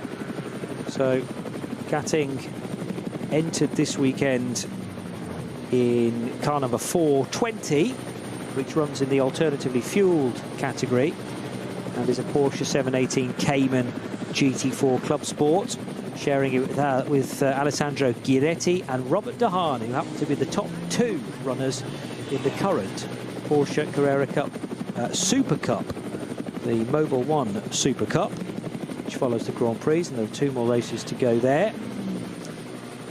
Any news, Snowy, on, or you're now buried in paperwork, on precisely how many minutes you have to serve for a 7-lap stint? Yes, I'm working it. It is 361 seconds, is that right? It could be. 361, did you say? Yes, because it reduces on the first stop.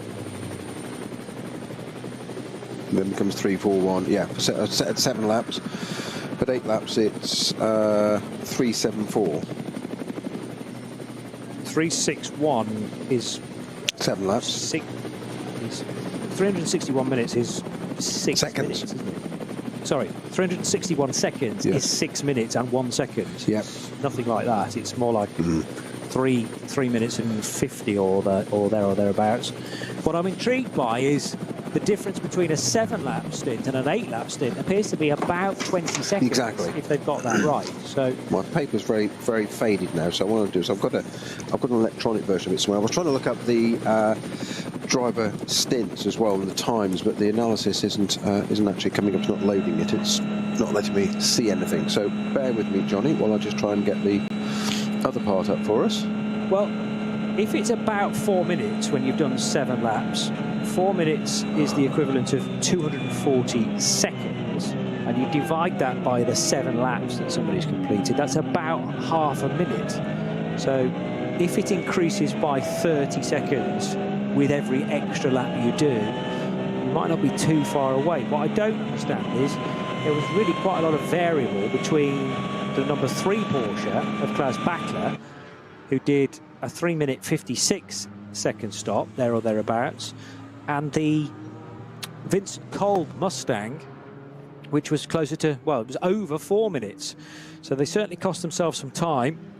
There was a little bit of contact there for one of the 2 Müllner Motorsport Porsches in Cup 2, and that's David Jahn, therefore, being slightly delayed coming out of the Caracciolo carousel, as there was just a bit of confusion between him and a slower BMW, an all-white BMW, and it meant that David Jahn had to get off the power, and Carlos Rivas, in the chasing 48 Loesch Motorsport Porsche, has a chance now to bear right down on the back of the blue and white car. 5.5 seconds was the gap at the sharp end of Cup 2. And this, by the way, is for 5th and 6th overall. Well, it should be a lot less than that towards the end of this lap. And by the way, Mike Stursberg is now back into the race. That's after a pit stop for Dan Arrow's 48 car. And Dan Arrow spent about 20 seconds longer than the initial 3 cars that all pitted together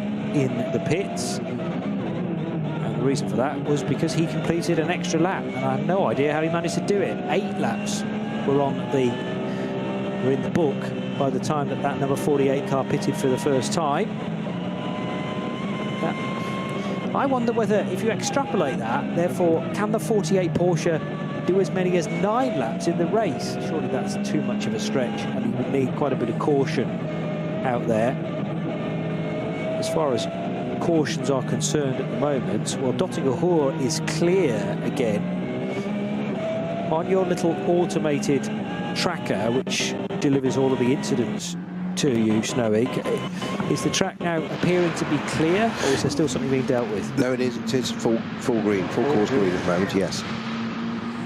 Wow, so this is a big chance now for those that have dropped a bit of time here and there to try and gather that back up again. It's also bad news for David Jahn, who, not because of a caution, just because of a bit of a misjudgment in traffic, has lost time to the chasing Carlos Rivas, and Rivas will be right with him towards the end of this lap. The sky blue and white Porsche heads into the Tiergarten. That's the 353 by the looks of things. Car 353. No, can't be 353. 263. Let's try. 263 is the SP4T 718 Cayman GT4. From memory, the only SP4T that is in the field, and Harold Rettisch drives that. He shares it with Jacques Duren, the Belgian.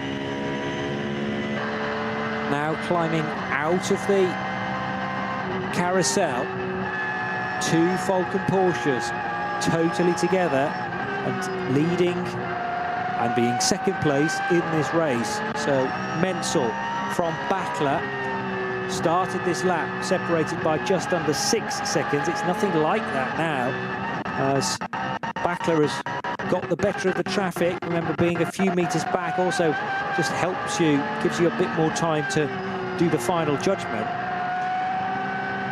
And also, not sure which side to go. This traffic is Nico Menzel. Is there a gap underneath the little hatchback car, the VW Golf? And the Falcon cars virtually side by side, but Blackler didn't want to go fully side by side into Brunchen. They now go towards Ice Curver, where you get well over one half of the car over the curbing there. Flansgarten next, and certainly the leading Porsche briefly left the ground. Another slower car to negotiate, and once more Backler, just with that bit more time to respond, is able to get the better exit speed. He then, though, couldn't see the next back marker because it was totally silhouetted by the Menzel car. So Nico Menzel got a much better view of one of the smaller TCR type cars into the tricky left-hander at the Kleiner carousel. Now Backler desperate to be closer to Menzel than he is currently, and he has been much closer to him throughout this lap, but Menzel's just got the break at maybe the crucial time, although he does kick up some of the dry earth through Galgenkopf, and as they head back onto the Dottinger Hohe. So Backler might still have an opportunity, but he needs to be making more progress towards the leading Porsche than this. It's getting closer, but might just run out of road before an overtake could even be thought about. Antonius Bucher in the distance. But Volker Motorsports, though, is certainly giving us a good show here. And even though they're together and potentially slowing one another up, I think the gap's opening up as well to Vincent Kolb, who's not as quick in the Ford Mustang as Frank Stippler. It would appear not, and I did say at the beginning that you said it's going to be another Porsche one. The Mustang's got the straight line speed. These two Falcon cars, they've got to be careful they don't trip over one another. They've got very, very close to that. I'm not doubting their skills or abilities, but they've got pretty close on the Nordschleife bits of the circuit. At one point I thought there was a contact. A little look down the inside there for the number 3 car down the inside of the 4, trying to take advantage of back markers. But this is the one thing you don't want to do as teammates is trip over one another, and the team will let them race, but as long as it's clean and fair and they don't take each other out, that's the main thing. I'm surprised at the difference between Kolb and Stippler in that Mustang, to be honest. Yeah, Kolb is, well, he's not as experienced in different race cars as experienced as Frank Stippler. I think Vincent Kolb is still a silver-rated driver as well. I don't think he's gold, but I will just check that to be absolutely sure. But Kolb is one for the future, you might say, as well. So I certainly didn't expect him to be able to be as consistent as Stippler, but a drop-off of this level is a surprise. And is there perhaps suggestion that there was a problem with the car during the stop, and that's now extended into this race stint? Yeah, Vincent Kolb is 30 years old, and he is silver. So you might say if he was going to get bumped up to gold or platinum, that might have happened already prior to reaching his 4th decade. Still opportunity to do that if he stays in partnership with somebody like Frank Stippler, but Kolb is less experienced with this front engine type of car and may be less able to apply himself as quickly as Frank Stippler does. Coming from a mid and rear engine background, Vincent Kolb has driven several times with Herbert Motorsport with the Renault twins, so that will have been in a Porsche, and also in Audis from teams like Scherer Sport Phoenix. So that's where the connection comes with Stippler. Stippler, a regular runner with Scherer Sport in the past, and still was due to race an Audi today, in fact, before the 8 car in the hands of Sergei Veremenko had an incident during qualifying at Arenberg, and they weren't able to get the car back in time for it to take part in the race. So Stippler, we knew for certain, was only going to take part in one car, but it just seems that whatever car he is in, he can just go fast in it with very little time needed to adjust his driving style. Further down the order, how are the other classes getting on? Well, Cup 2 has at the sharp end the 921 Müllner Motorsport prepared 911 GT3 Cup, and David Jahn is at the wheel of that. I mentioned that Jahn might have got caught by Carlos Rivas in some confusion coming out of the Caracciolo carousel. He was trying to go one side of a back marker. The back marker thought he was going the other side, and in the end, Jahn had to get massively off the power. That gave Rivas a chance to fight back, but at the end of that particular lap, it might have been the lap later, there's this 13-second gap that's appeared when it was only 5.5. What, about 10 minutes ago? So that's very much going the way of Müllner Motorsport at this stage. 48 Loesch Motorsport, though, are okay. They have a buffer zone of 7 seconds back then to Alexander Hart in his Black Falcon Porsche number 900. And following that, it is Tobias Vasquez Garcia for K. Kramer Racing. In SP Pro, there's only one car entered in the race from that subcategory. That is the Sandler-driven Toyo tyres with Ring Racing Porsche. SP9 Pros, well, that's the top 3 overall. SP9 Pro-Am is led by Mike Stursberg's Porsche now. And speaking of the SP Pro car, Snowy, there's now a slow, what looks like Toyo tyres Porsche. So this, I think, is the 347. Yeah, left rear puncture, isn't it? Dragging itself back to the pitch. It hasn't even, carcass hasn't come off completely, so that's good. I've got the digital version of the aggregator when you want it. Okay, excellent. Well, which is a lot clearer and a lot different times, funnily enough. So it's obviously the faded version of mine that's 6 years old is going to go in the bin. That it's going to go in Route 101. Fair enough. Well, okay, so 7 lap stints. Regardless of when you do that in the race, as long as it's not in the final 70 minutes, a 7-lap stint means you have to do a pit stop of what time? Well, if it's the first pit stop, you have to do 182 seconds. 182 seconds. Whereas you do 8 laps, it's 203. So you're right, it's still 19 seconds different, isn't it? 21 seconds, actually. 21 seconds, yes. It was a difference of 1. It was depending on whether you went which way or one down. Yeah. I did say maths wasn't a strong point. Yeah, well, to be honest, it's the blind leading the blind a little bit here anyway. I think not. So 182, minus 60, minus 60, minus 60. That is 3 minutes and 2 seconds. It still ended up being quite a bit longer than that. Yeah. Anyway, the difference. Which car was a lot to Well, for all 3 that came in together. So the 4 and the 3 Falcon Porsches and the Mustang, they were all in the pits, I thought, for closer to 4, no, maybe it wasn't 4 minutes. Because the regulations are obviously for that car, so it's pit stop A, i.e. your first pit stop, that's it. Pit stop 2, the second start after the start of the race, it's a different figure, but it's less, not going up, so... Right. Now, I think, actually, I'm confused myself. I think it was a 2-minute 56 stop for one of the cars, but unfortunately, some of that data, which gives me a total pit stop time, has a deviance, has a kind of grace period of about 5 seconds either side. So 2 minutes 6 would be 126 seconds. Not 2 minutes 6, sorry, 3 minutes 6. Ah, 2:56, I think it said. 2:56 wouldn't be enough, because that is 176 seconds, isn't it? So anyway, what I don't get is that there did seem to be a difference between the quickest Porsche, as in both of the Falcon Porsches didn't pit at the same rate. There must have been about 4 seconds between them, and then the Mustang was even slower. Well, having now found that in the regs, I'll keep that open to one side, so if we need to refer to it later in the race, we can do. Indeed. Save a lot of time, bit of continuity for us there. The one thing that fits perfectly is the fact that Dan Arrow could do an extra lap, and he spent about 20 more seconds in the pit. So that, yeah, just bear in mind that is for SB9, SBX, and SB Pro cars. Different. Okay, well, that's fine. Different ones for different things. So yes, but you mustn't get caught up if we do an SB4T. It's totally different again. And Cup 2 have a different set of rules as well. They do like to make our brains work as violently or as noisily as possible. Manuel Metzger in the 150. Tim Bilstein BMW has just done the fastest SB8T time of the race so far. So Metzger is getting the hurry up. He's got about half a minute to try and find on the Griesick family BMW. The Plus Line Motorsport entered 155.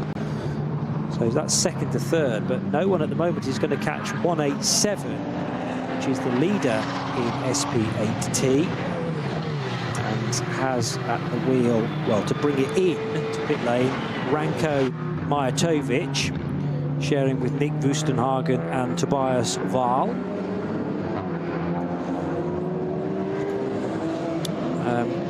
Giuliano Alesi is still in this race and was catching up with Patrick Simon not that long ago. He's in the Toyo tyres with Ring Racing Supra, so thankfully is uninvolved with the incident for the 347 Porsche.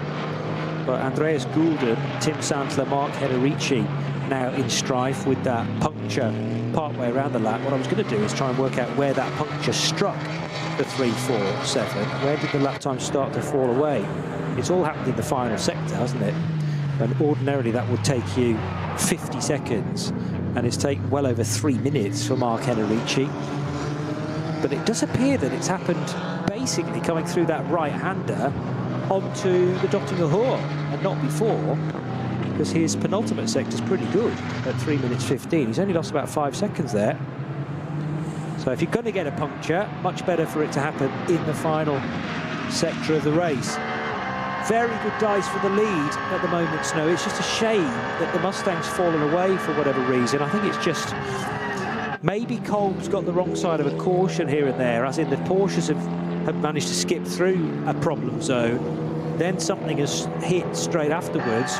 Let's hope not literally, but maybe a car has clanged into a barrier and Vincent Kolb has had to get well off it to abide by the speed limits. Well, it's interesting, isn't it? Because the two Porsche, the two Falcon cars right at the front, Menzel and Bachler, 7:56 and 7:57 are their respective fastest laps, whoever was driving in the car.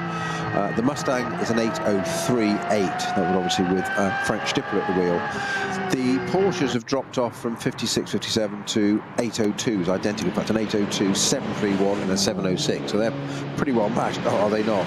So that's gone up, what's that, 6 seconds, whereas the Vincent Kolb Mustang has dropped down to an 8:15. That's 12 seconds slower than its best on the lap. So like you, Johnny, I'm kind of hoping that's a bit of traffic and just the way it goes. We've seen this before, haven't we, around here in the Nordschleife? We know not to fall into it and just go, oh, it's suddenly lost a load of time. It might be for different reasons. Just catch a slow zone at the wrong time, or a slow zone clears for other cars. I think the next lap will be the interesting one to see what Vincent Kolb does. Yeah. Well, yeah. Let's not throw him under the bus yet, put it that way. No, but just, I mean, look at the last lap times. 8:02 from the two leading Porsches, and then 8:15, 8:21, 8:18 for everybody else in behind. So there has to have been a code 60 or even just a double waved yellow somewhere, which has now increased the gap second to third. It's almost a minute. So this has become definitely a Falcon Motorsport benefit to throw away, if you like. It's fallen in their lap and only they can send it in the other direction at this stage. 3 hours, mind you, to go. So all sorts of things can strike in a long distance race. Stursberg in his Black Falcon Team EAE Porsche number 48 that, remember, started on the front row with Dan Arrow at the wheel. Mike Stursberg, I'll remind myself of his rating and therefore a likely sort of pace that we would see from Mike Stursberg. Just bear with me. So Dan Arrow's up and coming and is silver. Stursberg is bronze, but is a Nürburgring expert, having taken part certainly in the 24-hour race as early as 2007 and possibly earlier than that, but he has come through the ranks of all sorts of different categories. He used to drive a Honda S2000 in SP4 and has sampled all sorts of other different categories, including the top division for Haribo Team Manthey 15 years ago. And Mike Stursberg has driven the full-fat SP9 cars as well, and is of course driving one today, sharing with Dan Arrow. But this is the natural point where a Pro-Am car will just drop away from the all-pro lineups. And that is no detriment or no negative towards the AM drivers, the non-pros. They will find and identify a time that they are happy to be going at and produce that lap time consistently, a delta time if you like. And you're looking to try and lose as little time as possible when the traffic starts to interfere. So either you have to work your way by a big clump of it, or some quicker cars want to find their way through. It's your job not actually to dodge out of the way. You've got to stick to the racing line, but at the same time lose as little time in the process. This looks suspiciously like the 917 Porsche, which is a tad slow. Again on the Dottinger Ruhr, it had stopped in a little lay-by and now picks up the pace again. So was that a turn everything off, turn it back on again, potentially for Tim Heinemann in the all-silver car? This livery more akin to a Mercedes. We haven't got a Mercedes in the field today, so maybe this is standing in for a Silver Arrows. You can't say that about a Porsche, can you? Not really, no. Bit of rival. Yes, other brands are available, yeah, but it's continuing on, so as you say, suggest possibly pull over and a little bit of a hard reset and it's back working again. My road car does that all the time. Oh, does it? Yeah. How many miles? It'll turn 342,000 the next couple of days. The odd hiccup is forgivable. Well, exactly. You forgive it a little bit, don't you? Right. Tim Heinemann, who is mightily experienced in things like KTM crossbows of the past, but now driving a 917 Porsche, 8th place in Cup 2, and he has remained ahead of the Equipe Vitesse Audi, which is yet to cross the line. That Equipe Vitesse Audi with Eric Ullström at the wheel. Half blue, half black BMW with the number 1 on the side, meaning that that team are defending champions. A little bit too early in this 2025 season to start talking about championship permutations, because you are also allowed drop scores. Remember, it used to be 2. I think it still is 2, even though there are officially 10 NLS races. But that's... Now, does the list of 10 include the NLS Light? I always forget. It wasn't. No, it wasn't around. Okay. So even for those categories that ran in it, they weren't picking up NLS points. No. Thank you for the confirmation there. So it sat as an independent race, but remember that the 2 N24 qualifier races are rounds this year. So we jumped from NLS 1, NLS 2, NLS 3 to this, which is NLS 6, the KW 6-hour ADAC Ruhr-Pokal-Rennen, not running to its full 6 hours for reasons we've already identified. But the reason why we didn't have an NLS 4 and 5 by title is that they were the 24-hour qualifying races, but also carrying NLS points this year. Is this an opportunity for Klaus Bachler to get ahead of his teammate? Because again, they arrive absolutely That's too late. nose He's to done it tail. by now. Antonius Bucher. Sorry to be miserable, sorry. Well, and sorry to interrupt as well, Johnny, sorry. No, it's okay. I spoke without thinking. Normal. Getting excited. Because unfortunately, you know, a 3-way dice for the overall race lead has compressed. This, however, might be. To 2. This is a good opportunity, isn't it? Not sure necessarily the sound of the flat 8 really married with the pictures there. Flat Outside 8? inside trick. Flat 8, flat 6. Yeah, listen, can you get a flat 8? Listen to what you mean, not what you say. That's an instrument, I think. Exactly.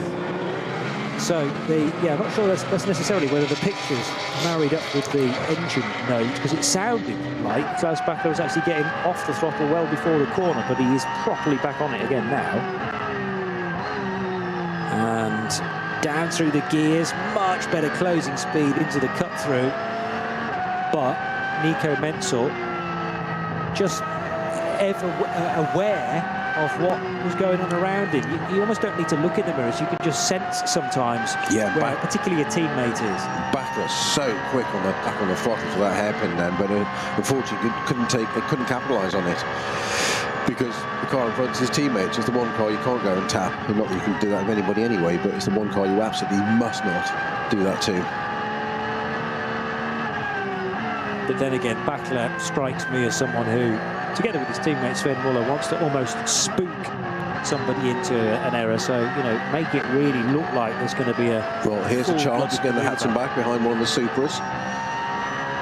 It's out of the way already, so that's cleared very quick. I thought that was going to last a little bit longer there. I thought we were going to have a little bit more on the middle section of the Hatzenbach. Yeah, those Supras run well, depending on which one it was, it's an SP8T car, I think. We need probably a Cup 2 car for them to stumble across, which is sufficiently fast enough to cause the race leader a problem. And Hatzenbach's a rare opportunity, but sometimes a bit of traffic can make that possible. Flugplatz is a bit too fast on the approach, but the other area that we have seen overtakes in the past is Schwedenkreuz-Arenberg. That's where we're going to now, Snowy. Yeah, Bachler's got a good run there. He's going to have a little look down here. He's getting closer and closer. Can he do anything about it? Can he nip? Can't really nip to the right-hand side here. It's not really on there. It's tempting. You've got to look in the mirrors and fill your teammates' mirrors up with its team car, just to say Arenberg not quite got the job done yet. But if you can get a run out of here and get down the hill, that's another possibility. But you've got to be brave to do that. But these boys certainly are. Down the foxhole, super quick. Can he do anything? Can he pop out to the top that little bit quicker? Get a bit of a toe down here. Highly unlikely, I'd have thought, but he's certainly going to look. It's constant pressure, isn't it, between these two teammates? This is the really slow bit. Now, that's where there's a possibility. Look, almost to can you not get any closer to your teammate than that? Klaus Bachler, right literally at the back of Nico Menzel. There must have been the thickness of a respray between those two Falcon Porsches. Yeah, those at Falcon will have maybe had fingers over the eyes there for fear, for fear that the cars weren't going to make contact. So peeking one eye open. Exactly, yeah, there's an emoji for that these days as well. But yeah, they weren't ever close enough and going at enough of a speed to take one another out, but they could easily have been paint exchanged, or should I say wrap exchanged. And what we've got to admire here is, Johnny, that we're saying this about battling it out, and we're looking from a commentator's point of view, because we want to see a dice or a change, whatever.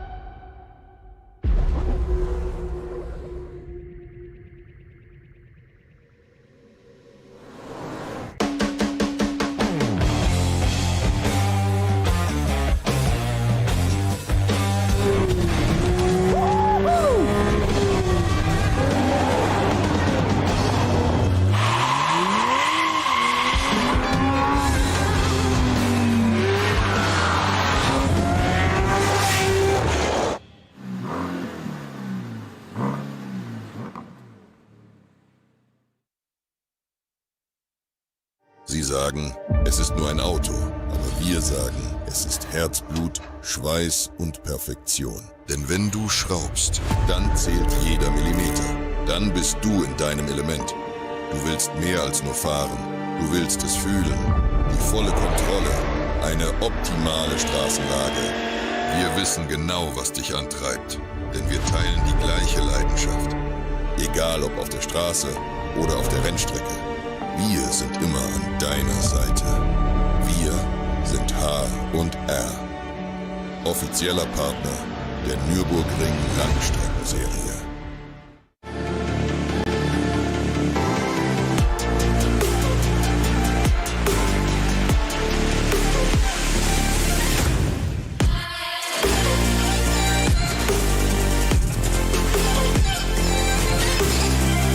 Falkenreifen.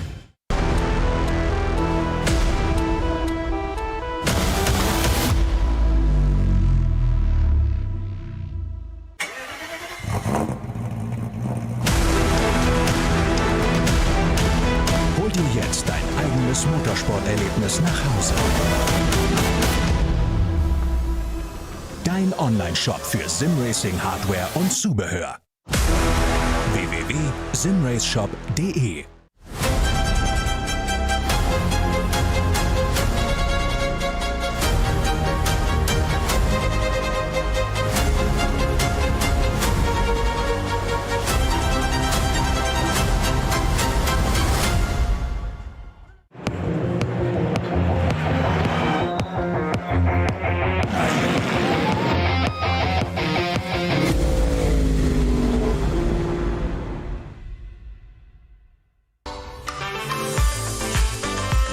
liebe Fans. Lovely fans. Besucht uns auf unseren Social-Media-Kanälen. Follow us. Auf Facebook, Instagram, YouTube und TikTok. Willkommen bei der NLS.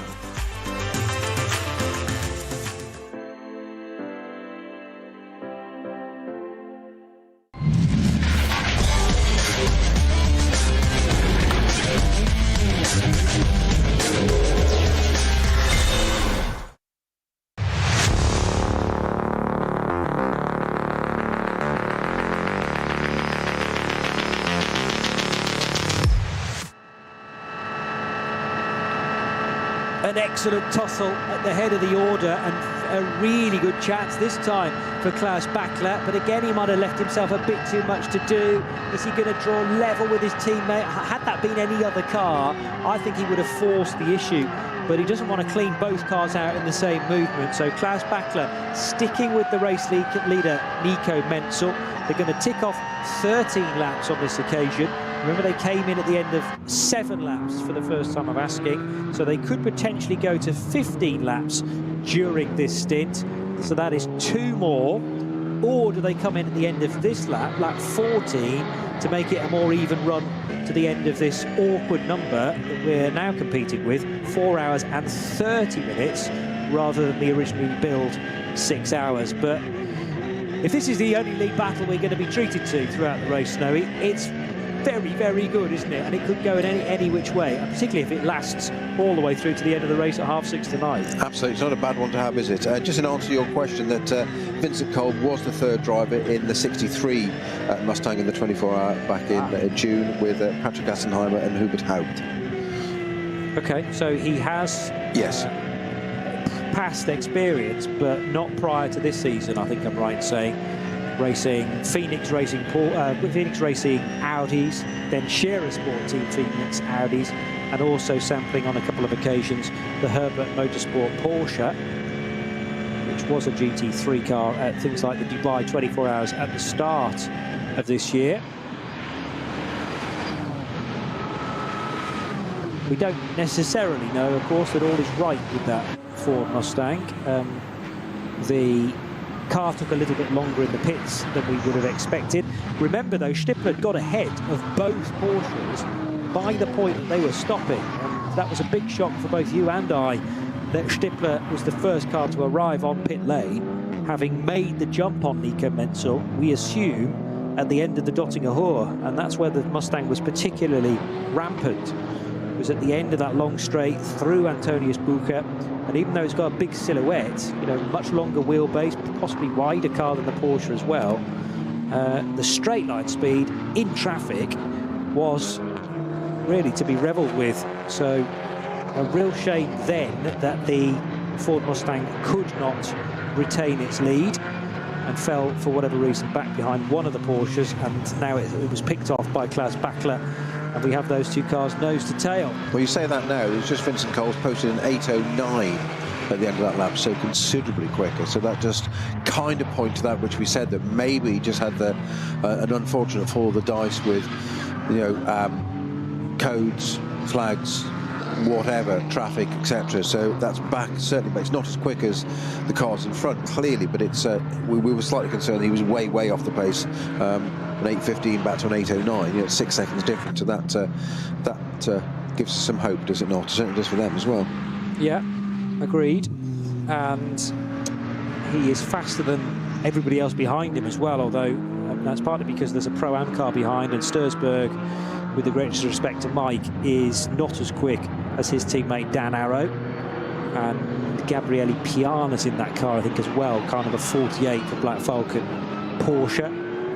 And then the cars behind that 48 GT3 are the Cup 2 Porsches, which, although they've got wonderful speed on the tubes, as they call them, the main straights, not as quick through the corners. The class is still led by David Yarn of Mulner Motorsport in 9.21, so 5th place, but leader in Cup 2, exiting the Mercedes arena now, and leading by 25 seconds over Carlos Rivas, man from Luxembourg. Rivas was right with this car for probably 40-odd minutes at the start of the race, and again, I'm not quite sure what's happened to develop this gap of 25 seconds. It's going to be tricky to come back from now.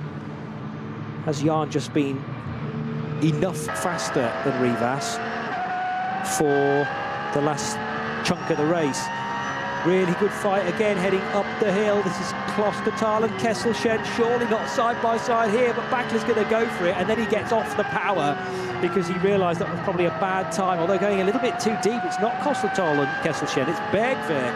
So he was coming up through Exmuller there, 2 abreast at Exmuller is ultimate bravery, particularly when Klaus Bachler's fighting his teammate. It's just bonkers, if you ask me. But brilliant racing and great to watch. But he did get alongside him. I would say more than alongside, enough to take the position. But he backed out of it very wisely. Possibly, as you say, Johnny, because he was teammate.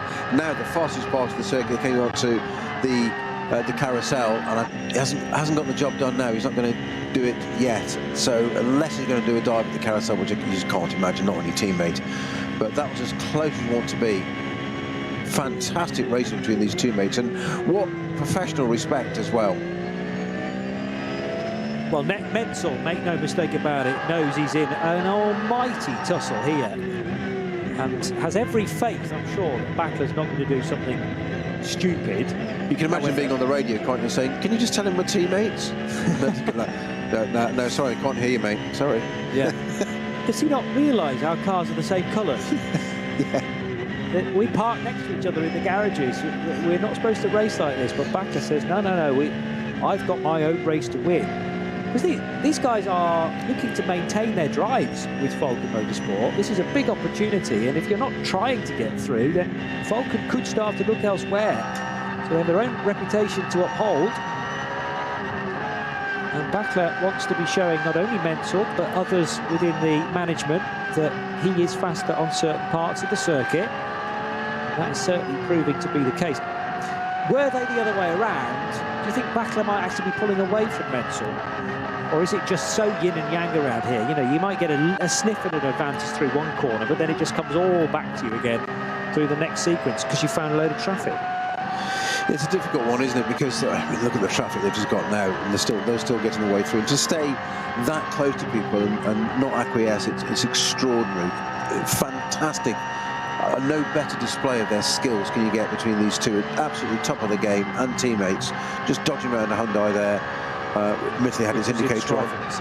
Yeah, Zach had his indicator on, so it's fine, he's staying there. But it's reading it, processing it, and staying. Blue flags being waved down the inside, one of the Caymans.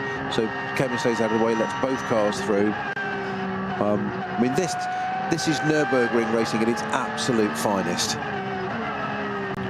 I fear that Hyundai was going slower than it would ordinarily, though. And yeah, that last sector has taken 20 more seconds than, for instance, a sister car.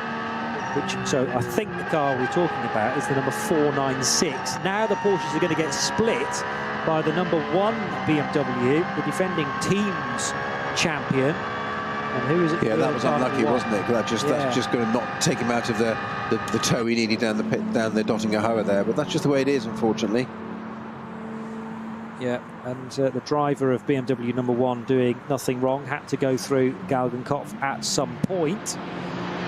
And they're told several times in the driver's briefing that if you've got leaders bearing down on you, stick to the natural racing line, which is exactly what he did. It is, just trying to work out who's in BMW number 1. That is a 240i entry. And it's Adrian Rishny sharing with Kevin Van Bach and Sven Markert. Markert, I seem to remember, started in that car, but Adrian now doing some laps. Again, not quite sure how far a 240i will do on a full tank of fuel, but that's once more going to be slightly complicated, I would suggest, in terms of when you do your driver changes, because you're not neatly going to split a 4.5-hour race into 3 equal segments. So 1 or 2 drivers will have to do a double or a 1.5. They'll just wait till the fuel runs out and then make the stop, because that will be the defining factor to determine when the stint comes to an end. So frustration for Bachler a little bit.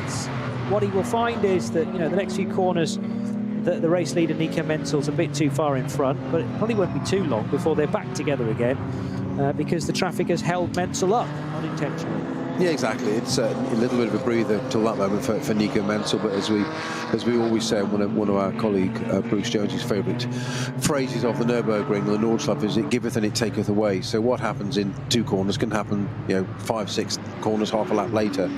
We'll get these two back in that battle again. It'll be fantastic. That really was a case of those 2 Falcon boys, a sort of lead, follow, or get out of the way, wasn't there? Yeah. No messing. Absolutely excellent to witness. 2 seconds is the difference between Menzel and Bachler, so that is definitely retrievable. Unfortunately, in third, Vincent Kolb continues to not be able to match the speed of these 2 Porsches, even though they're at such close quarters. They're not losing much time at all. Well, compared to their best, they are a little, 6 or so seconds. You think of the distance covered in that lap, Johnny, and all the traffic they just had to encounter that we witnessed, and they're 0.4 of a second apart on that lap time. Whilst in that traffic, that is an absolute testimony to their ability and the talent of these 2. Yeah, quite phenomenal. A couple of BMWs now heading for Tiergarten,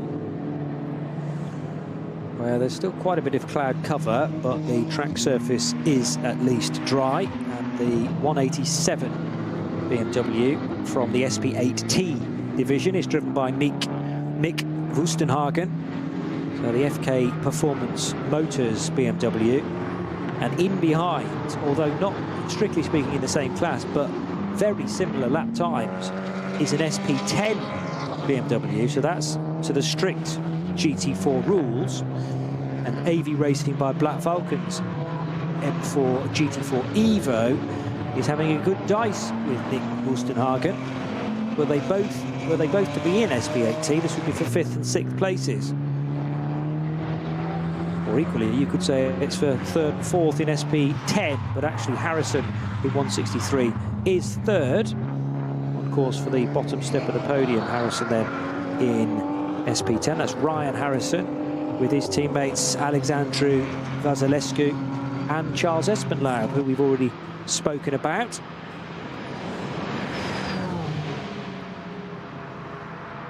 One of the 718 Caymans, quite possibly from Cup 3, now motoring its way down the Dottinger Ruhr. By the way, in Cup 3, it's now the 962 W&S Motorsport Cayman that leads the way, and that's being driven by Lorenz Stegman, with Kai Riemer and Josh Bednarski as fellow drivers within the Cup 3 leader.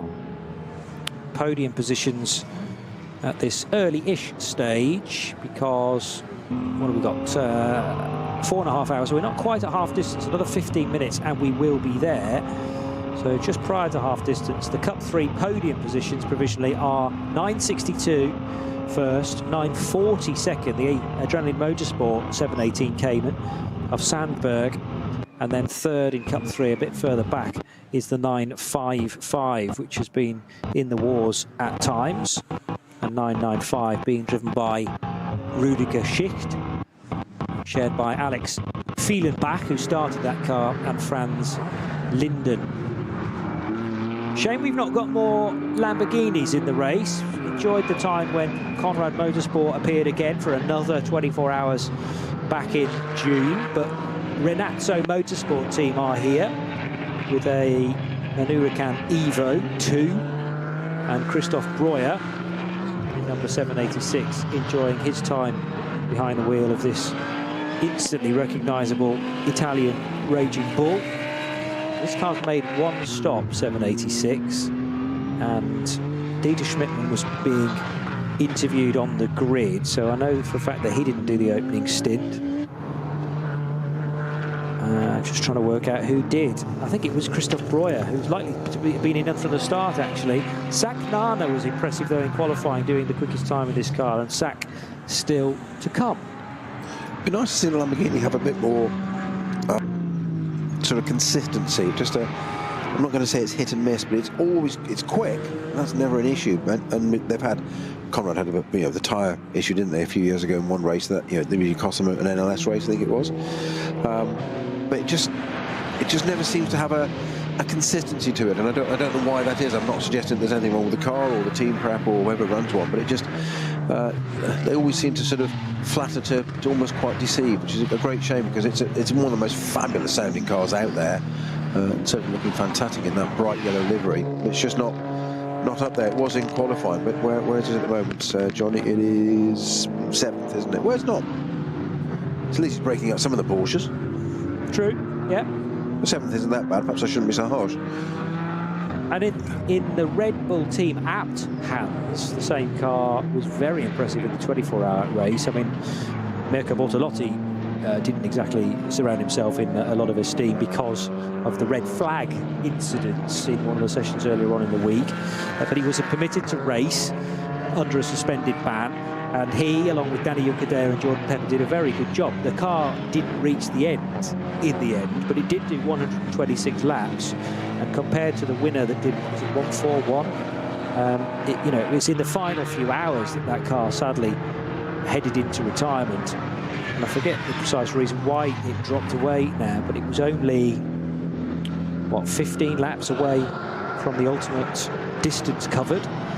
So maybe Lambo aren't that far away from threatening the podium in that particular race in forthcoming years. The 312 Porsche heading through the intricate section of the Grand Prix track. Now, Klaus Bachler with a clear road in front of him, and he leads Nico Menzel. So, is that right? No, it's still Menzel ahead, isn't it? Let's just work this out. Yeah, the Red Bull Emirates is number 4, so there's been no change. Thought for just a second there, peering out from the front of Klaus Bachler's car, that there was an open road in front of him, but it's Menzel that leads, and Menzel he will pit at the end of 15 laps. So that is a 7-lap stint and then an 8-lap stint. So they are doing this more conventionally than, well, perhaps I was guessing they might. And they pit together, because neither Porsche could have gone onto a 16th lap without fear of running out of fuel. Menzel, Bachler, they will stop nose to tail, and because Menzel is the race leader, has the better route out of here. And unlike the earlier stops, when they were accompanied by a Ford Mustang, then in the hands of Frank Stippler, it'll be about a minute or so, maybe a minute and 15, before Vincent Kolb in the same Ford Mustang arrives on pit lane. So that being an 8-lap stint, Snowy, should therefore be 203 seconds in the pits, or is this, because this is the second stint, is there another table to go by? There certainly is, so of course. So how many laps are we in now? That was an 8-lap stint. So that requires them to have a 194 stop. 194 seconds, okay. So that is 3 minutes and 14. Yeah. 3 minutes 14 seconds. And therefore an additional... Well, no, actually less than, isn't it? Because for an opening stint of 8 laps, you have to spend 203 seconds in pit lane, whereas an 8-lap stint for your second stint is 7 seconds. No, 9 seconds less. Sorry, yes. Is that right? Yeah, 9 seconds. Yeah, 194 plays 203. Correct. Anyway, it will be the same for both, and it will be the same for Vincent Kolb as well, who has now arrived on pit lane from 3rd position, so he will spend 194 seconds in pit lane as well. Yeah, so it's 3 minutes 23, isn't it? 194. Is it? Okay. Yeah, 194 seconds is 3 minutes 23. Okay.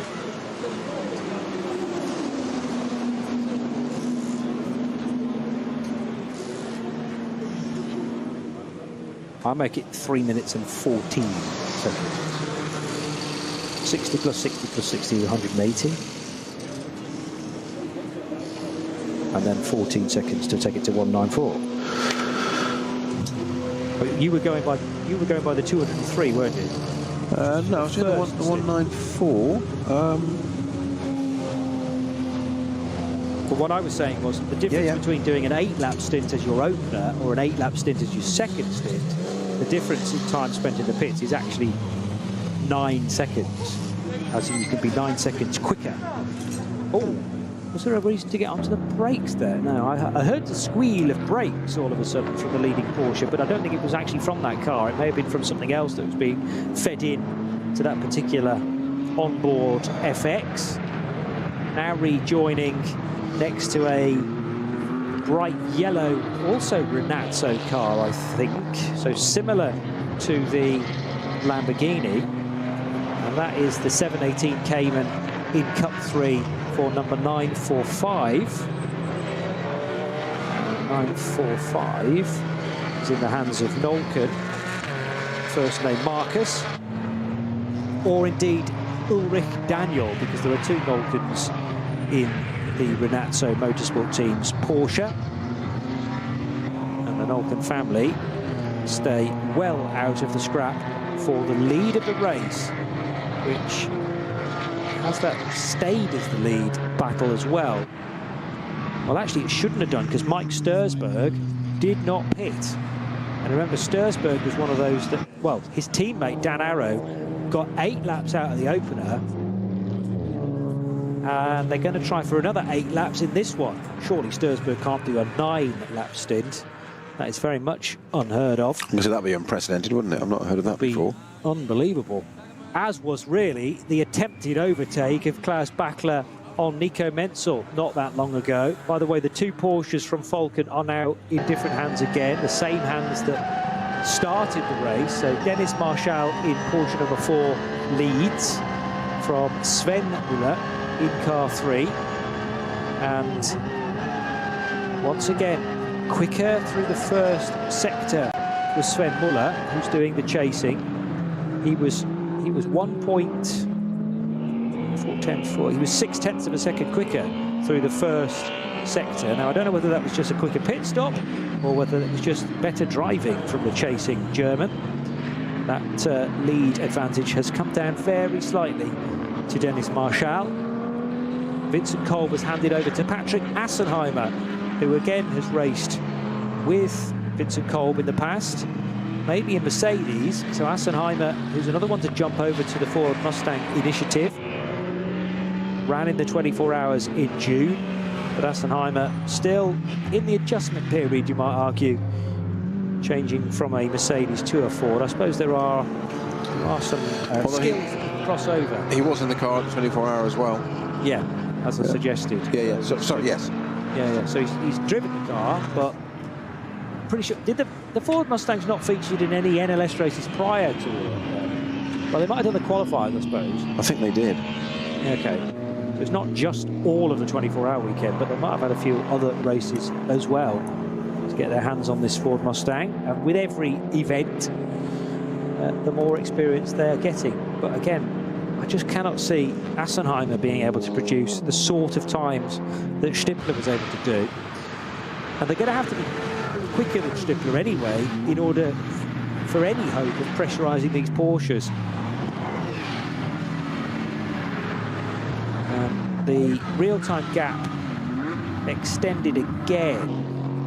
Yeah, because the in-lap was an 8:18, and I'm not sure there was any caution throughout that.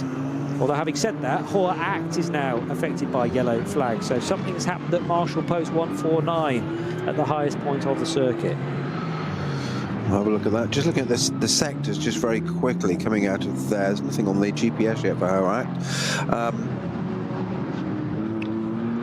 The 2 Falcon Porsches, Sector 1, 411, 410, Sector 2, 102, 102. The the Mustang, my apology, 414, so 4 seconds down on the first sector already. It hasn't got to the end of Sector 2 yet. So Assenheimer still not getting the pace out of that Mustang that it would appear his teammate Frank Stippler can. support act very quickly clearing. Now a slow BMW towards the end of the lap, which is one of those pretty standard looking cars. Might be 254. It is 254. The 254, that's your Silver Arrows BMW, isn't it? Or one of them? Oh no, that was a Porsche. It was a Porsche, you're right, my apologies. Yeah. Other brands are available in Silver Arrows. I think I'm just enjoying winding up the other three major German manufacturers by calling them Silver Arrows, and then running away very quickly. You're safe under my desk, don't worry. Okay, thanks. I won't give you away. You'll provide me the protection. Absolutely, always have. Katarina Lipka will bring this car in. She's sharing with Henrik Launhardt and Torsten Kopart, Christian Koga. They are the SP4 entry today, but have been suitably finding cars to fight with. As now the 777 is on a bit of a mission. So this is the TCR leader. Again, TCR a little slim on the ground this weekend, small but perfectly formed, and driven by Oleg Kvitka. But the big name within this driver lineup is definitely Danny Brink, a previous multiple NLS champion. And Brink still fairly new to TCR action. He's been in the BMW 235i competition a good few years ago, then moved forward into the 240s. But now getting more established in front-wheel drive machinery. And it'll be exciting to see how he gets on in this Audi RS3. I don't think Danny's been in that car just yet. It's the Goroyan RT by Sharkey Racing Audi RS3. Sharkey Racing have entered things like Minis in the past, and a couple of Audis as well. That is half distance, is it not? Oh, and as I say that, the clock all of a sudden jumps to 4 hours and 30. It's sort of reset. I thought that's exactly concerning. I looked up at exactly the same time as you to confirm. Exactly saying it went 4:30. I'm like, sorry, hang on. That's yeah. Am I? Right, so that means we're now. That actually means we're racing through until 18, about 8:45 tonight then. But we're not. Still built for a 6:30 finish, and we've had plenty of action to this point. We will amend the details with the clock, but it was a cracking getaway initially from Dan Arrow, who nearly snatched the lead from the pole sitting car.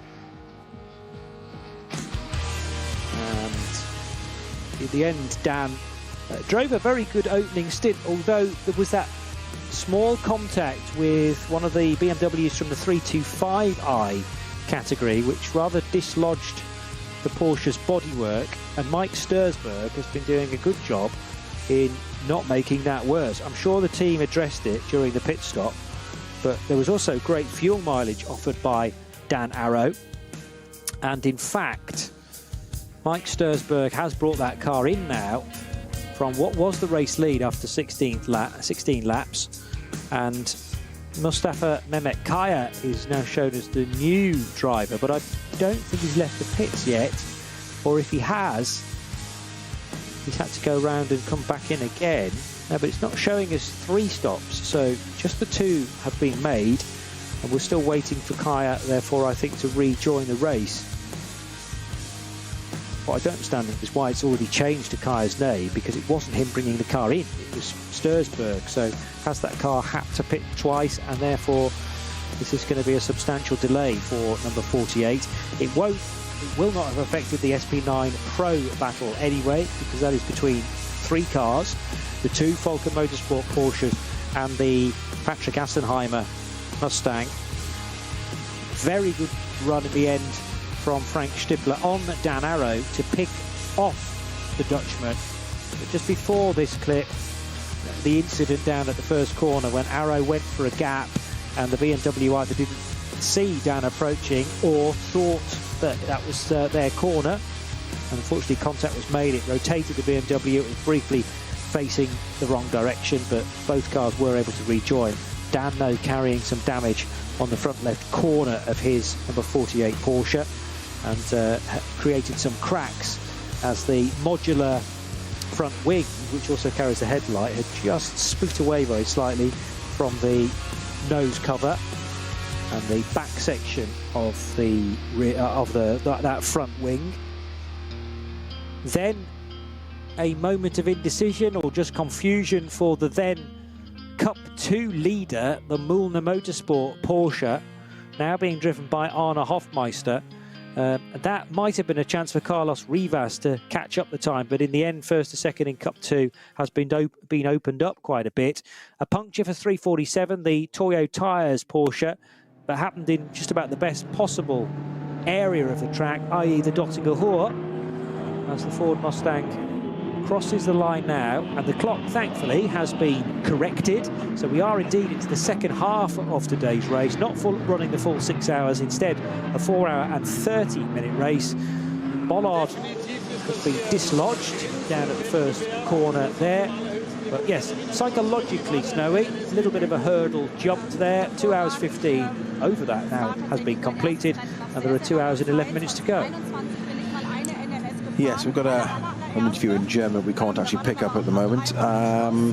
My analysis is working finally, although not the pit stop bit, the times, which was most unhelpful. That would have been quite a bit to be able to add to that. Full course green though, Johnny, that's good. Yes, and it's been a little while. It has now, yeah. I think that's happened, hasn't it? Yeah, I think about over an hour, I think. Oh, really? Okay. Certainly a decent amount of time. Yeah, so it's been a fair while, but a good job nevertheless by all the marshals to sort that out, and we are back to almost nose to tail between these two Porsches. So Müller with the second win, that's Nico Müller chasing down, no it's not, it's Sven Müller I should say. Nico Müller has driven these cars in the past. Sven Müller, we also have Tobias Müller in this race, and a variety of other Müllers that are particularly good in the corners. Dennis Marshall, car number 4, leads the way over Sven, who's chasing his teammate down. 2 minutes the gap, in fact 2:20 first to third, 2 minutes more likely from, well, it's less than that now, isn't it? So you can basically count the first and the second place cars as one. And yeah, 2 minutes 20 further back is the third place car, the Haupt Racing Team Ford Mustang, now in the hands of Patrick Assenheimer. I'm just trying to work out whether Mustafa Mehmet Kaya was put into car 48 just the once and that he hasn't needed to pit again. I'm still only seeing 2 pit stops next to the 48 car, so I think that is the case. It confused me that Kaya was being shown in the pits when actually it should have been Mike Stursberg in the pits handing over to Kaya as Kaya then came back into the race, but timing screen might have just... Well, I was just looking at exactly the same, yeah, because it's at the top of the screen, isn't it? But that must need to shake out at some point. Well, yes. It slightly confused me as well, but... Stursberg came in as the race leader because, remember, they are on longer stint lengths. Well, amazingly, Dan Arrow was able to do an 8-lap stint when I don't think I've ever seen that done before in the history of NLS racing, from an SP9 car at least. So Dan got amazing fuel economy. His teammate Mike Stursberg has then just done a standard 8-lap stint, so that takes us to 16 laps. But Stursberg had to pit for fuel, so that's taken him away from the race lead. And the way we work that out is because the first sector on this lap is north of 4 minutes. So that has put the 48 car now behind, in reality, the 4, the 3 and the 6 cars, I reckon. So it should now be the 4 Porsche leading, the 3 Porsche second, but a hair's breadth between the 2 of them, and then much further back Patrick Assenheimer. And then where will Kaya feed in? I reckon 4th, ahead of Arne Hofmeister's Müllner Motorsport Porsche, which leads Cup 2. Well, Kaya's just come out to the top of Adenauer Forst, and now off to Metgesveld. Yes. So that's only that far around, so a long way to go yet on this lap. But the 2 Porsches are ahead of him because they've already gone through Sector 3, and I reckon Assenheimer is just ahead of him as well. Yeah, the number 6 Mustang is up at Bergwerk now. So, yeah.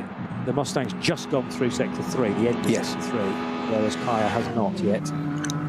So Kaya's fourth, but that's still very good going from an SP9 Pro-Am car. A testament to the amazing fuel mileage that car 48 can do.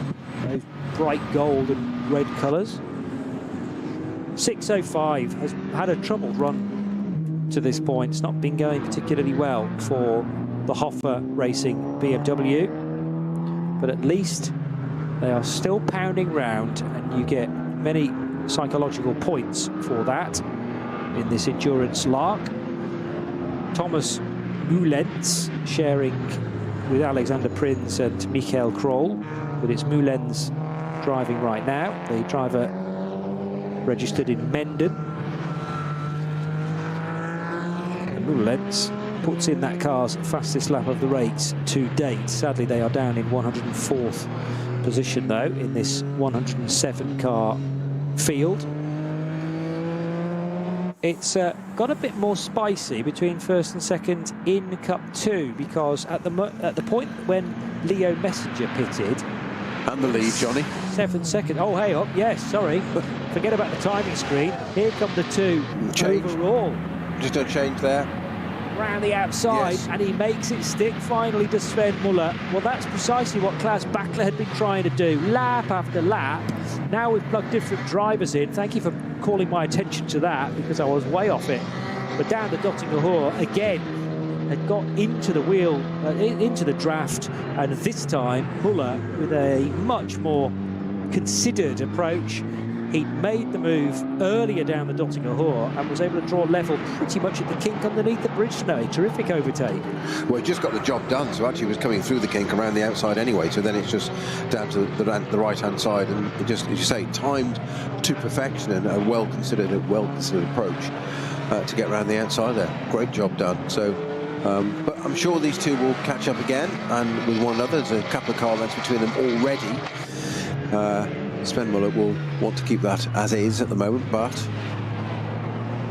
that will change, I'm sure, on this lap as they get into a little bit of traffic through the switchback or the loop on the GP circuits. They start to head up to the rest of it. Lights flashing furiously. That Hyundai again that you thought was going a little bit slower earlier on. I think it's just a pace difference in class, to be honest. There. Well, I was comparing it to another Hyundai in the same class, and it definitely had a slow middle sector, but that could have just been a blip. But it could have been a cough and a splutter, and reset it in the moment. And it's not till you see one of these GT3 Porsches behind a similar Porsche you think it is, and then it's just what a massive footprint they have. I think it's a Cup car that's just gone past. I was just trying to get the number of it if I could see it. That was at Sabina Schmidt's curve. Yeah. And maybe the tracker will give you a clue. Yeah, exactly. Anyway. Just doing. Yeah, I think it was a 909 car actually. 909 is a GT3 car. Yeah. It's just like a Cup 2 car. Yeah. Yeah. Yeah, it is a Cup 2 car, but that's a quick car. We've said those Cup 2 cars right up at the front of the qualifying this morning, and in a straight line can almost hold their own with a GT3 car. But then when you see them physically on track and you see the two Falcon cars behind it, you think, gosh, it looks about a foot wide at either side. Really good and close fighting within the Cup 3s as well, and the car second in that sequence with the orange wheels darts to the pit lane. So that is 940 coming in. So that may well have been Sandberg right with Stegman. Yes, it was, for the lead of the class. So 962 can continue for another lap. Laurens Stegman staying out, and his very near rival Sandberg, or was that Peter Sander, in fact? What number did I just say that was? So Stegman versus, no, Sandberg, as I thought, 940. And 940 bails out of the battle in just need of fuel.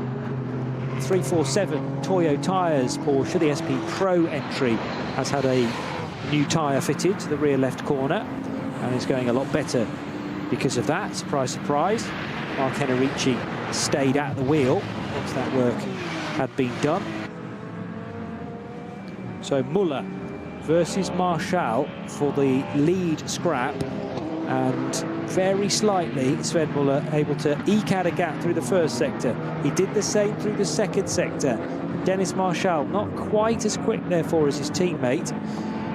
Open road in front of them at this stage, so a full second gained by the race leader Muller over Marshall, but that could tumble again towards the end of the lap, of course. SP7 led by the RPM Racing car, and RPM Racing here with just one car.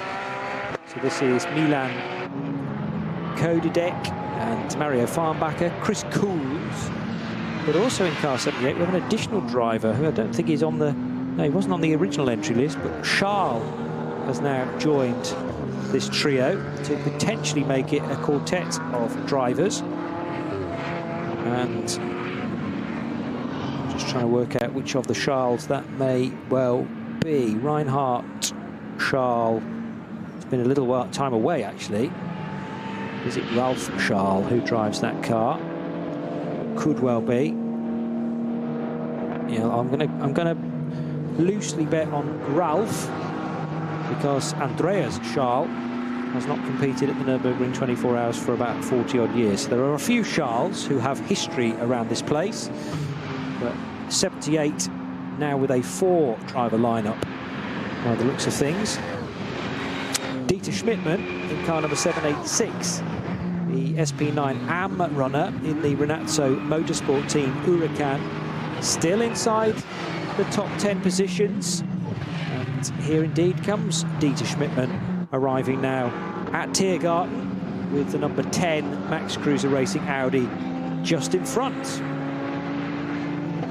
Yeah, I think he was waiting which way that car was going to go. The Max Cruiser car just dived into the pits and out of his way, so he had to make sure he got on the right side. But then looking at the right-hand side as it would dive across as the pits in front of you for Dieter Schmidtmann in the Lamborghini. A couple of little things further down the order. The 520 car, which is the Toyo Tyres Toyota Supra, that's had a pit speed, had a 30-second stop-go penalty, which I saw in the pits a few minutes ago, for doing 65.8k in the pit, so 5.8k over, and 494, which is the Golf F&S Motorsport Golf. Fritzer had a code 120 speeding at 145k, so 25k over, so got a 95-second penalty and 1 penalty point on his license. So as ever, they're being as strict as they need to be here for the rules here and speeding and under safety. So the Dumoulin Aston into the pits, taking their time, driver doing the changeover, new set of slicks coming out, but just pottering out, ambling out with his seat. Has absolutely no urgency whatsoever, because as you know, it's a timed amount, isn't it? Pit stop. But going back to your mentioning of various rules and adhering to precedent, crucially, because if you're strict through a certain set of regulations, that has to then be the benchmark moving forward, just as it was for the big race 2 months ago. In fact, one or two thought that a little bit more strictness was required for certain drivers after some performances earlier on in the week. That one will, yes, run, I'm sure. Yeah, I'm sure it will. Yes, it's Maxime Dumoulin, by the way, that's getting out of the Pro Sport Racing Aston, and Guido Dumoulin that's going in. Guido getting out, I'd say, with the green helmet. Did I not say that? No. Well done. I wasn't sure that you were awake, so I'm just making sure. Well done, you passed the test, Johnny. I didn't say that the Porsche had the right engine, or I didn't say that the Porsche had the right engine. It's not a competition, my friend. But I think no, you're absolutely quite right. So green overalls and green helmet for Guido, and white overalls for Maxime. So really quite easy to spot, and I still managed to mess it up. Wow. Your brain was saying one thing and your lips were saying the opposite. Well, you mentioned brain, that's an oversell for a start. Very kind of you.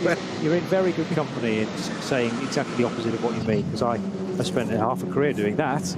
Well, as we always say, listen to what I mean, not what I say. Yeah, precisely. The good news is we're inside the final 2 hours, so that's even less time now to be making errors. as there's a new fastest lap of the race. Sven Muller's just gone across the line with a 7:56.1. So he is thoroughly enjoying his time out front, having finally got ahead of Dennis Marshall, and did that much earlier on the Dottinger Ruhr than his teammate Klaus Bachler was able to do. And then once Muller got ahead, he's now been able to do a lap time that was, well, it's a smidge better than earlier.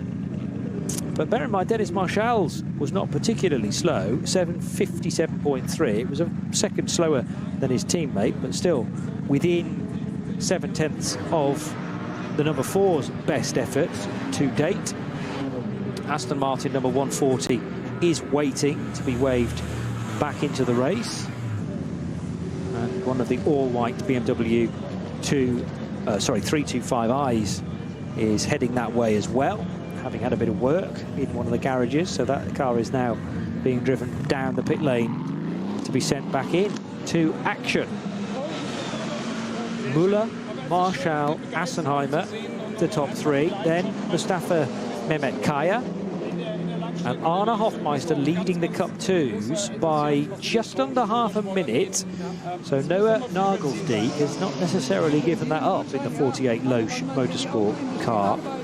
Nagelsdijk's time, whatever his sector time's like, in comparison to Arne Hofmeister, they are better, quite a bit better.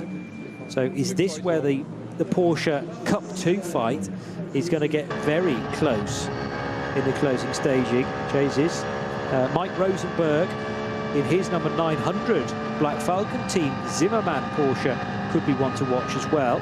He's only 4 seconds adrift of the Dieter Schmidtmann Lamborghini, and if Rosenberg can get ahead, that'll put the Cup 2 Porsches first, second and third together on the screen. 5th, 6th and 7th places. Wow, a bit tight there for the number 4 Porsche that is second in the race, because it couldn't afford to go wide on the exit of Schwedenkreuz because there was a TCR car parked there. I say parked, it was still in motion.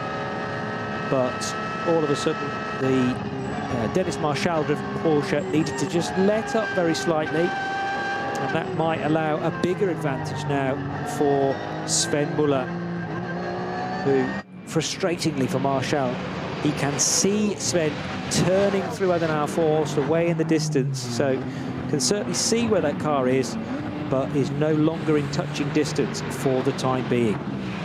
I can tell you it's absolutely agonising when you're in that, especially as a teammate. You know the car's effectively the same and prepared the same. There are, of course, always differences one side of the garage to the other, but you think about it less because if it's a different team, drivers will naturally, if a car's pulling away in front, even if it's the same model of car, will go, well, they're doing something different, or they've got an advantage. That's what drivers do. If it's in the same team, some of that is taken away from you because it is the same team, but there's nothing more frustrating. Oh, why was there not contact? There was contact there between that's the Dan Arrow car, the Porsche, isn't it? It's just, but yes, come back, he's coming, pulling off to the right there. That's already had an incident at the same spot earlier in the race, and just being, this is the 48 car, just being clipped by an arrow. There's the tape we were talking about that we said would appear on that car. It's got a penalty lap as well. Yeah, just been through that box, which I was actually referring that's to. What it's referring. Sorry, you're right. Sorry, Johnny, I missed that. But you saying no, but when I was referring to it, I was referring to it being used for things like MotoGP and Formula E. I hadn't realised that they were also using it in this race. So it's a very neat way of serving a penalty on track, but it did definitely got. I wonder if what happened there was that he was just slowing more to turn harder right to go into that penalty box, and it caught out the Audi, which just appeared to just clip it a little bit. Yeah. Well, maybe mindful. By the way, it's not Dan Arrow anymore. Dan Arrow sorry, Dan Arrow car earlier, yes. It's the car associated with Dan Arrow. I know where you're going with that. But Mustafa Mehmet Kaya, probably mindful of needing to serve that penalty by driving through the long box. Very similar name to Dan Arrow. It's easy to mistake, isn't it? But I just wonder whether he got the line into turn 1 slightly wrong, because he thought, oh, yes, I'm going to have to tuck in now to driver's right. So he was shaping up the 50 Equipe Vitesse Audi potentially for an overtake, but I think this would have been lapping the 50 car. And yeah, there was definitely a clash there. Still, Kaya was able to then drive through the dotted white line on well over to driver's right to serve a penalty in motion. So he clashed there with the Equipe de test car, which is being driven by Heinrich. So we've got a code 120 at the carousel, or the approach to the carousel. In fact, it's on the right-hand side, and the right-hander approaching it, to cross the toll, with the 651 Adrenaline Motorsport BMW M240i, which just appears to have stopped there. I'm not really sure why at the moment, so I'll have a quick look on CCTV and see if I can see why that's stationary there. But and that's just become a code 60 as we speak. That said, it appears to be on the right-hand side. As we get to the apex of the big right-hander before they run up to the carousel, it is green almost immediately, which is marshal post 139. So yellow flags start at 136, 7, 8 becomes a code 60, and by 139 it's back to green again. So a short delay there for cars. So yeah, plenty of action in this race, plenty for us to keep our eye upon as well. As in SP8T, Nick Wustenhagen leads in his BMW. The 962 car of Bednarski was the race leader in Cup 3, but Bednarski's now on an outlap, so has rejoined right behind the 940 car.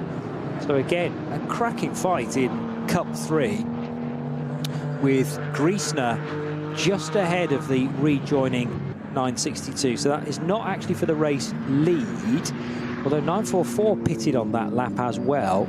So which is the best of the Cup 3 runners? If 944 pitted, 955 pitted, so actually this should now be for the race lead, with one car rejoining from the pit lane. The other had been out for at least a lap, and Griesner up against the rejoining 962 car of Bednarski. Meanwhile, Porsche number 900 with Mike Rosenberg at the wheel runs in third position in Cup 2, and therefore behind Arne Hofmeister and Noah Nagelsdijk.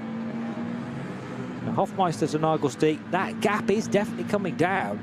I'd sort of written the lead battle in Cup 2 off, but give that another, well, the rest of this stint, which will take us to basically about an hour to go, and the top two in Cup 2 could be neck and neck again, because Noah Nagelsdijk's times are quite a bit better than Arne Hofmeister. Now, whether that is just through traffic or Arne is struggling for whatever reason, but Nagelsdijk has proven himself to be a bit of a star in recent years and is turning the screw on Arne Hofmeister, but from a fair distance away, 25 seconds down. Mike Rosenberg third in the number 900 car, and then in fourth place it's the 929, and that is being driven by Fidel Leib, with Tobias Vazquez Garcia, Michele Di Martino, Chris Brook, all as part of that lineup. It's interesting that from a GT3 SP9 perspective, drivers, in terms of depth of drivers, are a little bit slim on the ground. 7 GT3s entered into this race, but when you drill down into the Cup 2s and the Cup 3s, a lot of those lineups are 4 drivers, and no shortage of talent. Because I suppose, you know, people like Noah Nagelsdijk and Dieter Schmidtmann, Mike Rosenberg, this is their bread and butter, turning up for all of the key NLS races to try and score points as much as possible. You enter all of the NLS races down in your diary and then try and work a life around that, because this by far will be the priority for those that are regular names in Cup 2 and Cup 3. Yes, what we forget is that quite often this is, you have lots of gentleman racers is the term we use, amateur, or if you want to call it, drivers, and there's people that are, you know, businessmen that want to go and do some racing and are very professional about it still. But for some of these people we're talking about, it's actually their job. We always think of, you know, Formula One being, you know, being racing drivers being Formula One and such thing. It's what gets the most attention. But we have people here that are extremely talented drivers that are making their living in sports car racing, and that is their job just as much as anything else. Yeah, indeed. And Some are given the opportunity by those that are providing the project, the platform for them to show their talent. And it's always exciting to me to see a new name appearing on an entry list that you're not necessarily familiar with, to work out where they've come from, what experience they've had in the past, whether it be out of karting or some other motor racing discipline, single-seaters, to then make the step into endurance racing, two-seater sports cars, to be sharing with a more experienced, although sometimes a driver that may have raced a lot here at the Nürburgring, but is still looking for tips from a young up-and-coming racer to hone their skill level. And that's fascinating to witness as well, because you take on, yes, an ability to drive a car fast, Snowy, but you've also got to coach the non-pro as well. 100%, and that's sometimes it's not always that easy to explain to somebody how to drive the car fast. Some people just do it automatically, intuitively, and that's great for the team. But it's not so good if you're in a Pro-Am setup, because your AM is quite often paying the bills or a proportion towards the team, may even own the team, and actually may even be employing you. So at which point you've got to be able to sort that out, and got to be able to convey that. So that's as you say, John, that's another skill set of not just driving it fast, but explaining how you drive it fast and where the differences are between you and the other driver, which initially may start as being a bit of a gap, and then you bring that down and where it is, and those first few seconds, if there are that much, come very quickly, and it's then the finer bits that take so much longer, usually the last couple of seconds or even second. That's where you really, as a coach, really earn your money. The yellow flags are steadily reappearing now at places like Brunchen and Eschbach, which is just before the right-hander at Brunchen, the scene of so much action when the tourist laps are watched by spectators. Wippermann, which falls just before Eschbach, is also now affected by some sort of incident. So the yellows, they've all now actually been withdrawn. That yellow flag area looked to be growing. And now Brunchen 1, Eschbach, and where else did I say? Wippermann. They're not showing they're clear at Wippermann yet. Oh no, there we go, 159 is clear as well. So whatever the drama, it has either resolved itself or been dealt with very, very quickly. And back to green flag running we go, at least on that part of the circuit. However, Brunchen 2 now is affected. Is that just is that an intervention vehicle working its way through that part of the circuit? I think it is, to be honest, yes. Okay. It always amuses me when we look at the sector times on here. Obviously you've got the Grand Prix circuit, then you've got the Nordschleife, but you've got, where you just mentioned Wippermann, that's sector 7 that starts at Klostertal and comes all the way back to Galvenkopf. It's almost 7.3 meters, kilometers, that section, yeah? And then you've got, your shortest one is 696, sector 4, which is just a tiny bit between Flugplatz and Schwedenkreuz. Yeah. It's almost like, why is the one so short? It's not even a kilometre. Yeah, I know, and I've often thought that as well. There's obviously a reason for it, whether it's an easy access point to put in a loop into the ground, or it's a very fast section of the circuit which is useful for pulling some data from. I think there are smaller sectors than that, but they're not public facing, so the timekeepers can see them, and also there's an ability to use that as evidence of drivers' cars speeding in, for instance, a code 60. You can, if you've got lots of short sectors, then you can work out an average speed, but we're in the format of either getting the 5 sector lap, which is used generally for NLS events, or the 9 sector lap, which is used for the qualifiers and, of course, the main 24-hour race. 10.6 seconds now, the advantage for Sven Müller. So he has bolted, you might say, got ahead by about 2 or 3 seconds, and now that has been amplified by a bit of caution here and there, because Dennis Marshall ordinarily wouldn't be doing a lap time that's 8 minutes and 9 seconds. So clearly he's been caught up by something, whether that is to do with traffic or to do with the area that was yellow flagged around Brunchen and Eschbach, I should say. But clearly that's been pretty costly to the number 4 Porsche, because at the end of the previous lap there was over 10 seconds a deficit for Dennis Marshall. He's not quite in danger of falling back within the clutches of Patrick Assenheimer. And a few moments ago, something happened with the 121 BMW in the Mercedes arena. This is the Lempart-driven 325i, just taking lots and lots of curb, and meaning that the car actually wasn't on the racetrack briefly. It was, the whole thing was the illegal side of the white line. White line on the exit of the Mercedes arena is often ignored because that's sort of the other bit of the racetrack rejoining, merging with the bit that we're using. So that's generally considered to be okay if you put the car that far out.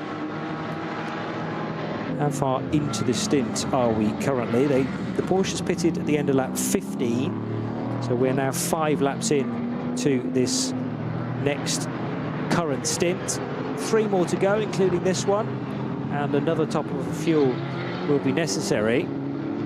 Looks like the 2 Falcon Porsches are just happy to pit whenever they run out of fuel, and if it's going to take a 3-lap sprint to the finish, that's what it takes to top up the time, unless they get within an hour of the end of the race and then decide, actually, we'll get the cars in now and brim the tanks so that they can run it all the way to the finish. So that they likely will do that at about 5:30 today to ensure that they will get to the line at 6:30 or just after. The complication there, though, is that if the checkered flag falls in the wrong direction for you, you cross the line and the checkered flag falls just after you've crossed the line, then you're going to have to go all the way around again. And from a fuel mileage point of view, always best to edge on the side of caution, put an extra lap's worth of fuel in case that is the scenario. So there's an hour and 40 minutes still to go. You're tuned to RS1, part of the Radio Show Limited network of channels. And this is the 6-hour Ruhr-Pokal-Rennen.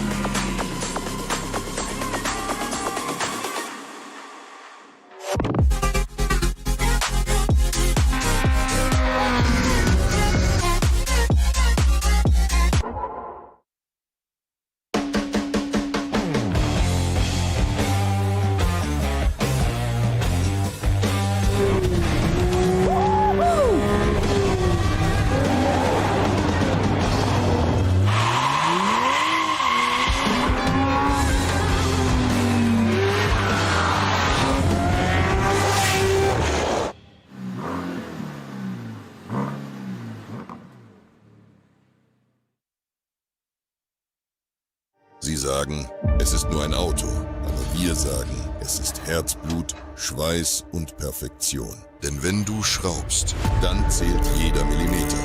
Dann bist du in deinem Element. Du willst mehr als nur fahren. Du willst es fühlen. Die volle Kontrolle. Eine optimale Straßenlage. Wir wissen genau, was dich antreibt. Denn wir teilen die gleiche Leidenschaft. Egal ob auf der Straße oder auf der Rennstrecke. Wir sind immer an deiner Seite. Wir sind H&R. Offizieller Partner der Nürburgring Langstrecken Serie.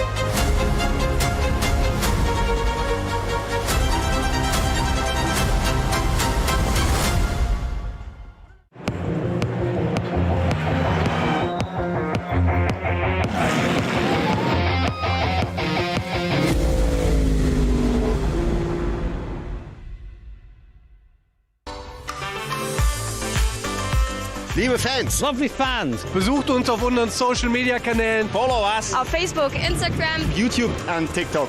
Willkommen bei der NLS.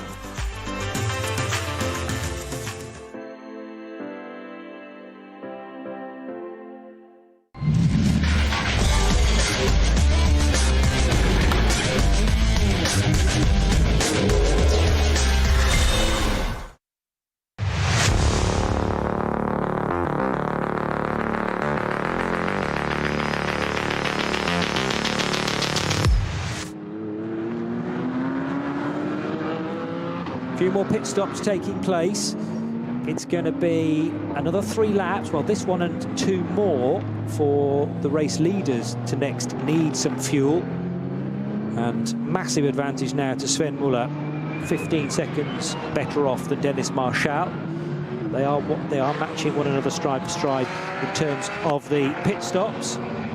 Great to have a Ford Mustang returning after the 3 from Haupt Racing Team had I think a good first step into NLS 24-hour racing 2 months ago, particularly as one of the Pro-Am Mustangs finished 4th in the hands of Salman Ovega, and Yusuf was in that car as well, brother Yusuf.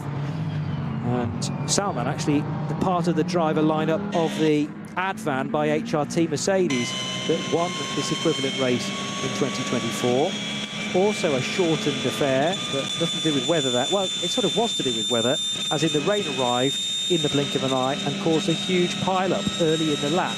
And that meant that last year's 6-hour race could only run to just over 4 hours. We're going to get to 4 hours 30 today, fingers crossed, but no further. And we are having to look a little bit further down the order, Peter Snowden, for where the battles are. But I do think that Cup 2 will all come to a head in the closing stages. And Cup 3 has been neck and neck throughout to this point. Pretty open, though, now for the overall honours. Yeah, we said, I mean, Cup 2 is 5th and 6th place overall at the moment. It's ahead of the Renato Motorsport Lamborghini SB9 AM car, admittedly, but that's quite extraordinary. Really, really impressive there. As I just said, that one of those pops into the... No, it's actually Cup who lead the Kramer Racing Cup car comes into the pits.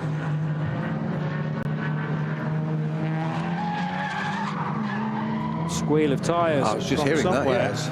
And that is at the Mercedes Arena. That's 163. Yeah. So that is Charles Espenlaub, again making an uncharacteristic mistake. So Espenlaub was 3rd for AV Racing by Black Falcon. He's recovered it very quickly indeed. Sven Muller won 7:55.3, Johnny. Oh, yes. Yeah, there's being on it and there's being on it, isn't there? There's proving a point here. Well, Marshall can't get anywhere close to that. He's lost another 5 and a bit seconds now to the rapid German. And Marshall happy in 2nd, I'm sure, but not happy to be seeing the leading car, his teammate, 20 seconds further up the road. So Sven Muller having a whale of a time in the race leading car, continues to open up his advantage.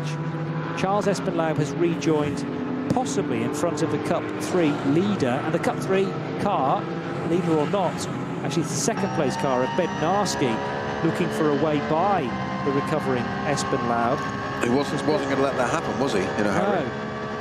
Well, Josh Bednarski's thoughts are, I can't waste too much time behind you, Charles, because the leader in Cup 3 is getting away, and we've been neck and neck for an awful lot of this race. So it's the 940 car that Bednarski's trying to stick with. 940 in Cup 3, being driven by David Griesner. He's just taken that car over from Oscar Sandberg, and Nico Silva possibly still to come. Yeah, 940 and the chasing 962 separated by just 2.5 seconds. That's sort of the worst case scenario for Josh Bednarski, for Charles Espenlaub to have had his incident and then rejoined right in front of the WNS Motorsport Porsche. So it's just a distraction, a headache that Bednarski really did not need. I John, we often talk about we talked about Frank Stipler earlier in the race, that going from the Mustang to the Audi that didn't actually start the race in the end, but how different the cars are and different types and mid-engine, front-engine, etc. And Charles Aspinall, as we mentioned, more used to driving the CP racing team that's now retired last year in a GT3 Mercedes, and suddenly going to a GT4 car. It's not like it's a lack of experience or skill, but it's going to be a totally different kind of car for you. So obviously it would appear not quite getting to terms with that car.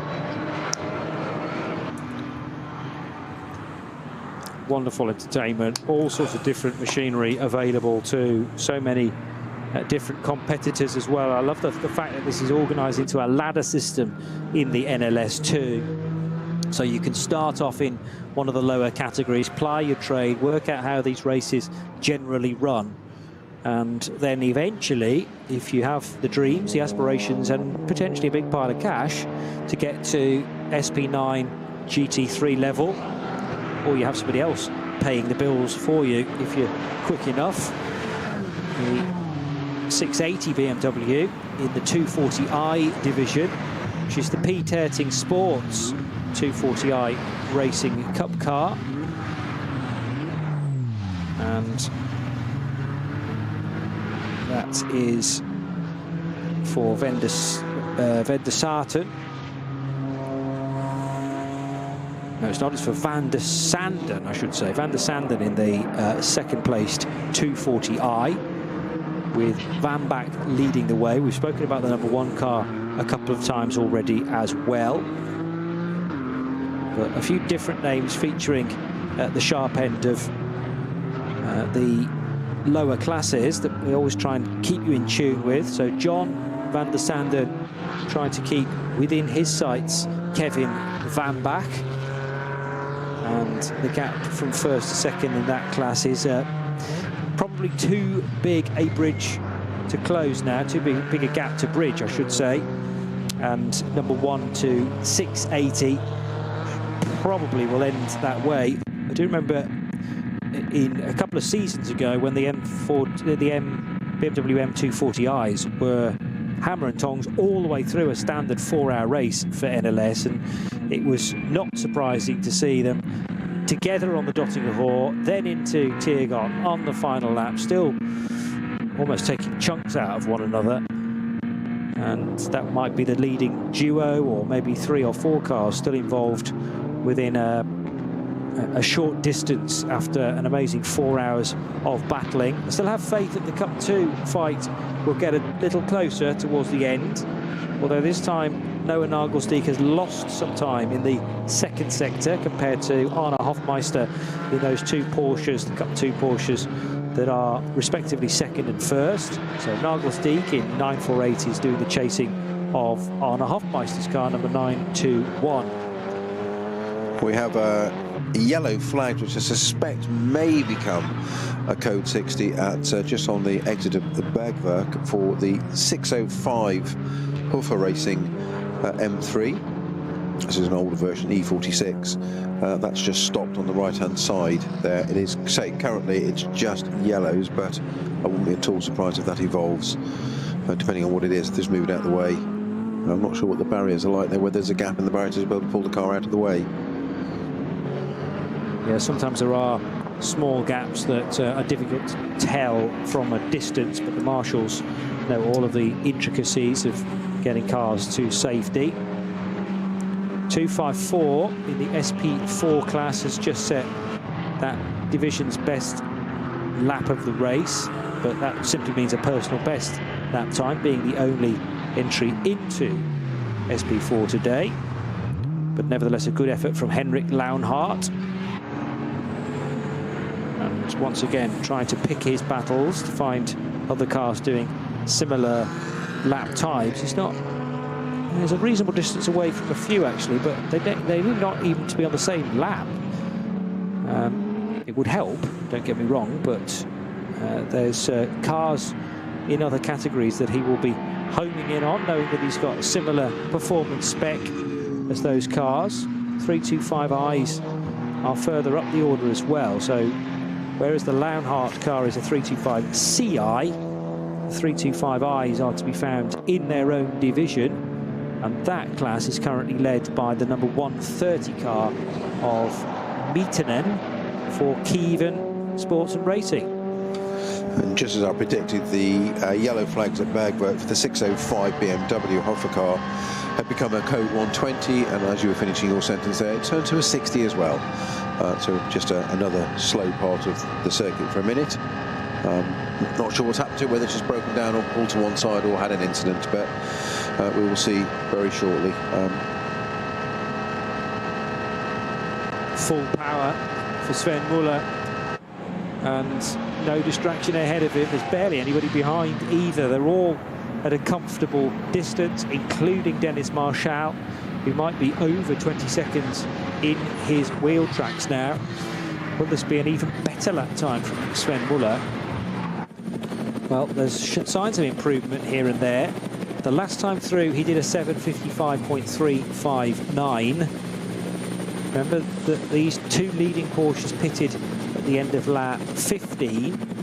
So they are capable of ticking off another lap and going on to an 8th lap within this stint, and that is exactly what Sven Muller will do.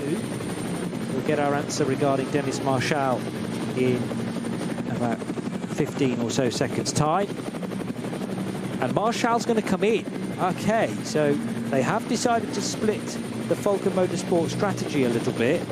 Marshall had another lap up his sleeve, should he have required it, but that's maybe not a bad hedging your bets decision by Falken Motorsports, because there's now lots of space to service both cars, and they'll service them a lap apart, Snowy. Well, I was just thinking that they've serviced them together identically, haven't they? Literally stopping in the pit lane at the same moments, and not really block one another, but it's busy, and it just adds a little bit of jeopardy.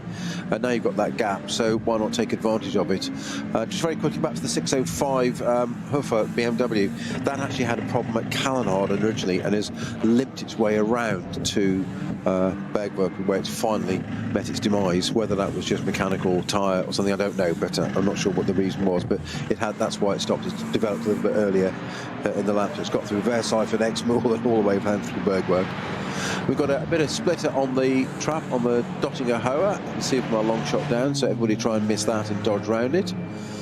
One either side of it. You don't want to run over that. Do all sorts of things. So interestingly, a change of surface flag being displayed, what I used to call an oil flag years ago, red and white stripes. It's actually a change of surface, means fluid or gravel or debris in this case. It is on the track, so it's just on the latter part of the Dottinger Hoa before they get to Tiergarten. You don't want that.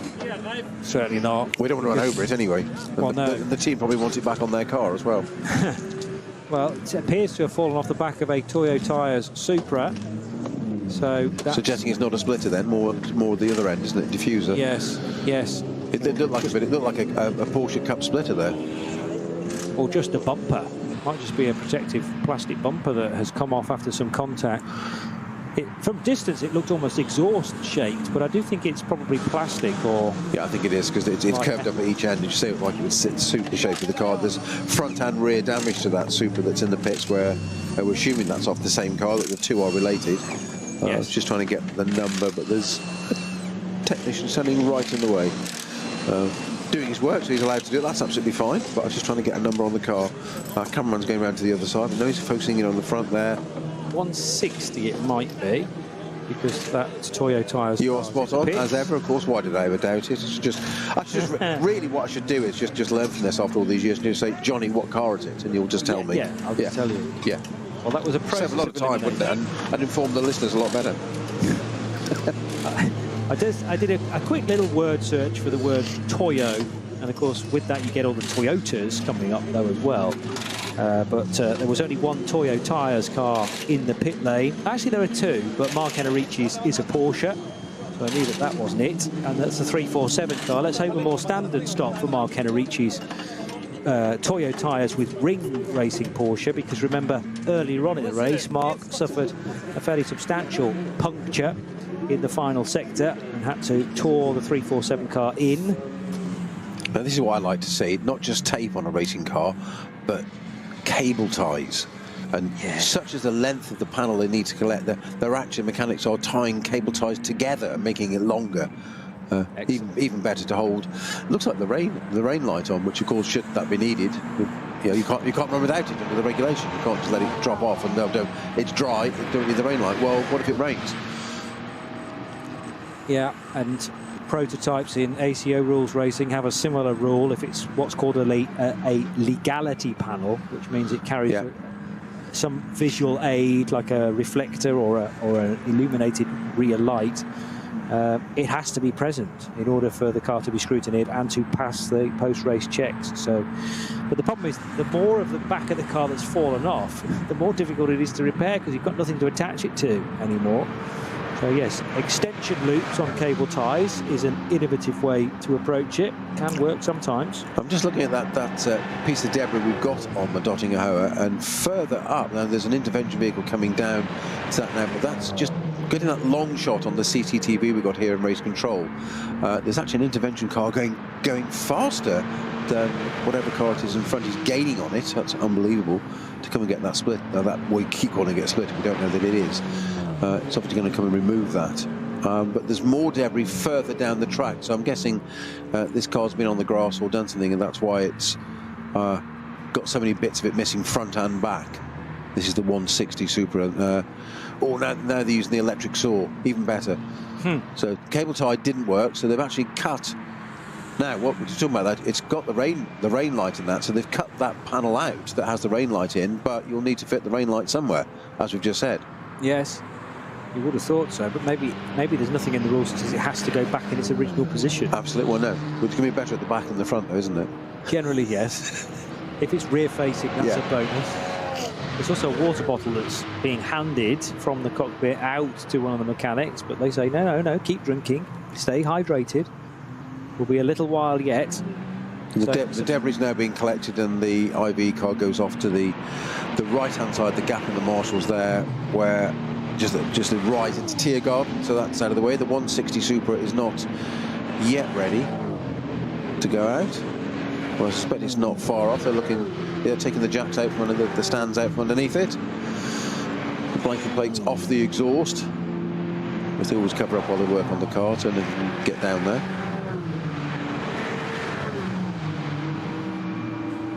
And it's away. The 160 Supra is back into the race, Johnny. Splendid. Well, Miki Koyama, very patient through all of that, and she shares with Giuliano Alesi. But Koyama, mightily impressive Japanese racer who has been a former champion in the Formula Regional Japan competition, where she almost scored 350 points, 349 with 7 wins and 17 podiums, has tested Formula E cars, Miki Koyama, and is now partaking in the Super GT campaign in the GT300, so more used to GT3 machinery. I'm not sure who she shares with, actually, but Miki Koyama looking to get more and more experience on the ring as well. Hasn't yet competed in the 24 hours by my record, so that's got to be a target. So with 1 hour 18 to go, Johnny, we go from one drama to another. It's still only a code 120 at the moment. Between the carousel and just before Hoa Act, we have the number 472 Auto Thomas by Young Motorsport Cupra Leon. That is now stationary on the left-hand side of the circuit.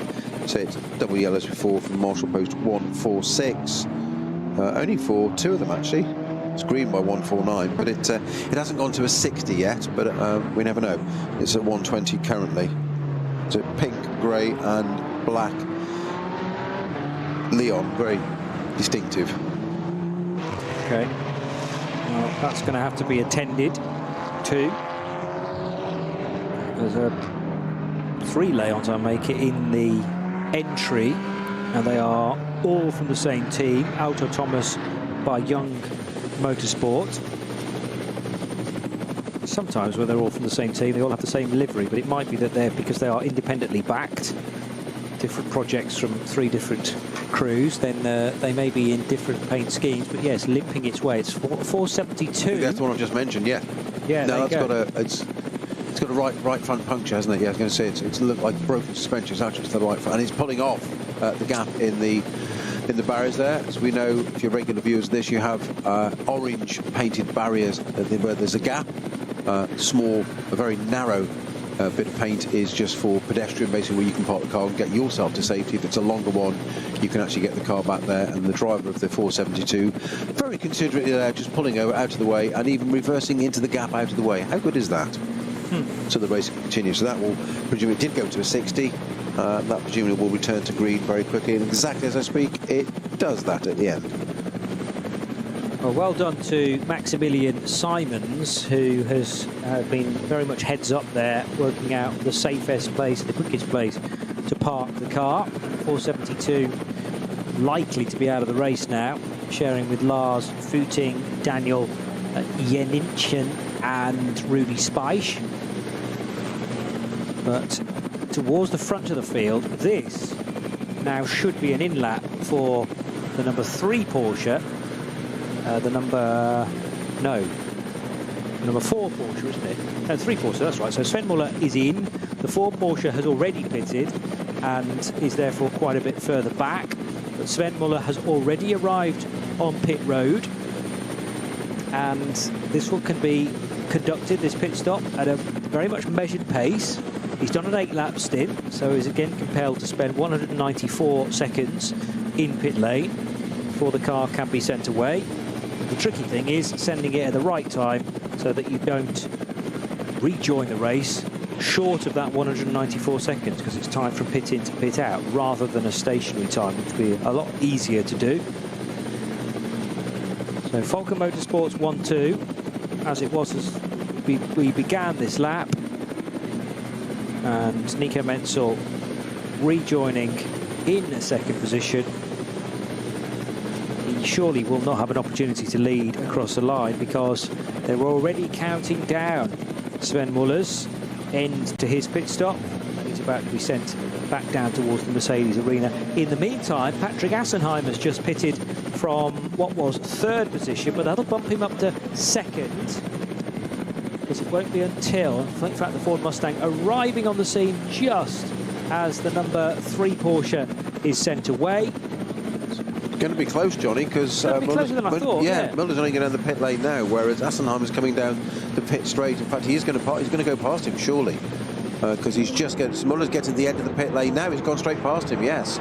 So positions reversed. It's Backler in the number 3 car now. Yeah, so that was a much longer stop, presumably, even though... So it was a 15-second advantage, wasn't it? Sorry, Johnny. Yeah, but I'm puzzled by that. Sorry, 15-second gap originally. Yes. I'm no longer puzzled, because, of course, the 4 car did a shorter stint and therefore can do a shorter pit stop. Ah, of course, yes. Whereas the 3 car did an 8-lap stint, didn't it? Yes. Yeah. Yes. So that's the difference. And it's about, well, we suggested it's about 20 seconds. So remember that they have deliberately put them, well, we think deliberately put them off strategy so that they're not pitting at the same time. It also means that it's going to be an interesting finish to the race, because that has given the advantage back again to Klaus Backler and his teammate in car number 3. One thing is for sure, they're now both back ahead of Patrick Assenheimer in the Haupt Racing Team Ford Mustang, because he did an 8-lap stint and now has to sit on pit lane for 3 minutes and 14 seconds before rejoining.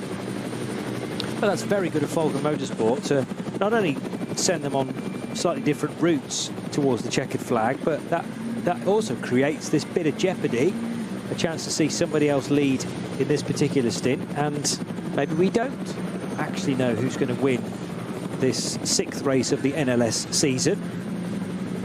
Just adds a bit more interest into it rather than pounding around in the same order. And I think Falken, you know, considering their entertainment routes, when you look at the drift show that happens every year,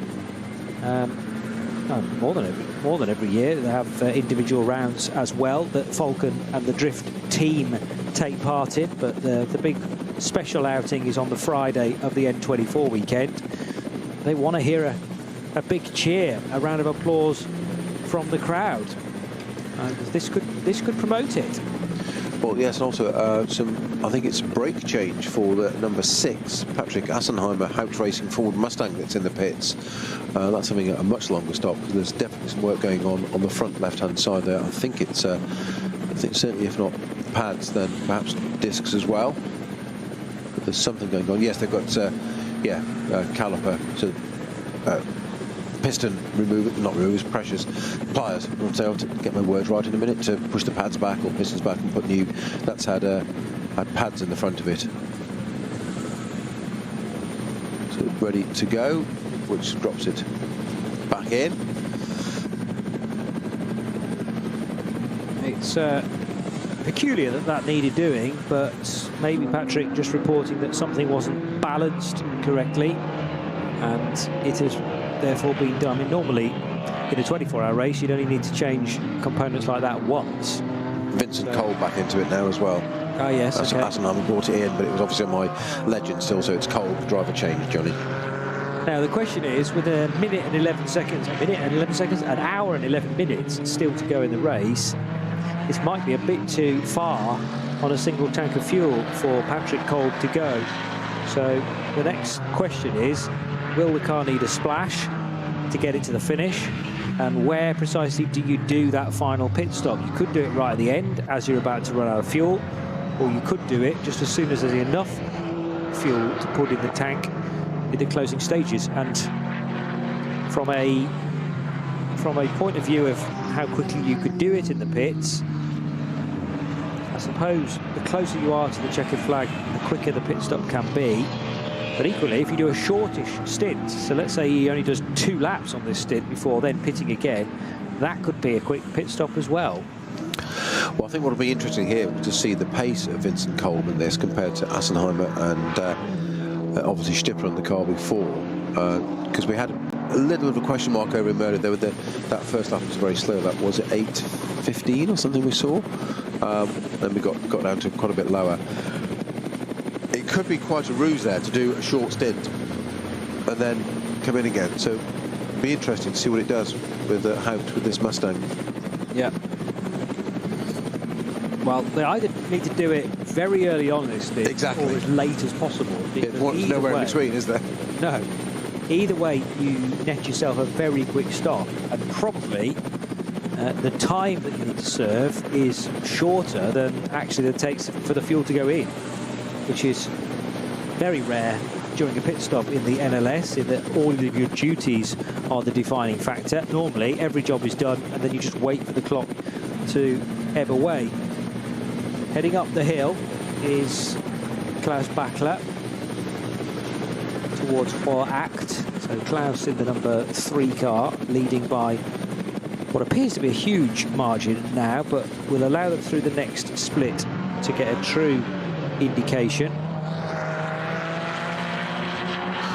So the 917 having another issue. It's not its first issue in this race. It's had a few little stops and starts. It wasn't the car that we thought had to do a stop and pull over and do a sort of like a hard reset? Yes. Yeah, well, it just appears like it's done exactly the same again. Yeah, it stopped in the almost a little lay-by, which serves as the entry route for the tourist laps. But you can just duck to the right there and be off the main racetrack. It's a safe place to be sitting for a short period of time whilst you do a quick electronics reset. And that did solve the problem for Alex Fielenbach in his 917 Porsche. Again, in certain people's hands, this car's very, very fast. I'm just not necessarily convinced they've got the speed across the driving talent in order to... he's going to come into pit lane, in fact, via the unconventional route. So swinging right and left through the tyre stacks. And for Alexander Fielenbach, more reporting back to the team, but that might also be the demise of the Speedworks automotive Porsche. It almost suggests a recurring electrical issue, doesn't it? Because it's certainly twice, if not 3 times, it's had to do that in this race. Yeah. Yeah. Very annoying when you know you've got a fast car in Cup 2 as well. Cup 2 has been shaken up a fair bit since the off at 2 o'clock this afternoon. Cup 2 still being led by Arne Hofmeister, for Mühlner Motorsport. The gap was coming down to Noah Nagelsdijk as well. He's now got, well, Christoph Breuer's got between them in the Renazzo Lamborghini, so that might be just confusing the distances a little bit. But also Fidel Lieb was one to watch out for, but he's also had to stop in the K. Kramer Racing Porsche for some fuel. So Breuer in, Lieb in, Grosser stays out for SRS at Team Sorg Rennsport. Just done an absolute best, and now a full, well, it's a personal best lap time. It's not an absolute best lap time, i.e. better than Klaus Bachler, but with a purple Sector 2, Nico Menzel's just gone back to the top of the times, and that is a personal best effort, a 7:55.692.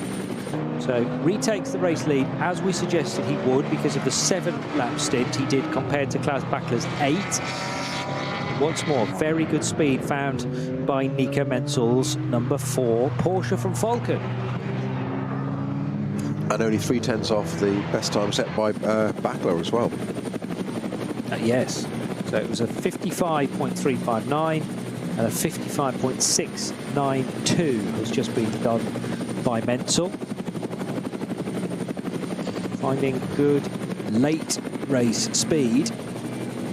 Say late race, we would have ordinarily had just 35 minutes of the race still to go. We're ticking on around till 6:30 now, so just over an hour of it still to enjoy. This is where, if you've been stuck behind an opponent, unable to get by in the next, well, in the final 60 minutes, just that feeling of upping the stakes a little bit, try and go for a last gasp manoeuvre. And Klaus Bachler, we have already seen, he's prepared to leave nothing on the table. Even if he's fighting with a teammate, he's going to stick the nose down the inside. He, in the end, was not successful. It was teammate Sven Muller who pulled off the manoeuvre on Dennis Marshall. But it's the duty, potentially, of their 2 teammates now to try and be brave as that. 65 minutes still on the clock, and Nico Menzel heads Klaus Bachler with Vincent Kolb in his Ford Mustang running in 3rd position ahead of Mustafa Mehmet Kaya in first of the Cup 2. Sorry, that's not a Cup 2 Porsche, that is an SP9 Porsche. It's not until we get a bit further down where we find the number 948 car of Noah Nagelsdijk, and that is the Cup 2 equivalent, so much less aero, but being driven very nicely by Noah Nagelsdijk. He is just about one of the fastest Cup 2 cars that we have seen in the race so far. Although bits of yellow may well be hampering them still as well. So, having looked entirely convincing for Klaus Bachler, the fact that the team decided to pit them on slightly different laps this time around has provided the opportunity to, or the pendulum, to swing in the opposite direction, Snowy, and this time back towards Nico Menzel. Yeah, who'd have thought? I mean, this is these two at one point just looked like they had it sewn up between the two of them, and either one of them at the moment totally different. We had a, what was the gap last time? We had a 15 seconds was the biggest gap it went to, wasn't it, between these two cars. Now we're down to 3.8 across the line. I would suggest that's a little bit more on this one. It looks like nearer 5 to me, but we'll see when we get to the end of that. But it's never over. We say we've got an hour and, oh, just I'm say an hour and 3. It's just ticked under now to go. So it's anybody's game still at the moment, and anything might happen. You know, we've seen this before where, you know, crucifying, you've had a puncture or something very strange. Let's not hope that. Let's hope that doesn't happen to either of them. But you asked before the race, would there be a? Do you think it could be anything other than a Porsche? Well, it's Porsche's 1-2 at the moment. Mustang in 3rd, Porsche's 4th and 5th. The Lamborghini still hanging on to 6th now. The Renault, so that was 7th at one point, but then 7th right through to 12th 13th actually is Porsche, and they're all Cup cars as well, interestingly enough. Then we have the first of the BMW, Jimmy Broadbent in the 150, which has just popped up to 13th now. Just caught sight of Michael Flamer's Honda Civic Type R, the H2 entered 611 car, so for cars up to 2 litre, non-turbocharged. And Michael Flamer shares with Frank Kuhlmann and Mark Giesbrecht. So another situation where you're commentating on an NLS race and what, just under 3.5 hours in, I've spotted a car for the first time. I'm still convinced that at about half distance, if we've had some retirements, they start throwing out some brand new cars from the paddock just to keep things interesting. Talking of things being thrown out, penalties. So a few penalties just been issued, but the 4th place one is an interesting one. That's the Black Falcon number 48 Porsche with Kaya at the wheel at the moment. That's just doing a driver change. We said there was an investigation earlier with that with Dan Arrow, that collection of car number 1, 2, 3 a bit on the BMW. Well, that has now got a penalty lap, an entire lap added. So that puts them right out of the order. Yeah, big shake-up that. Well, the wording of a penalty lap is sometimes confusing because wasn't, you know, that car that drove through, that was the 48, wasn't it? It was instructed to drive through the penalty box on the racetrack, and that can sometimes be called a penalty lap. But you reckon that the more likely scenario might be, oh, there's a big problem now for the Hyundai, mind you, at the start of the Dottinger Hoort. So we can get back to that in due course. But potentially a full lap added to the counter for one particular car.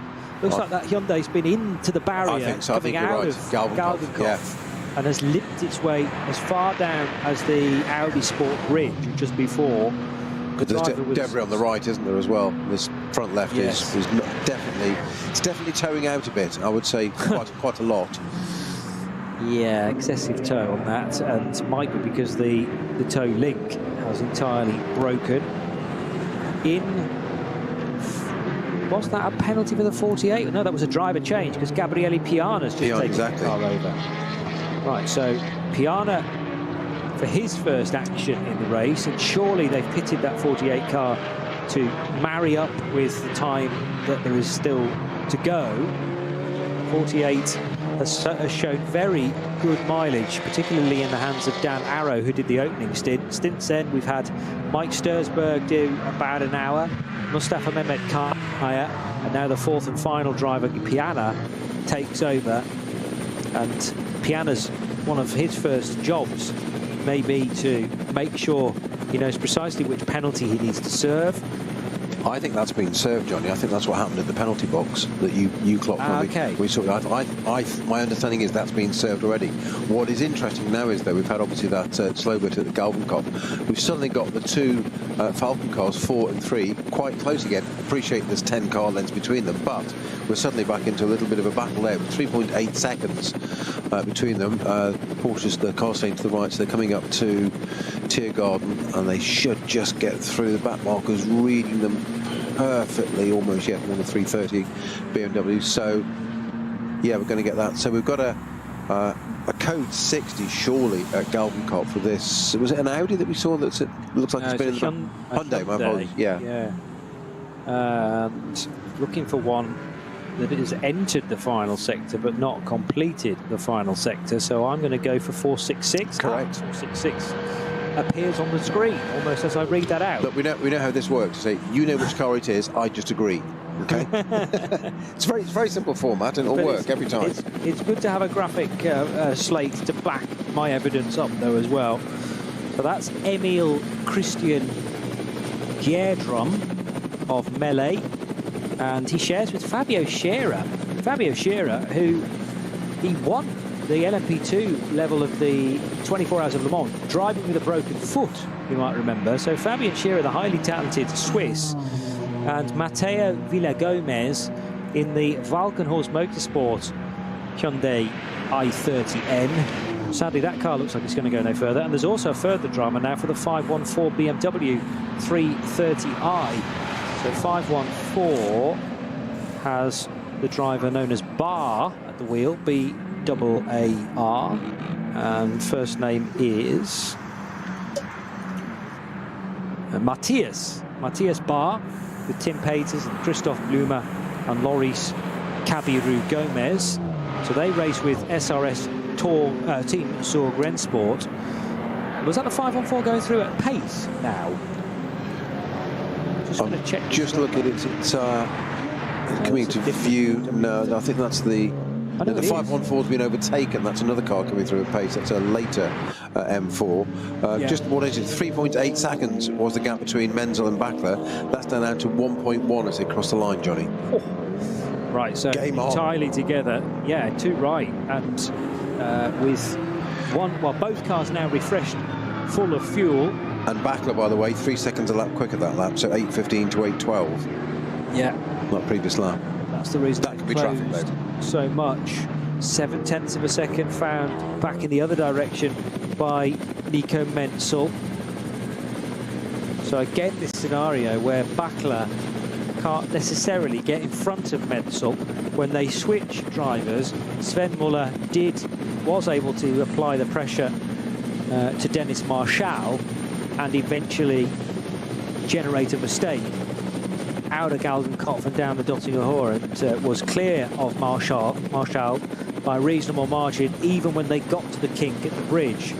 But Bachler has been trying this several times over. Will it take something as audacious as getting alongside an ex-Muller, which he did with Nico Menzel in their previous stints? Great fun to see the same duos in the cars at the same time. So, you know, they get to the end of their stints, generally speaking, and they both hand over to their co-drivers. So what we haven't seen yet is Sven Muller up against Nico Menzel, for instance. Battle has always been Bachler versus Menzel. But there's also a bit of a question mark as to how far these Porsches can get through the final hour. They pitted with over an hour and 5 minutes to go, I think. So I'd be very surprised if there's enough fuel in either of these cars to get to the finish. Well, particularly the one that stopped earlier, which was the Menzel car. Car 4 pitted a lap before car 3. So whereas 3 might just be able to make it, it seems unlikely that the Menzel car will be able to equal that fuel performance. Over the bridge, past another one of the Tankstellers. That's the non-model shop Tankstelle. So we don't tend to give that too much time of day. Less expensive, more economical for us, Johnny. Well, that's true, yeah. The food's very nice from there. Looking for a late night snack. Just to take away some avoidance of doubt, the number 48 car has served its penalty lap, and it's just for definitions in the rules. It's regarded as what they call in less serious cases, but the race director orders the completion of a penalty lap, and that's what appears on the screen. It's what I saw, and it is exactly as you said. There's a zone set up on the track between turn 1 and turn 2, minimum length of 50 metres, and the car has to indicate into it. Literally, its indicator has to go on. It's on the right-hand side of the track, which is why it's on just after turn 1 here. And the car goes into that box as we saw it. We thought it was slowing after the contact. It wasn't. That was a secondary thing, that bit of contact. And the white flag is waved to indicate to everybody else that the car is a slow-moving vehicle for that moment. So the 48 car has served that penalty lap, as it's called. Okay. So nothing more to come, in other words. Yes. No, that's good news. And the wording is always, or has to be, crystal clear. Sometimes that wording is rectified even after the penalty has been served. This could be a delay now for the race leader. They're at the carousel, and certainly Nico Menzel couldn't get on the loud pedal as early as he wanted to. So the BMW wasn't deliberately holding the race leader up. He needed to get through the concreted section of the carousel at the same time. But Bachler, although right on the boot lid of Nico Menzel, Menzel wasn't going to allow Bachler to draw level. Had to just keep his car as wide as possible, but he was well aware that he hadn't been able to exit the speed at anything like the energy that Bachler was in his wheel tracks. The two almost got together. That gap's opened up a tad more, Backler must be thinking, right, where is my ideal position coming through the Stefan Beloff S, the Kleiner Carousel, and most crucially, that right-hand kink onto the Dottinger Hoor. They're only at Brunchen at the moment, so he's got plenty of corners to shake that up. Into Ice Curver they go. Lots of dust being kicked up there as well. But this is the worst case scenario, I suppose, where there's a slower BMW from the 240i class, I think, isn't able to pick up the pace compared to the SP9 leaders, and then Menzel had to, well, he just had to close his eyes and hope that he'd still be leading at the other end of the approach to Hoher Act. Yeah, you can't just suddenly pop out of the carousel at a different angle, can you? Because you've got to complete the carousel once you're hooked in. You either go around the outside of it and hope and pray, or you don't. Now, that 1 second gap is 1.1. It was 3.8 the previous lap. I mentioned it came down to 1.1. As you say, that came down to probably less than 0.1. It was literally almost on the boot lid. All of a sudden now, as they're coming out of the Kleiner carousel, the small one, the gap's gone out to probably 2 seconds again. Excellent to watch this because, you know, same cars, same performance level. Drivers are clearly the differential. Now what's going on? There's a yellow flag, so that slowed up Nico Menzel, but didn't prevent Klaus Backler from closing in a little bit until they got to the code 60, and this is all on the Dottinger Hoor. So it will provide Backler a bit of that ground back again that he lost. However, his big opportunity to overtake has gone for this lap. He cannot get the slipstream anything like he would have done ordinarily on the Dottinger Hoor, because this is all limited to 60 kilometres per hour. That's for the 466 car, isn't it? The Hyundai. Yes, it is. With the intervention vehicle by it. Yeah. Okay. Which is why it's going to take a little bit long to recover it, because it's not exactly a straight toe, is it? No, it's not. No, it's going to have to be lifted onto a flatbed with only 3 wheels still rotating at the very least. And Menzel, when it's gone to green, it's just disappeared again, has he not? He certainly got the hurry up. Yeah, got the jump on him, didn't he? He did. Backler behind has not reacted too well to that, and took a while. I'm sure he hasn't. Well, no, in so many different ways. He didn't react, and now, yeah, the way he will be now. He'll be thinking about that in the cockpit, thinking, oh, what on earth have I done? Great opportunity to close in, had the track been green. And whether that was littering his mind a little bit, he then missed the go button. Still on the main straight as Nico Menzel is there. Lights frantically being flashed as well in the background, just to warn of another slower car that he'll want to get through. Yeah, that's a Cayman in between the two of them, but he is so far back, he's probably 10 car lengths back, and he's still flashing because he knows he's going into a slow technical bit of the arena, so he knows he's going to catch that car really quite quickly, under braking, and then we'll catch up, and he's like, let me know, I'm here, get out of my way, I need you to move. 50 minutes to go. RS1, part of the Radio Show Limited network of channels. This is NLS 6, originally billed as the annual KW 6-hour ADAC Ruhr-Pokal-Rennen, but the weather intervening early this morning meant we couldn't do qualifying on time. Visibility was awful through the fog, so it has been turned into a 4.5-hour race, and at about half distance settled down to a fight between Nico Menzel and Klaus Backler, together with their co-drivers, but crucially the 2 Falcon Motorsport Porsches now, hammer and tongs in this virtual arm wrestle to decide who is going to finish first. And we've got a little over the standard length of the NLS racing this year to decide it, and about to enter the final 45 minutes. Good exit this time for Klaus Backler out of the second left-hander that leads on to Hansen back. Now Menzel's so far ahead, he's disappeared from view. Yeah, those gaps, Johnny. Sorry, 3.8, 1.1, 2.8 again. You're scribbling them down. They're going to be great to reference towards the end. How those winter nights fly back in the Snowden household here. And this is going to be a further delay for Klaus Backler. 1 and 2 cars. Well, first of all, a BMW from SP8T needing to lap an even slower BMW. Now can Backler get down the inside? That's a Jimmy Broadbent car, isn't it? It might 150, be. I think it was. Okay. But one indicated, so both BMWs went left and right on the track. One indicated left, one indicated right, but the gap in the middle was not the width of one of these GT3 Porsches, so he had to wait a moment to go past the right-hand one before he could then go past the left-hand one. It all makes sense when you're watching it or listening to it. Yeah. But quite frustrating when you're in the car. If that was the 150 car, that's actually on an out lap, although not indicated on that particular column where it normally says out, but unless it's done an extra... What it may have done is gone into the pits for a second time, of course, that BMW. Now being driven by MG Sharudin. Yeah, it would make sense because it's only just at Adenauer Force coming up now, so that would seem to be fit about right on the track. Yeah.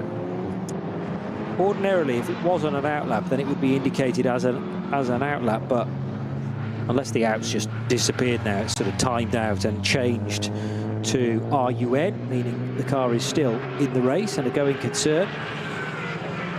Anyway, the Team Bilstein by Black Falcon BMW M4 is leading SB8T. Nick Wustenhagen second, the number 187 SK Performance motorsport car. And two Porsches that are right together at the Grand Prix cut-through. Chris Brook for K. Kramer Racing in 929, and he will have on his tail the red and black number 900 car, which has driving it Peter Ludwig. So Ludwig, Hart, Alexander Hart, and Mike Rosenberg, who's been in for at least a stint, maybe more, and has impressed to this point. Further problems, though, for BMW number 605. I remember heading to the garage where this car is prepared in the opening, 10 minutes of today's race. And sadly, the Hoffa Racing M3 E46 was already in the garage. It's going to head back to pit lane, though, now for further attention. There's only so much patience those at Hoffa Racing will have for that particular car, I'm sure. Maybe worth one more go at it. Race leaders are in the fourth sector, climbing up the hill.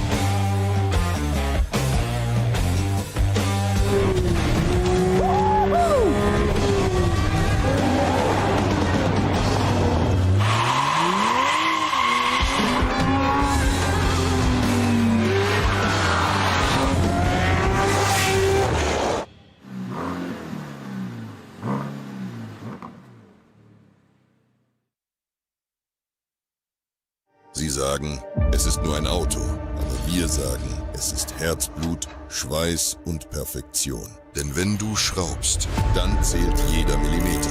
Dann bist du in deinem Element. Du willst mehr als nur fahren. Du willst es fühlen.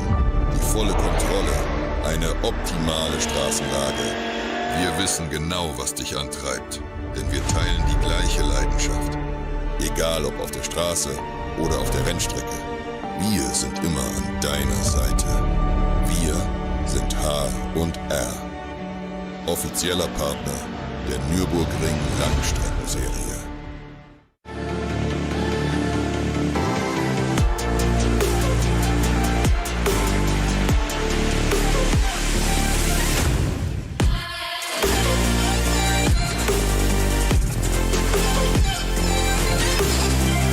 Falkenreifen.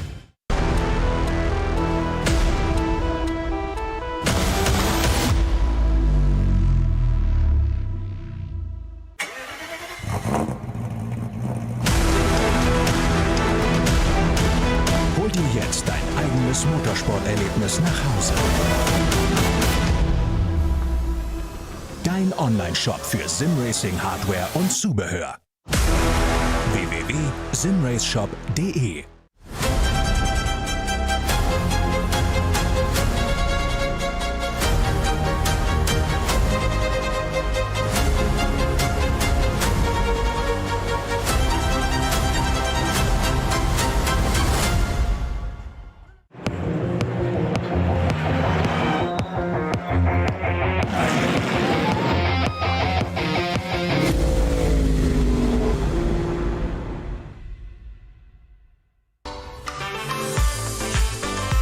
Liebe Fans, Lovely fans. besucht uns auf unseren Social Media Kanälen, Follow us. Auf Facebook, Instagram, YouTube und TikTok.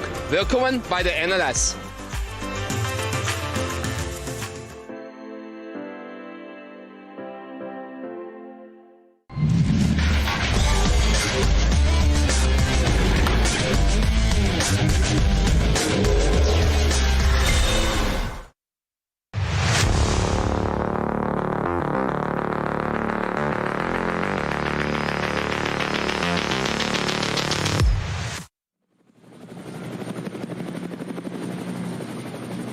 Menzel through the long sector 4 has done a lot better than the chasing Klaus Bachler and bought himself about 2.5 seconds, so he'll cross the line maybe with a gap of 5, 6, perhaps 7 seconds. No, it's not as much 4.6. as that. Well, you're not far off. Okay. 4.6, 4.67, so it's nearly 5 seconds. So it has extended by about double what it was at the start of the lap. The big gain there was Nico Menzel through sector 4. You're tuned to RS1, part of the Radio Show Limited network of channels. We're live from the Global Broadcast Centre. It's Peter Snowden there and Johnny Palmer here.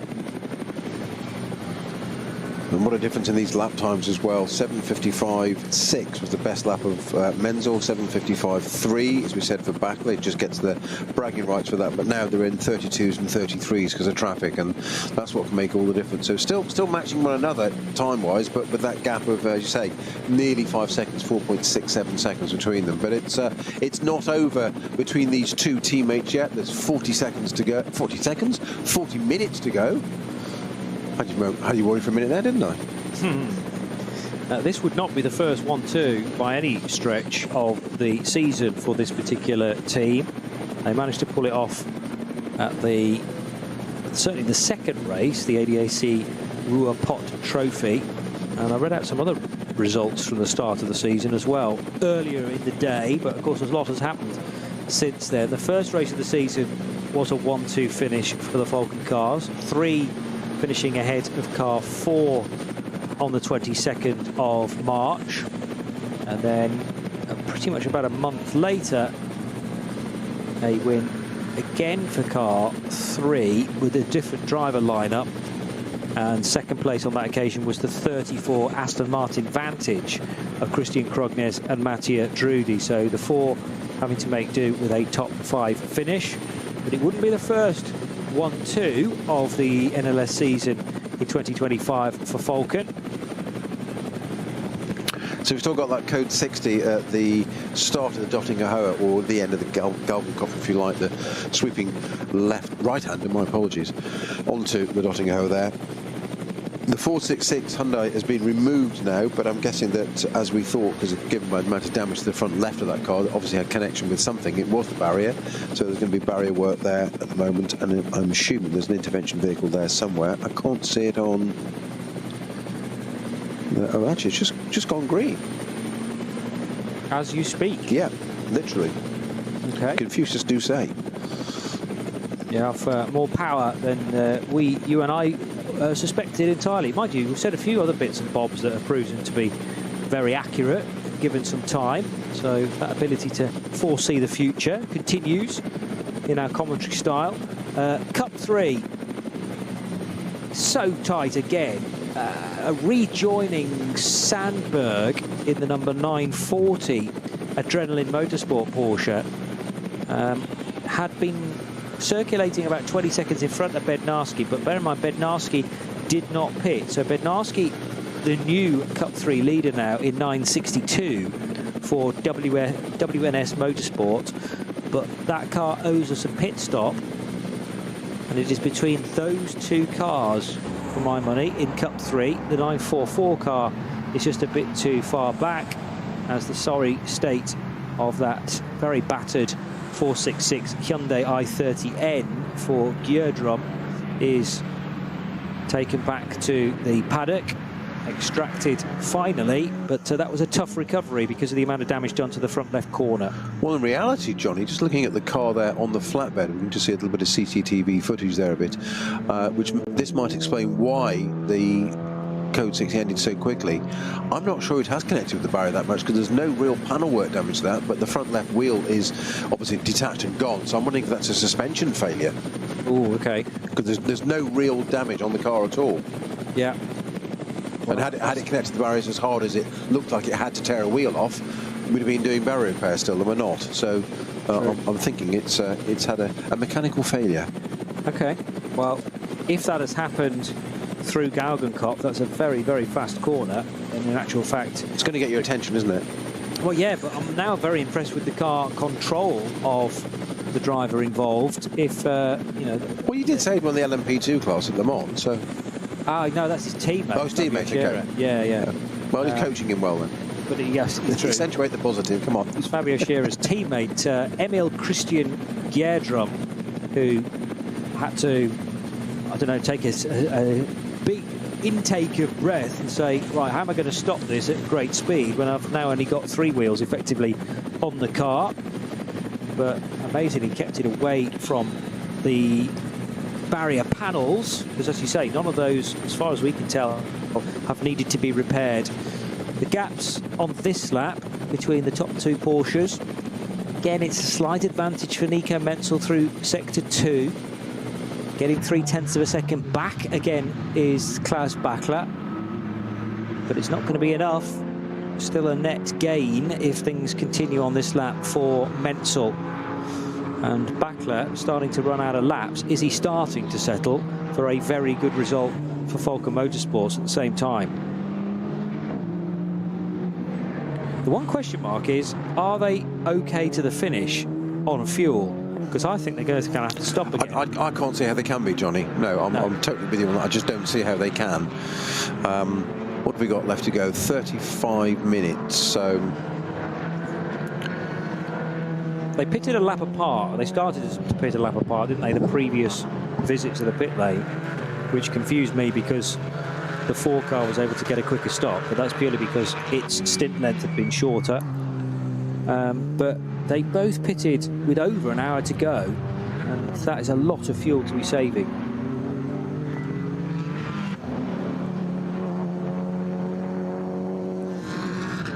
So would that make it 4.5 laps from this point? Yes. Yeah, okay. It's about just over 4 laps, isn't it? It's not quite, if you say an 8-minute lap, let's say. Piani just set the new fastest lap for the number 48 Porsche. Yeah, still not in the ballpark of the raw pace, but it's a good time for an SP9 Pro-Am car. So Piana, we now know, faster than Dan Arrow was, despite Dan's excellent efforts at the start of the race. But Gabriele Piana is the established gun driver. He's been put in deliberately so for the closing few laps. So the 4 car is now on the Dottinger Hoor in the hands of Nico Menzel. Klaus Bachler a little further adrift, might be more than 5 seconds now, the deficit to the race leader. The question is, when do they pit this car? Not on this occasion, because Menzel will duck to the left-hand side of a mid-pack car and actually do a new fastest lap of the race. That's faster than anybody so far, a 7:55.118. Bachler's not going to be able to match that, although he's only a couple of tenths away, 2.5 tenths away from it. So still excellent speed from both of these Falken Motorsports pilots. I don't think there's a single element of Klaus Bachler showing signs that he is backing off at all, because something might happen to Menzel, something might break on the car, a mistake might be forthcoming, and Bachler needs to be there or thereabouts, ready to pounce. Well, this is his 6th lap now in this car, Menzel. Yeah, so 6 done, 7 and 8 possible, 9 just not. So no, that car's got to pit. And the number 3 car is 5 laps in. Yes. So that becomes more of a possibility, but I still don't think it's likely. I think you'd have to lift and coast a bit too much still. Yeah, yeah.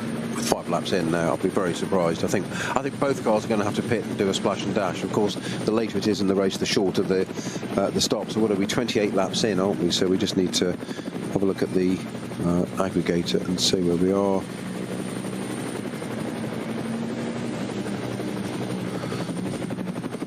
Might be just about the only hope, though, for Klaus Bachler, together with his teammates, of winning this race if they can stay out and the system. I was going to say that may be the difference, but it's basically 3 seconds different per lap as we get into these 20s now. So what have we got now? There's 23 laps completed.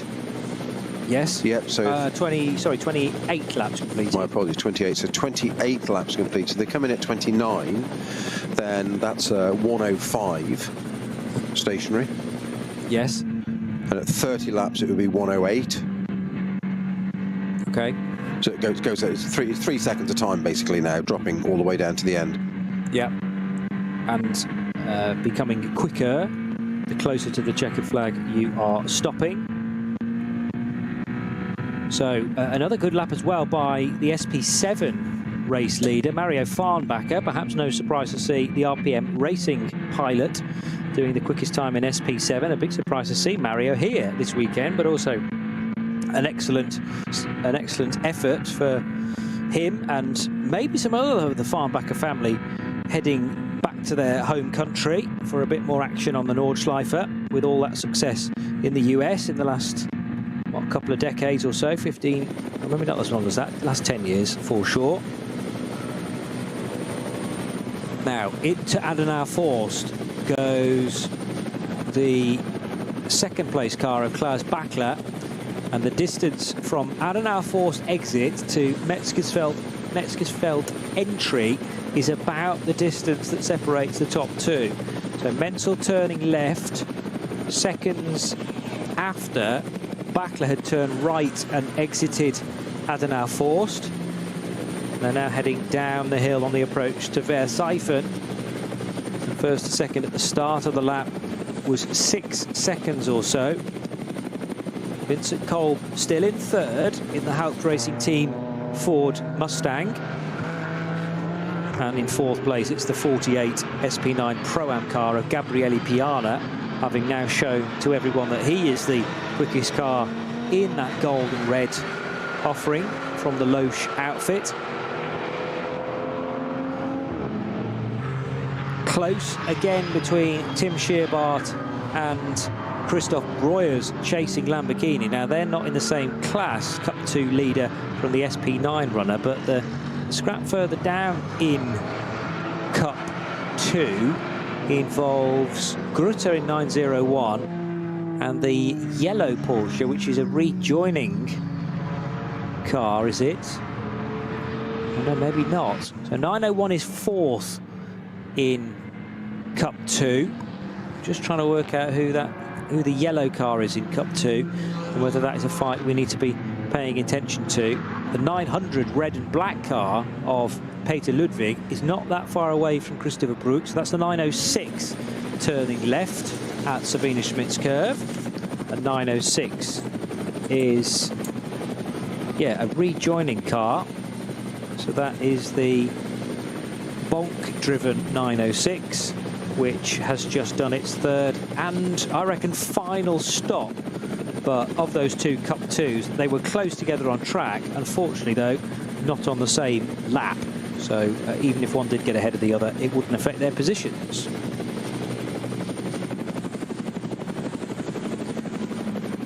Back with the race leaders, exiting the carousel.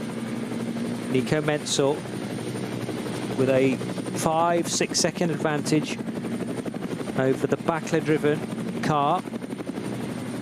Bachler just heading up towards Horacht now. This is the highly technical section. Not only is the road bouncing around beneath you, you're gaining and then losing height almost in one corner. And then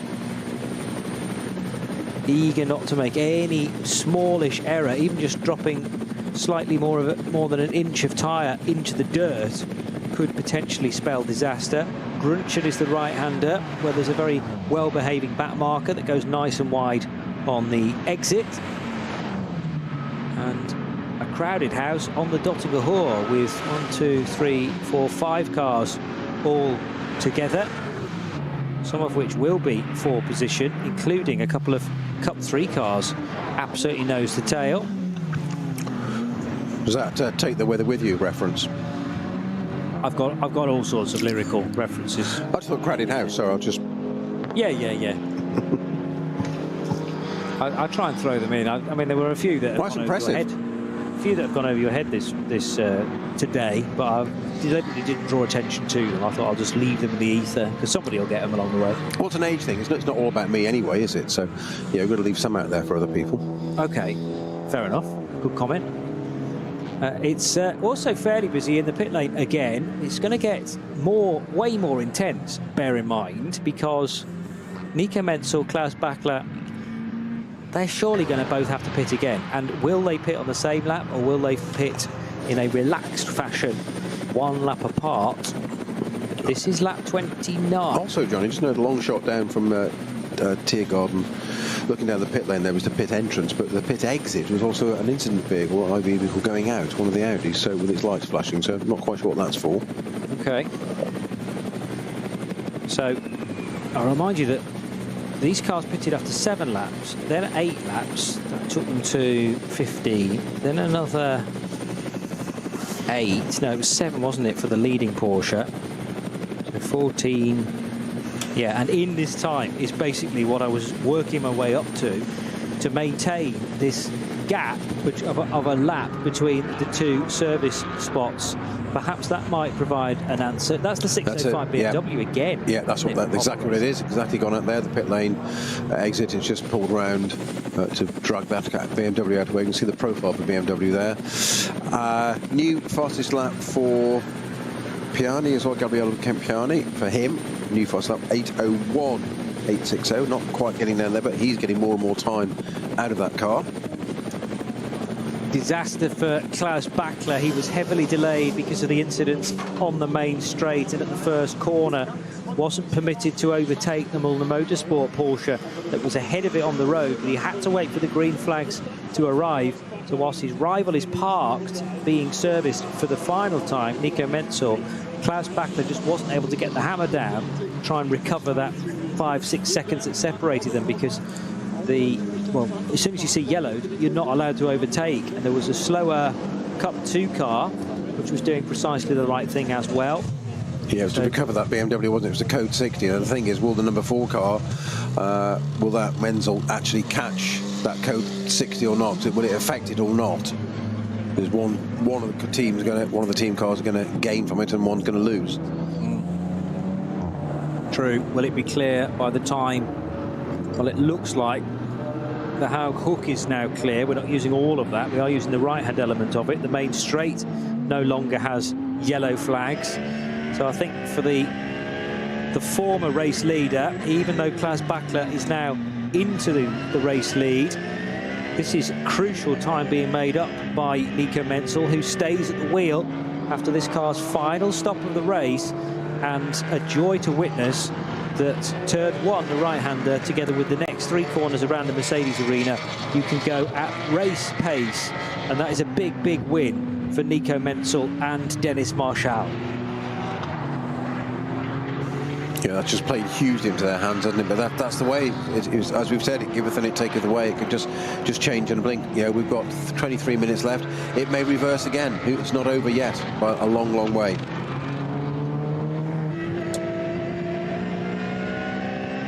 So the Menzel car now thundering its way down the hill towards Ad Van Bogen, that little right-hand kink where he continues to pull through the gears. got to get the car correctly lined up for the high-speed chicane. 2 versions of the chicane, but it's always the higher speed one that we use, so some speed needs to be scrubbed off. Then you hurl the car left and right and over plenty of the curbs. And now Sabine Schmidt's curve and the Hatzenbach left-hander to begin another harum-scarum Nordschleife lap.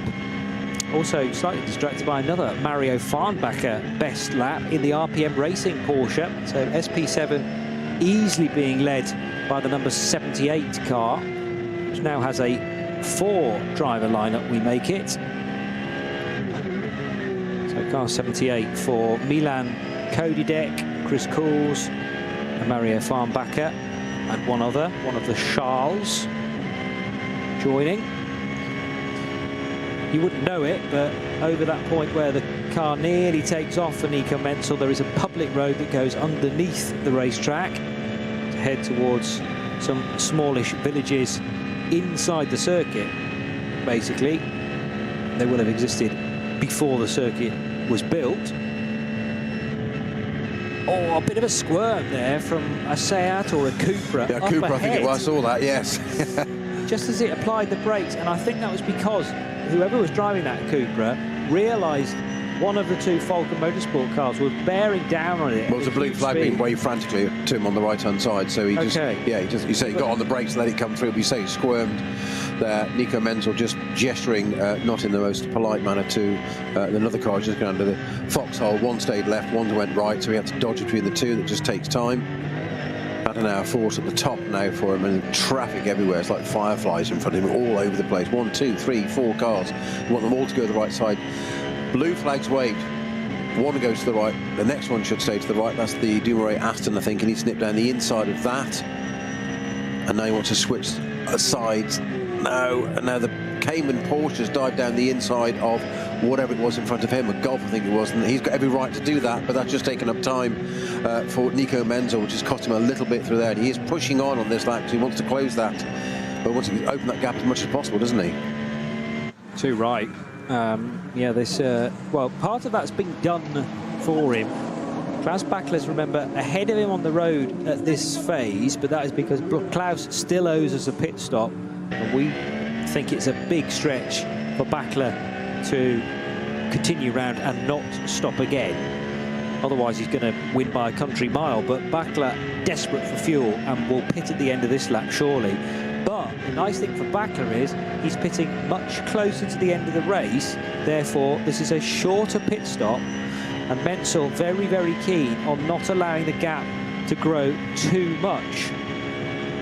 We've still got a stonking fight on here between these 2 cars, and potentially a code 60 that is at Ad Van Arch now. I know that's been cleared, but Ad Van Arch is on the Grand Prix circuit.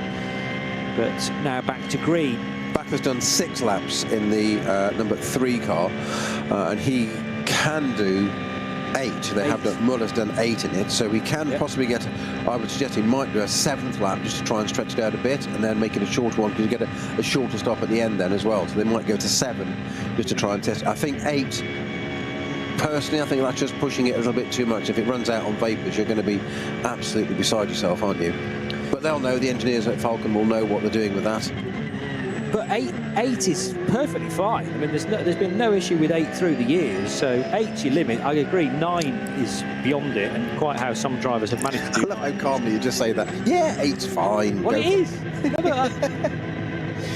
8 is the recognised length that you can do on a tank of fuel in a GT3 car. I am surprised that they started doing 7s. Oh, you won't know 6? Really?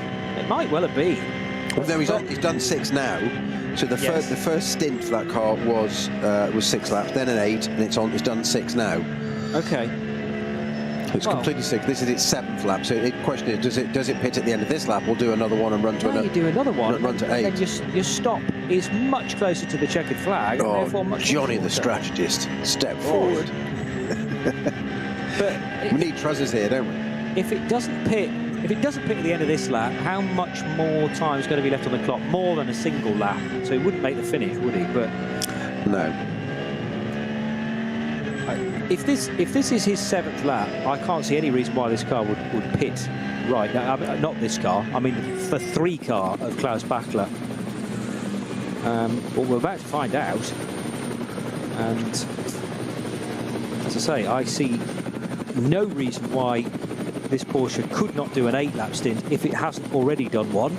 Well, 29 laps completed, so it's 105 seconds. Okay. Well, does it go left or right of the blend line? This is the leading car. Left. Bachler will stay out. Well, that, for me, was just a kind of very simple equation. What I don't understand is, why did the Menzel car come in as early as it did? Unless there was a concern about a slow puncture or similar. It will be fine now to the finish, but it's potentially given up the race lead to the Bachler and his teammate Sven Muller combination, when that looked very, very unlikely at the point where this stint started. Because remember, Bachler had that big delay in a yellow flag. Menzel did not, and now it's looking unlikely that car 4 is able to take the win, because the length of time that Bachler's car needs to spend in the pits once it pits in 1 lap time is a very small percentage of how long car 4 needed to sit in the pit lane. Under the bridge at Antonius Bucher, Menzel cannot be faster at this point. Foot absolutely glued to the boards. Then at the last possible moment he jumps on the anchors, threads the car through the Tiergarten chicane, Hohenrhein, and back onto the main straight, with some traffic away in the distance. So has to be clinical through this bit. But as we're talking about Menzel slowing for the Mercedes arena, already off and into sector 2 goes Klaus Bachler. Just a very quick update from long before the race, actually, but from Utah. The official statement that unfortunately during qualifying in drying conditions, our driver hit a wet patch and lost the car, resulting in damage we can't repair in time for the race. Very disappointing, but that's motorsport. We'll come back stronger next time. But that explains why the number 8 car didn't take the start of the race. I know it's a long time ago, but that is why. Yep. They needed to have the car in a position to begin repair work as well, but they'd obviously assessed from a fair distance that they didn't have the necessary parts or the necessary time to fit them / repair them. 15 minutes exactly still to go, and this one has rather spun on its head several times, to be honest, because there's a point where I settle in and think, yep, I know which Falken Motorsport car is going to win this race, and within about half an hour I've had to change my mind. And I think one more switch of momentum is now firmly sending it in the direction of car number 3. Yes, it's still got one more pit stop to serve, but we are heading now around lap 31. Was there something to pick out a couple of seconds ago as the Cup 3 Caymans were doing battle? Yes, the car with the orange wheels. Is that one of the Manhattan Wheels cars that was compromised as it was trying to stick with the Cup 3 part of the race? That is for the lead, by the way. So Bednarski and Sandberg, 9:62 and 9:40, began this lap 0.8 of a second apart.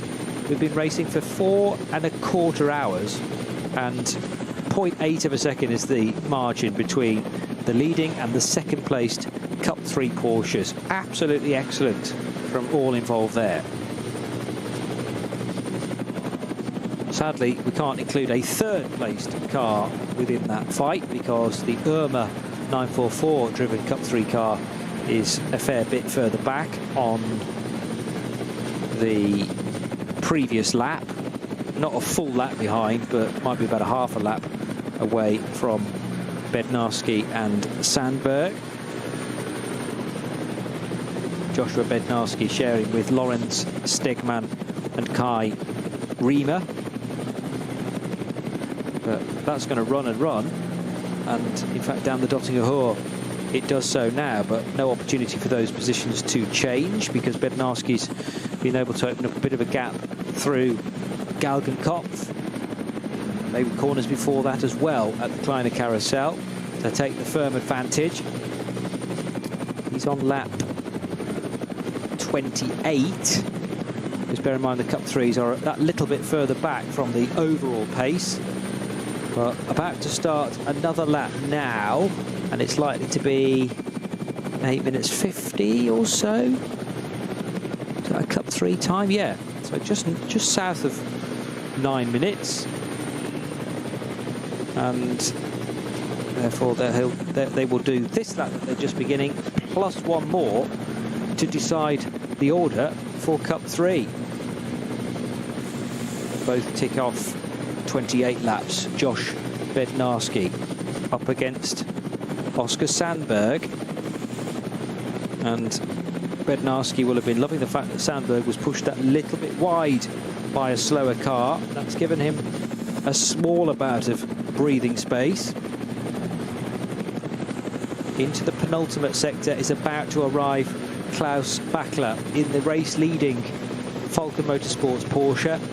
That will mean there's about 3 minutes and 20 seconds to go until he arrives on the Dottinger Hohe. 50 or so seconds to do that long straight, and then we'll dive straight into pit lane for the final stop of the race for Porsche number 3. Cup 2's opened up slightly from when we last checked, so Tim Scheerbar and Tobias Muller still having a good tussle, but there's about half a minute between them at the moment, Snowy. Yeah, so that's going to give the Bachler car a 1:08 pit stop, because it's 30 laps completed, is it not? Am I correct? 30 laps completed. It's 30 now. It'll be 31 then, won't it? Exactly, that's my point. Yes. So yeah, so that will make it 3 seconds less than that. So it'll be 1:11, 1:11. Okay. I think even I can remember that. Yes. What was it again? That was originally the number of cars that should have started this race, but we had slightly fewer than that at 107. 107 have all managed to complete some laps, some rather more than others. Cup 3, 1.4 seconds the margin. That's huge compared to the 0.7 or 8 that it was at the end of the previous lap. But it is definitely between 9.62 and 9.40. So WNS Motorsport versus Adrenaline Motorsport. The number 940 car. Also, this will help out Klaus Bachler, because he's got a nice little tow down the Dottinger Hohe, having picked up the Renazzo Motorsport Lamborghini.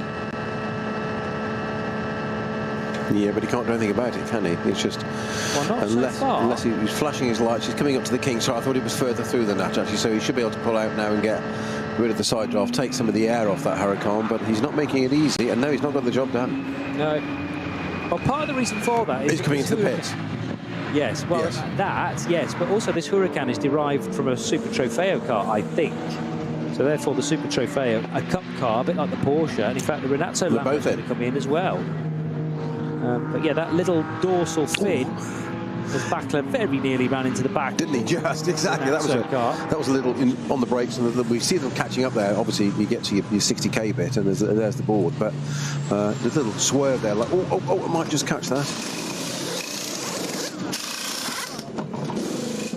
Not what you want at literally the last few minutes of a race with 8 odd minutes to go. Yeah.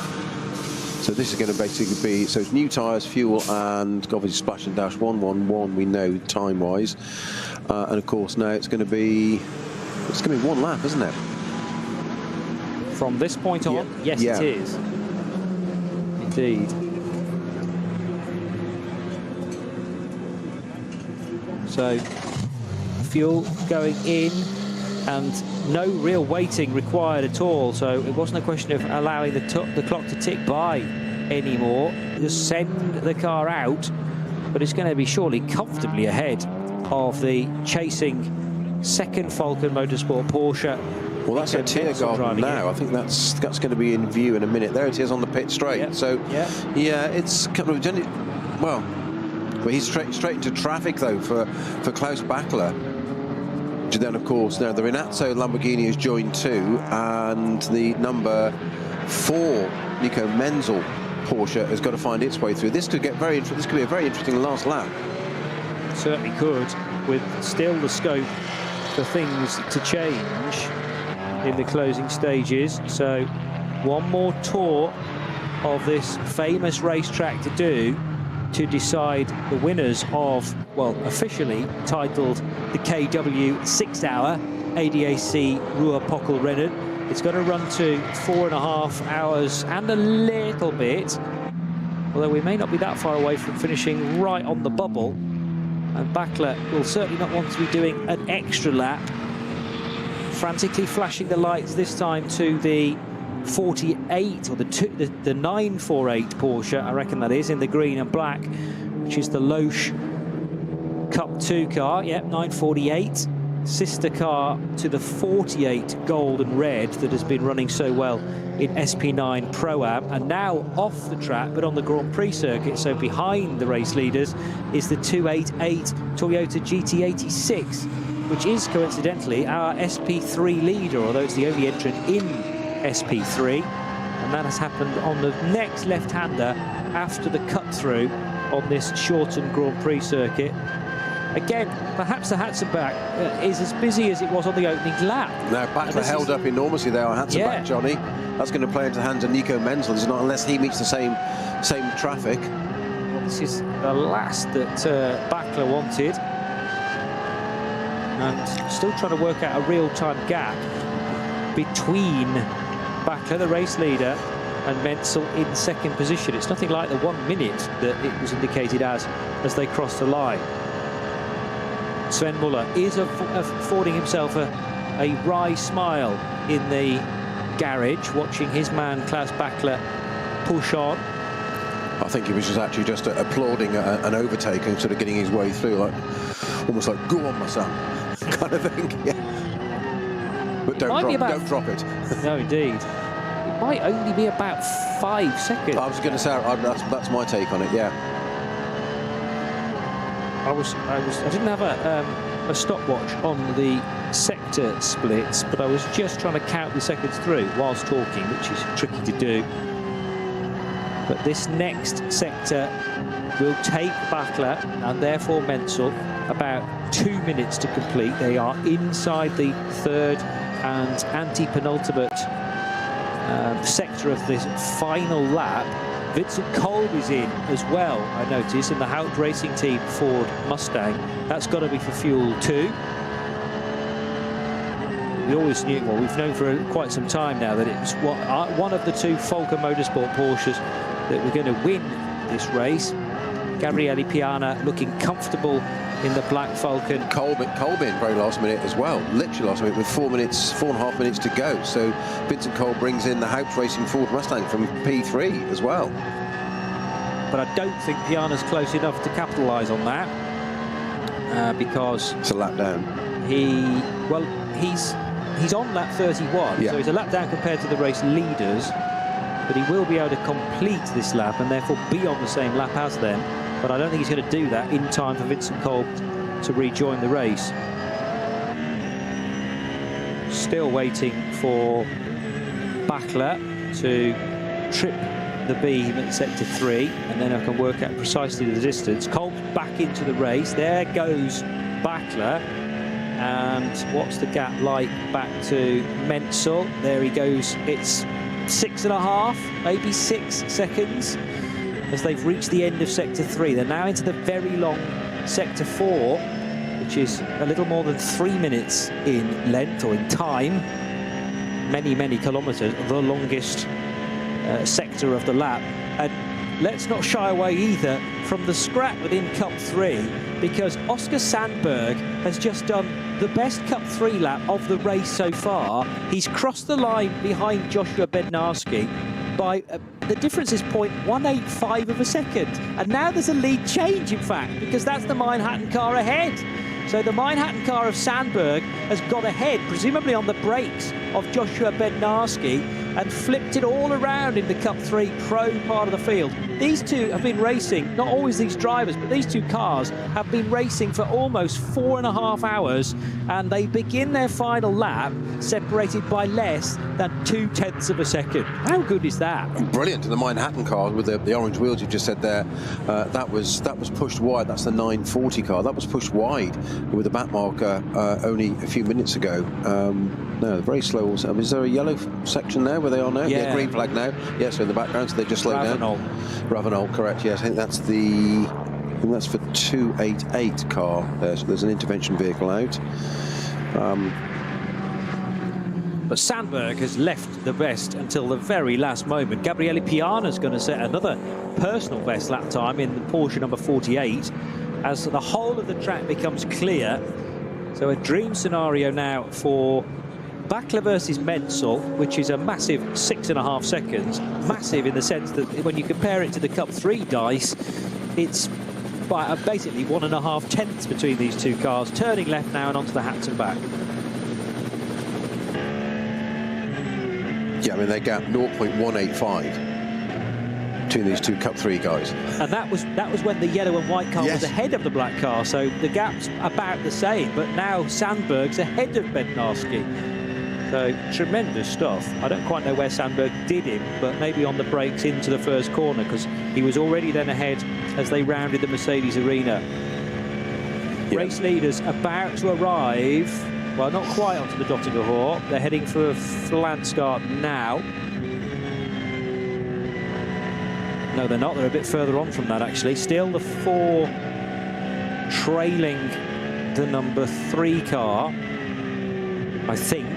Actually can't see Klaus Bachler now. He's the other side, I presume, of the Renazzo Lamborghini, and just heading into Galgenkopf way off in the distance.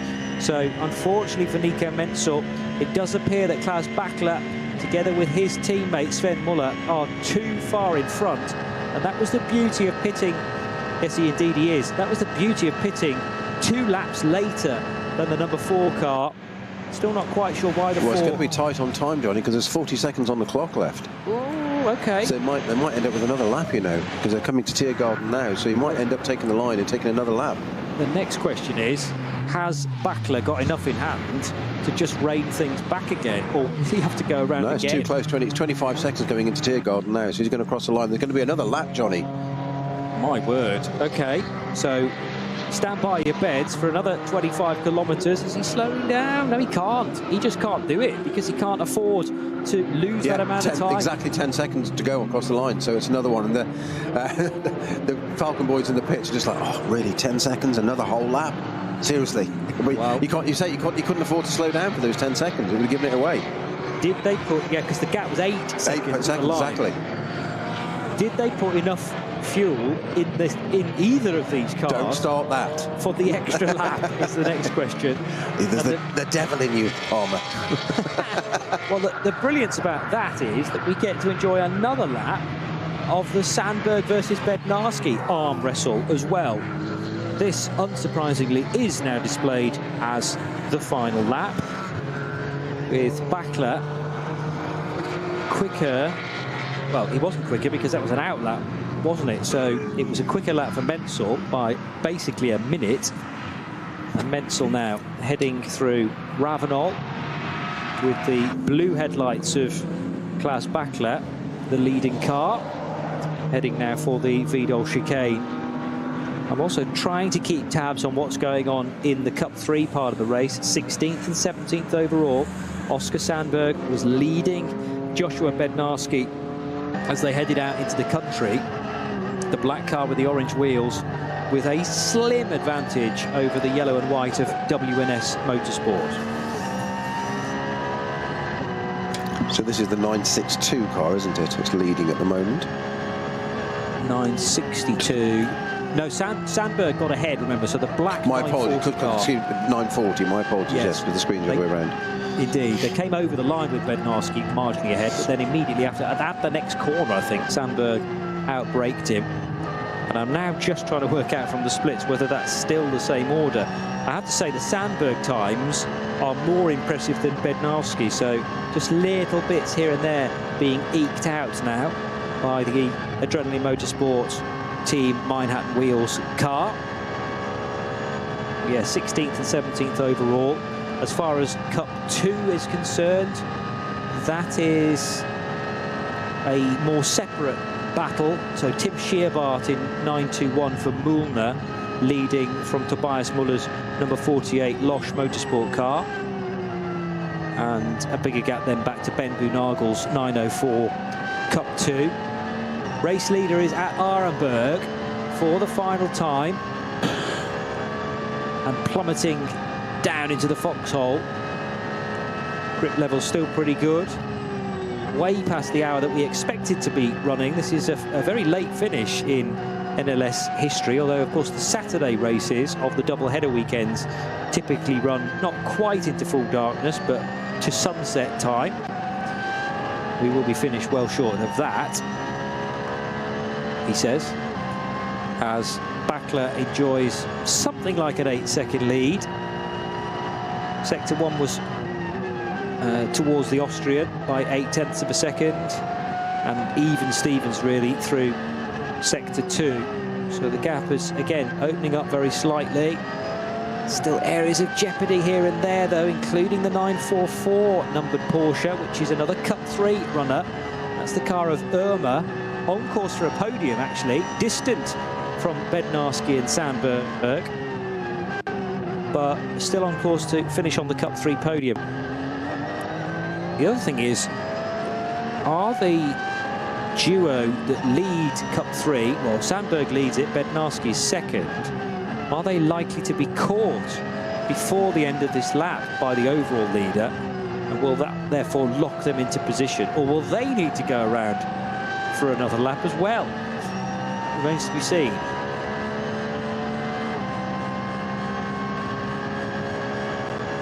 It's going to be, oh no, hang on a minute. Incident between car 940, which is the current Cup 3 leader, and the 155, which is an SP8T car. And there's a 30-second time penalty in exchange for car 940. So regardless of where Sandberg finishes, that's going to put him behind Joshua Bednarski and surely give the win to 962. What a travesty. And that is not even an incident that involves another Cup 3 car. I don't think we saw the SP8T incident, so I can't really comment, but it's been looked at. And, well, regardless of whether they're going to do another lap or not, that will take the spectacular battle in Cup 3 away from us, and more importantly, away from Oscar Sandberg and his teammates. Oh, it's just so hard fought for as well, but it's it's gutting. Hugely so. You've got to think about David Griesner and Nico Silva, who share that car as well. Because depending on when it happened, it wasn't even necessarily Oscar Sandberg who was to blame. He might have been sitting in the garage at the time. And he's driven really well to take the race lead, as long as that overtake was a clean manoeuvre, but it kind of doesn't matter because the car has been spotted in an incident somewhere, which warrants a 30-second time penalty. Still waiting for the race leaders to appear at the start of the Dottinger Hohe. We will be doing that within the next couple of minutes, I'd estimate. Yeah, they're at Wifferman now. Okay.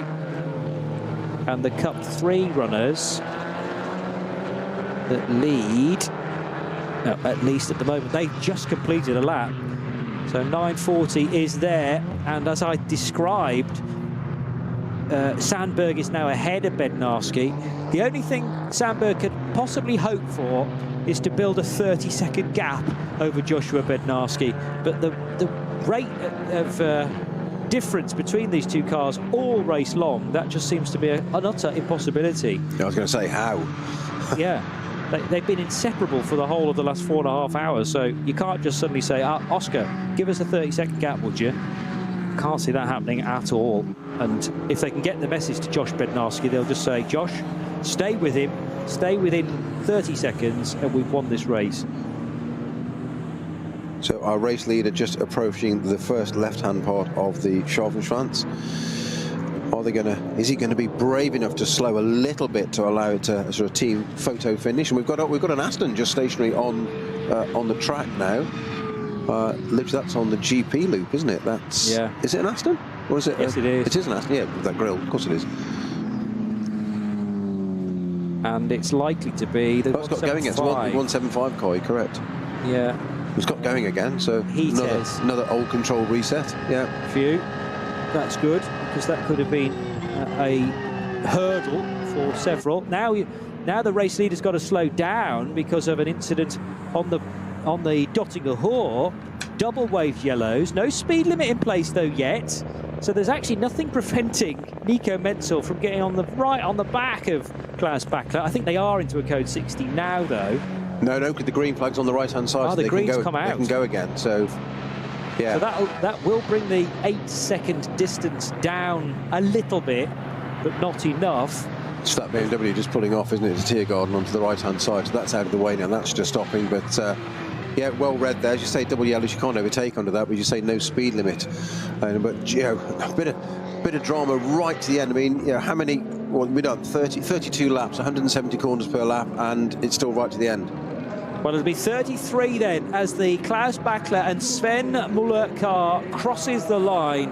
Another excellent result for Falken Motorsports. It's another 1-2 to add to a highly successful season, not only for the Falken tyre manufacturer, but also for Porsche as a brand, because the one race they've missed out on, typically, which is the one they desperately wanted to win, was the 24 hours of the Nürburgring 2 months ago. But I'm pretty sure every other NLS race, whether they be a Nürburgring qualifier or a more standard NLS titled race, has been won by Porsche, if not a 1-2 or a 1-2-3 finish. So nobody can stop the GT3R, and particularly when Falken turn up with limited competition, it has to be said, but they've got to get the cars to the finish. This would have been a 6-hour race had the fog not intervened at the start of the day, but they still needed to dodge many bullets throughout the course of a 4.5-hour race, including the fact that we're well beyond the 6 o'clock original advertised time, and by 10 seconds they both needed to do an extra lap as well. So 1 or 2 hearts in mouths to make sure that they had put the relevant amount of fuel in the cars to do another racing lap, plus this little bit of a slowing down lap on the Grand Prix circuit as well. But tremendous effort from Klaus Bachler and Sven Muller, and also from Dennis Marschall and Nico Menzel, who might have thought on several occasions that they would have won that. Well, the first round was won by Sven Muller and Maurice Schering. And that was in the 3 car.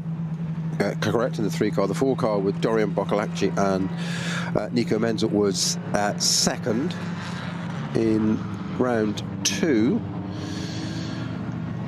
It was won by Falken.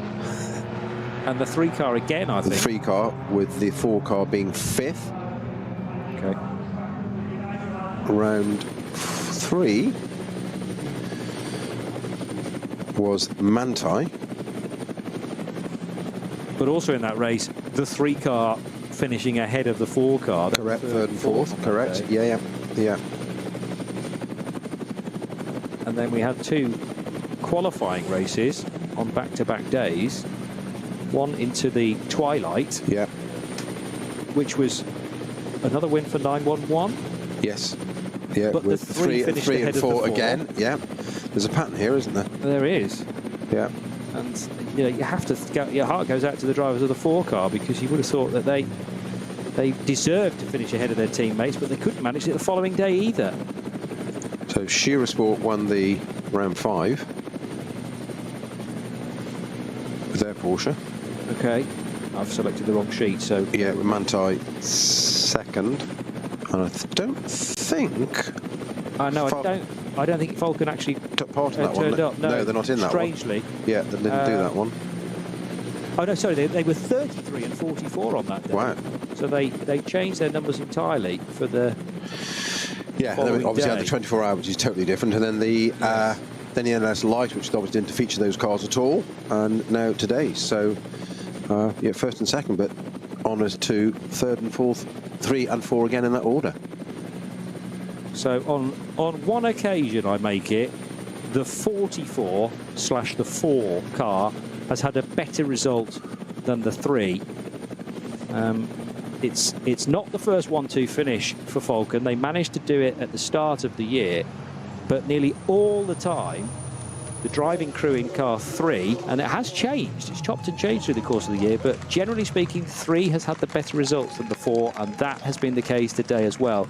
Even though at certain points, we thought, oh, 4's going to win this by a stride, and it proved not to be the case in the final moments. But well done to Austrian racer Klaus Bachler, to Sven Muller, his teammate of Germany, and these two are proving to be a great combination when they are left to race on their own. Remember, for the longer races, they tend to double up, so 4 drivers per car. But these, even the 6-hour races, they were happy to do it with just a couple of pilots. The same for the number 4 car, which came home 5 seconds adrift of the number 3, and then a considerable distance back by 4.5 minutes.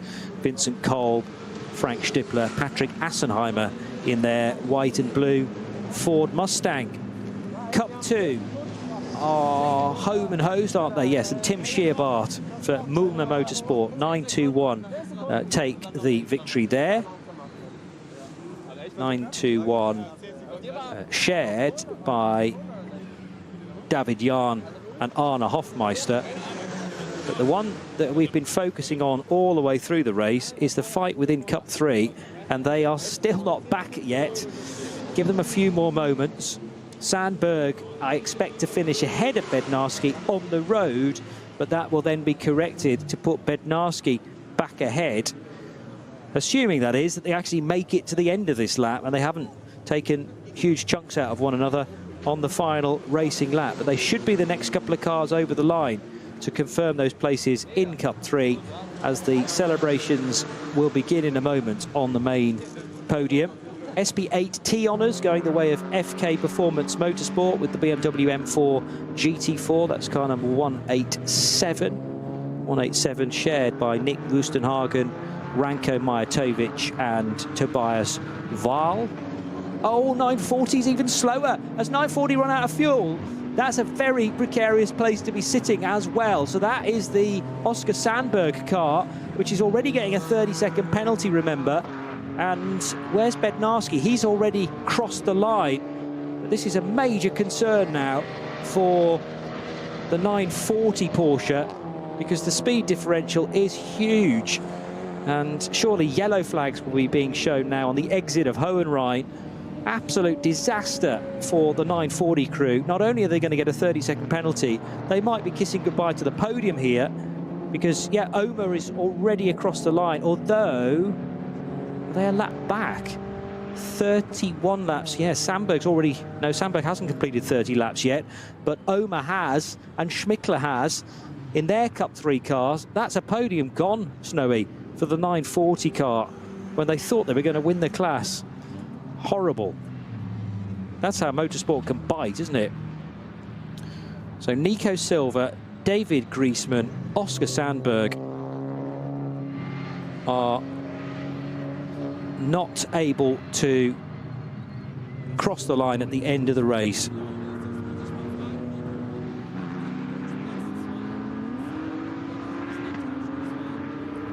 So that is it for the NLS race and the final opportunity for the KW 6-hour ADAC Ruhr-Pokal-Rennen. A reminder of the race is still to come, with the double header over the 13th and 14th of September, the end of September for NLS 9, and NLS 10 taking place as the final race of champions on the 11th of October. My thanks to Peter Snowden, to Kerry Cobb up in London, who's been keeping us on air. We hope you've enjoyed a rather extended edition of the KW 6-hour ADAC Ruhr-Pokal-Rennen, and we'll see you in about a month's time for NLS 7 and 8. Bye-bye for now.